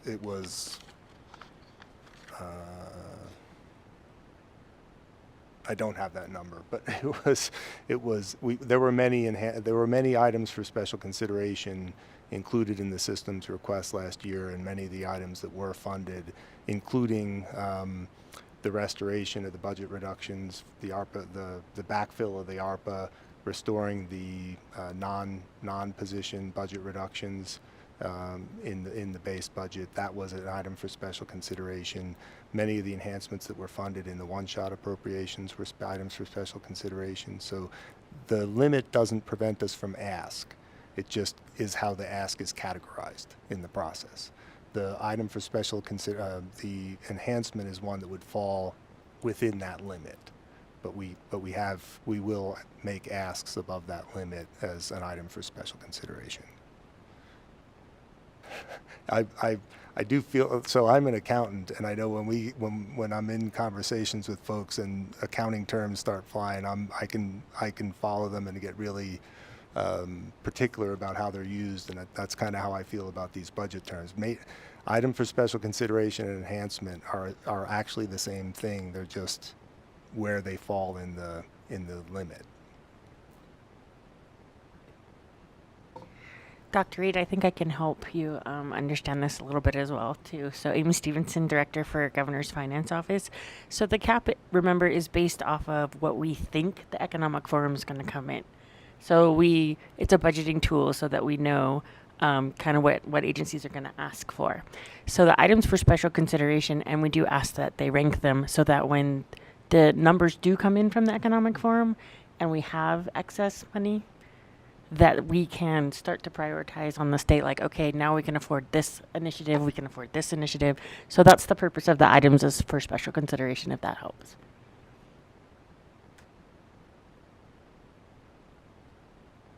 Any other questions? Just one quick one. Chair Chris. Hardesty? Oh, yes, go ahead. Oh, yeah. So Chair Hardesty, not necessarily a question, but just a comment regarding the opportunities for this body to provide as we move forward on those special items of consideration. We need to have the ask, and I think Chris is absolutely right, and I appreciate Director Stevenson's comment to the point that we can also include those as the Board of Regents is prioritizing their request for consideration. That way we're at least aligned within the priorities, because we will be competing with some of the items that Chris had mentioned that are already above the cap, such as the nursing expansion. There's some mental health funding that's there, public safety initiatives, et cetera. But I think as we look at the formula and how we're reimagining, and I think we've talked about that term significantly, this is a wonderful opportunity for us to align so that we are not in direct competition as this committee and this commission with the institution's requests, which, as Chris mentioned, are well over $200 million as well. So thank you. Okay, any other questions for Chris? All right, Chris, thank you as always for your thorough presentation. Let's turn to the item number 6, or excuse me, item number 7. Let's see. No, wait, I want to get the self-supporting accounts out of the way. Yeah, 7. Item number 7, the self-supporting accounts. Following several presentations on NSHE self-supporting accounts from both NSHE staff and HCM strategists, we determined that NSHE and the Board of Regents have begun to address the concerns identified for NSHE self-supporting budget accounts during the last legislative audit. The committee then requested that a recommendation be developed to urge the Chancellor to establish a matrix of self-supporting account categories that clearly indicates the permissible use of funds based on the Board of Regents policies and procedures. This agenda item allows the committee to consider the recommendation, which, if approved, will become part of our final report.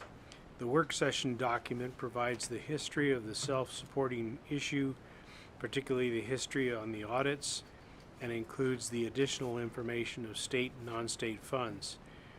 Assuming you've had an opportunity to review the document that was distributed with the materials on the agenda, I wanted to see if there are any questions or alternatively entertain a motion to approve the recommendation as written on page 3 on the work session document in bold italics. It reads, urge the Chancellor's Office to establish a matrix for self-supporting account categories that clearly indicates the permissible uses of self-supporting account funds based on current board policies and procedures.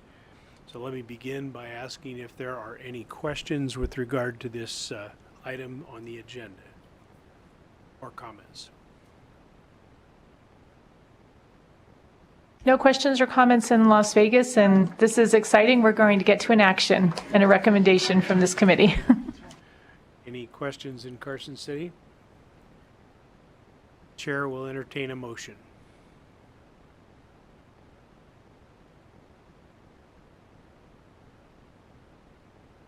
So moved. And a second?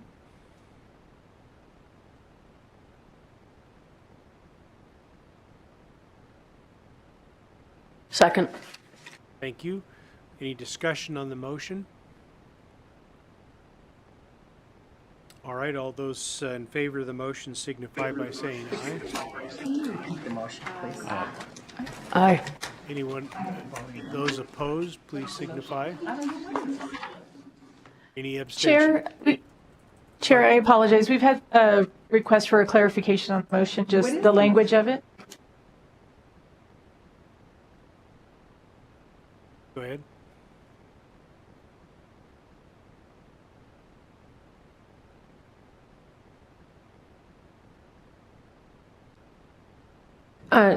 Chair, I'm going to take a stab at it.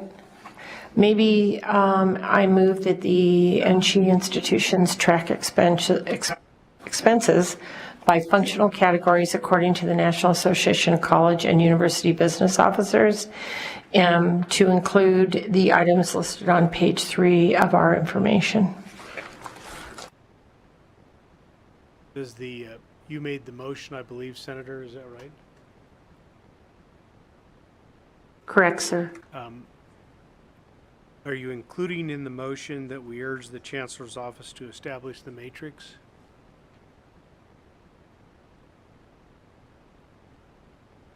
Yes, Chair. Yes, we do. Linda King, Associate General Counsel for the record. The only recommendation, the only thing that can be moved for approval is the recommendation as stated in the agenda item.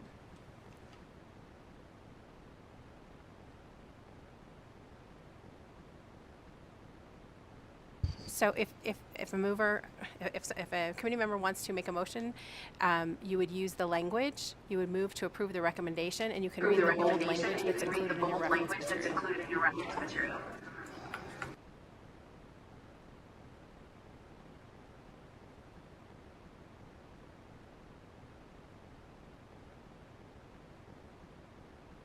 So I'm going to assume for the moment that we do not have a motion, since the maker of the motion altered the language. I'm not quite sure what the reason was for altering the language, but that aside, do you want to defer this matter to the next meeting so that the language in the motion can be considered that takes into account the amendment that was being requested?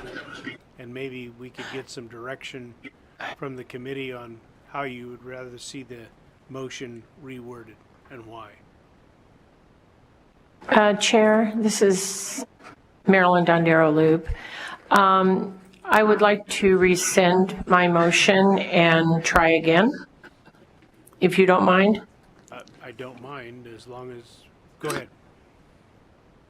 I would move that the Chancellor's, that we urge the Chancellor's office to establish a matrix for self-supporting account categories and clearly indicating the permissible use of self-supporting account funds based on current board policies and procedures.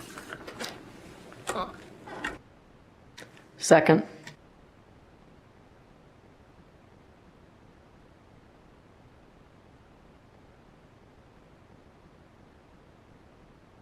Ms. Fretwell, were you the maker of the second?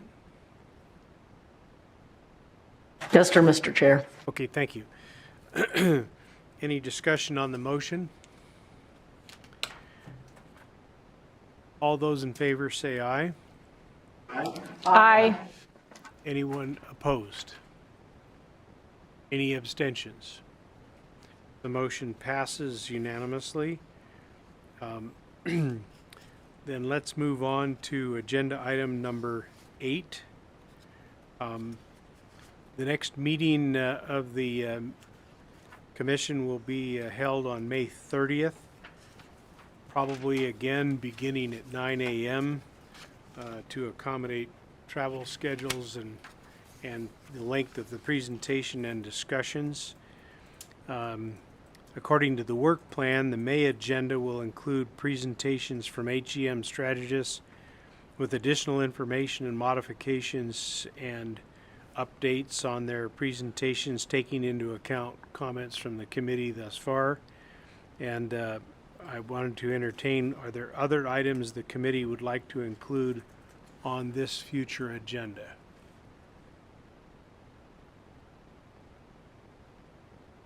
Chair, Regent Del Carlo, please. Okay. Thank you. Thank you. I would just like to say that we've heard from the students and many stakeholders, but we haven't heard from our faculty. And we do practice shared governance. That's one of our foundational things we do in higher ed. So I would request at that meeting, we have a presentation from faculty and include NFA viewpoint too. We'll add that to the agenda and make that invitation, focusing on the charge of the committee. Any other suggestions or requests for agenda items? Chair, Assemblywoman Mosca. Thank you, Vice Chair, and thank you, Chair. I don't know if it has to be next meeting, but just listening to the conversation today, I think just making sure that there's a way we can capture all the special consideration items that we want to capture so that we don't get bogged down in the idea of the items we're discussing fit or don't fit under the charge, but still allows us to generate those ideas. Especially as a legislator, I would like to know those prior to the session. Thank you. The intention is to have both between our staff and HCM do exactly that. And what I'm going to request is that we list whatever additional attributes that haven't been included in previous outlines, just as a holistic list, so we have them in front of us when we have our general discussion in May. All right. And frankly, with respect to each, to the extent that it has a fiscal impact, I'll ask Chris to examine that, and whether it's calculable or not, just indicate that it has a fiscal impact so we may not be able to measure it entirely, but we at least realize it has a fiscal impact outside of the current formula. That'd be all right, Chris? Okay. All right. Any other agenda items that members would like to see added?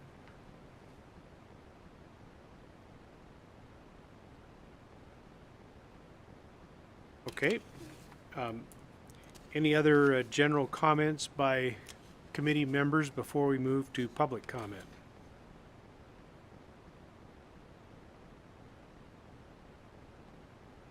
Okay. Chair, Mr. Christensen. Yes, Mr. Christensen. Yeah, I'm still hung up on the whole idea of the performance pool. It just seems to me that one of the things that we heard from the presidents is the need for stability and understanding what how much monies they're going to be getting. We talked a little bit about maybe a rolling 3-year average of things. I get that part. But it just seems to me that some of this gets so complicated. They need a base amount for items that are not going to, there's not much that they can do about it. What it takes to keep the doors open at each one of the institutions, whether it's the insurance, any number of different things. But then this piece of, it's like, what are the results that we're looking for out of these institutions? And it seems to me that kind of the stable part of their budget plus what we're looking for comes to pretty close to 100% to what they want ultimately to see from these institutions. And then maybe there's just a little bit of what I'll call performance bonus, so that if you didn't make it, there's some that would be taken away, but if you did make it, you had the opportunity to get a little more. I'm not sure maybe that's too simple a way to look at it, but this whole idea of taking money away and bringing it back and what does performance really mean and not mean, maybe there's a way to simplify all this. I agree with you, and it's something that I think we need to focus on in greater depth at the May meeting.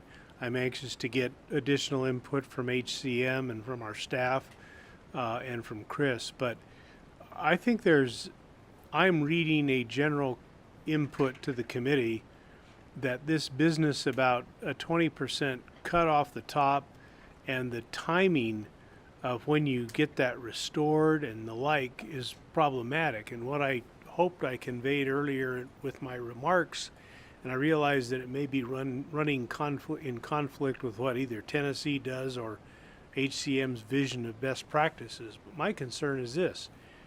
The evidence before me, as I mentioned earlier, shows that the institutions are performing, some at higher percentage levels than others. But two things stand out to me. First, there are very, very limited circumstances where the performances weren't met. So why wouldn't we fund entirely without any cut whatsoever? I'm not suggesting that we aren't seeking accountability. I'm not even suggesting that we aren't requiring performance measures. But I don't see penalizing the institutions that have a record or a history of meeting performance targets with some arbitrary portion of their base required funding to operate. And then secondly, as I explained, and maybe my math is wrong, but I think it was illustrated by Dr. Dalpy's comments, the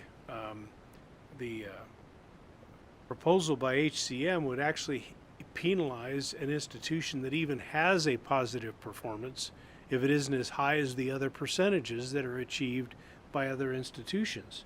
That seems to me to be regressive, not progressive.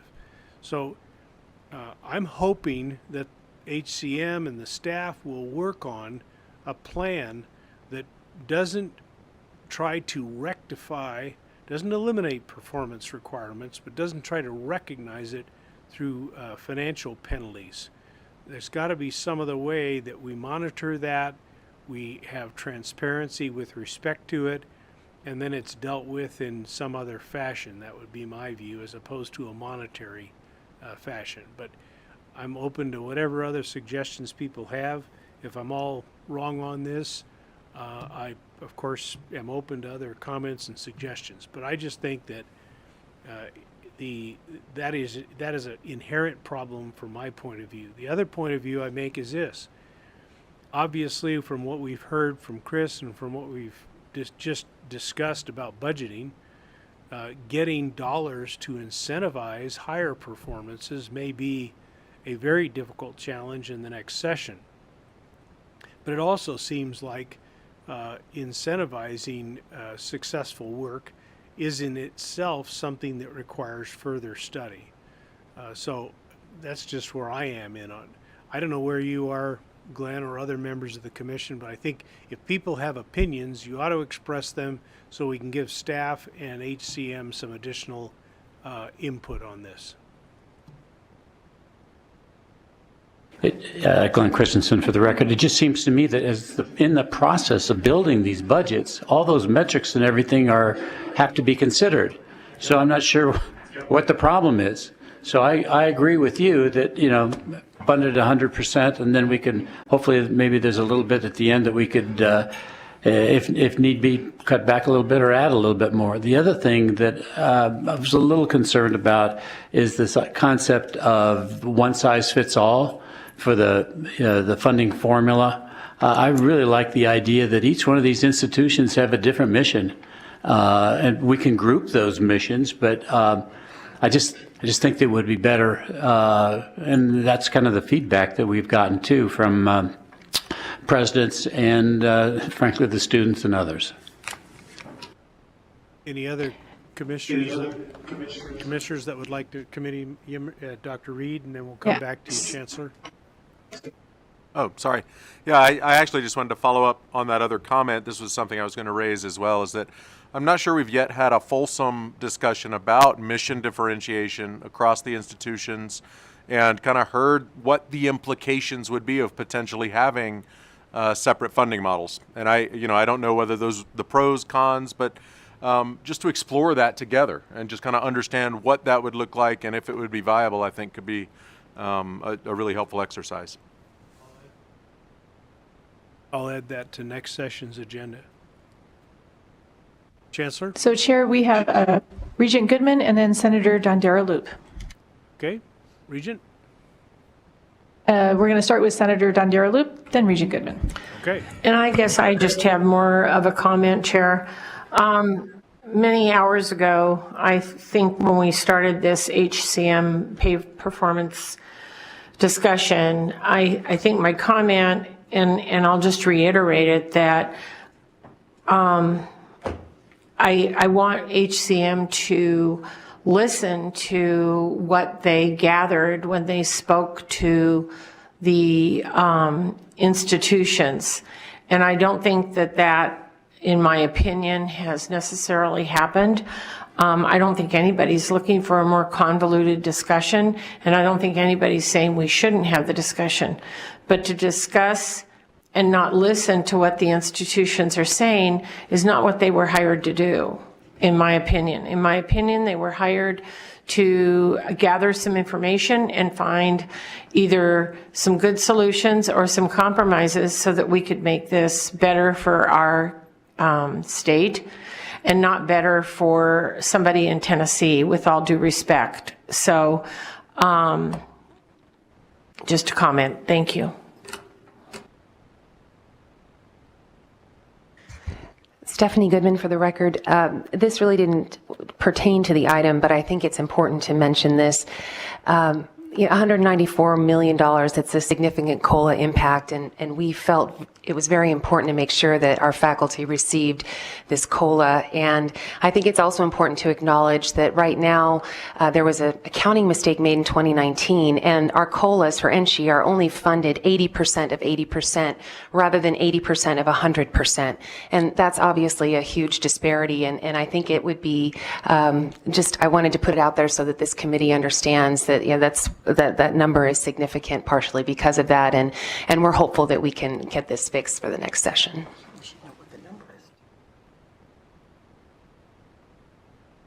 Any other agenda items that members would like to have included on the next meeting agenda? Regent Del Carlo. Thank you, Vice Chair. I just want to echo what my colleague said, because it's been difficult being on the board and having these things happen and not be corrected.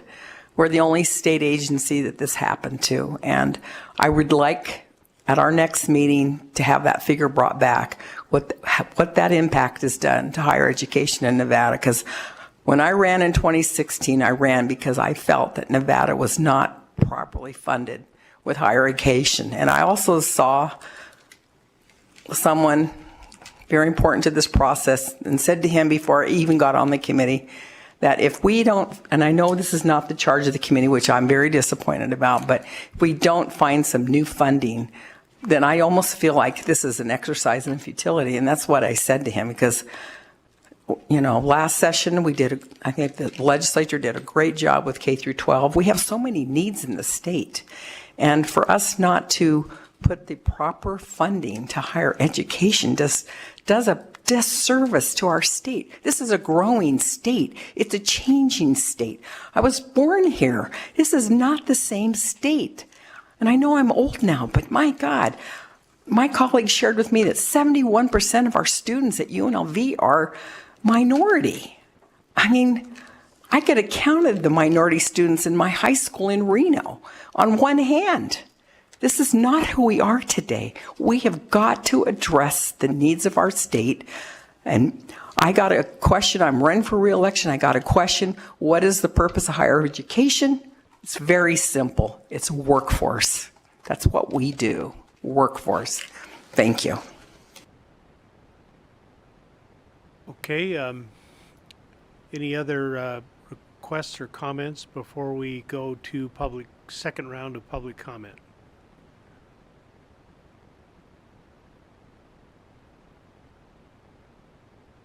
All right. Then we'll move on to agenda item number 9. This will be the second opportunity for public comment during today's meeting. The process will be the same as this morning. Public comment can be made in person at either meeting location. Additionally, those wishing to provide public comment telephonically may do so calling 888-475-4499. At the prompt, please enter the meeting ID number, which is 873-8140-3793, and press pound. Before beginning your public comments, please state your name for the record, spell your last name, and remember, public comment is limited to 3 minutes per person. At this time, I'd like to invite any persons in Las Vegas who'd like to approach the witness table and offer public comment.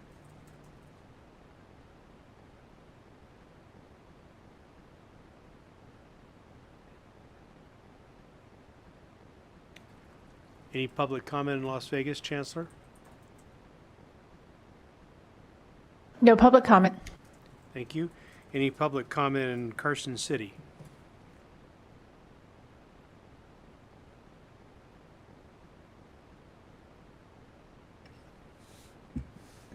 Kent Irvin, Nevada Faculty Alliance. Thank you again for your service. I know it's been a long day, but I have a few thoughts based on today's discussion while it's fresh. CFO Vitone's presentation covered NSHE's role in the budgeting process, but that is just the beginning. The committee needs to understand how changes in the formula would be implemented in the governor's executive budget and the legislative budget processes. For example, under HCM's relative growth model, would there be maintenance budget adjustments based on performance metrics similar to caseload maintenance adjustments now for weighted student credit hours? A 20% performance pool earn back would be a major disruption in base funding. The current performance pool has prorated penalties, so the full 20% really has never been at risk. That would be a totally extreme case. So even if the HCM relative growth model is accepted by the committee in part, it would have to start with a small performance pool of, say, a few percent and be phased in by increasing the percentage only if and when appropriations increase beyond inflation and caseload. No performance metrics should be based on absolute student numbers, but rather it should be ratios based on ratios for access or success rates relative to the target student populations in Nevada. For example, regarding the question about disaggregating the underrepresented minority factors by subgroups of students, the enhancements factors could be weighted by the representation of each underserved groups relative to Nevada population demographics. The goal is to bring everyone up. And finally, state funding and financial aid should provide the opportunity for students to attend the institution and program that is best suited to their individual situation, regardless of their finances. Community colleges have a very important role as an affordable place for an AA degree or certificate or transfer credits, but some cash poor and low-income students are best served by enrolling at a residential campus because the on-campus resources level the playing field. During the pandemic, it became painfully obvious that my students from low-income households had great difficulty with poor internet connectivity and not having private and quiet places to study or attend class online, and that's alleviated for students who are on campus. We should not direct students into certain institutions or programs based on their economic standing. So that's a few thoughts for today. Thank you. All right, thank you. Anyone else who'd like to make public comment in Carson City? Okay, seeing none, is there any public comment on the telephone? The public line is open and working, but there are no callers to provide comment at this time. Okay, thank you very much. I want to again thank Susanna and President Susanna and President Kevin for their excellent presentations. You inspired us today. Thank you. With that, we will close today's meeting and look forward to seeing all of you on May the 30th at 9 a.m. Thanks for your great and robust input today.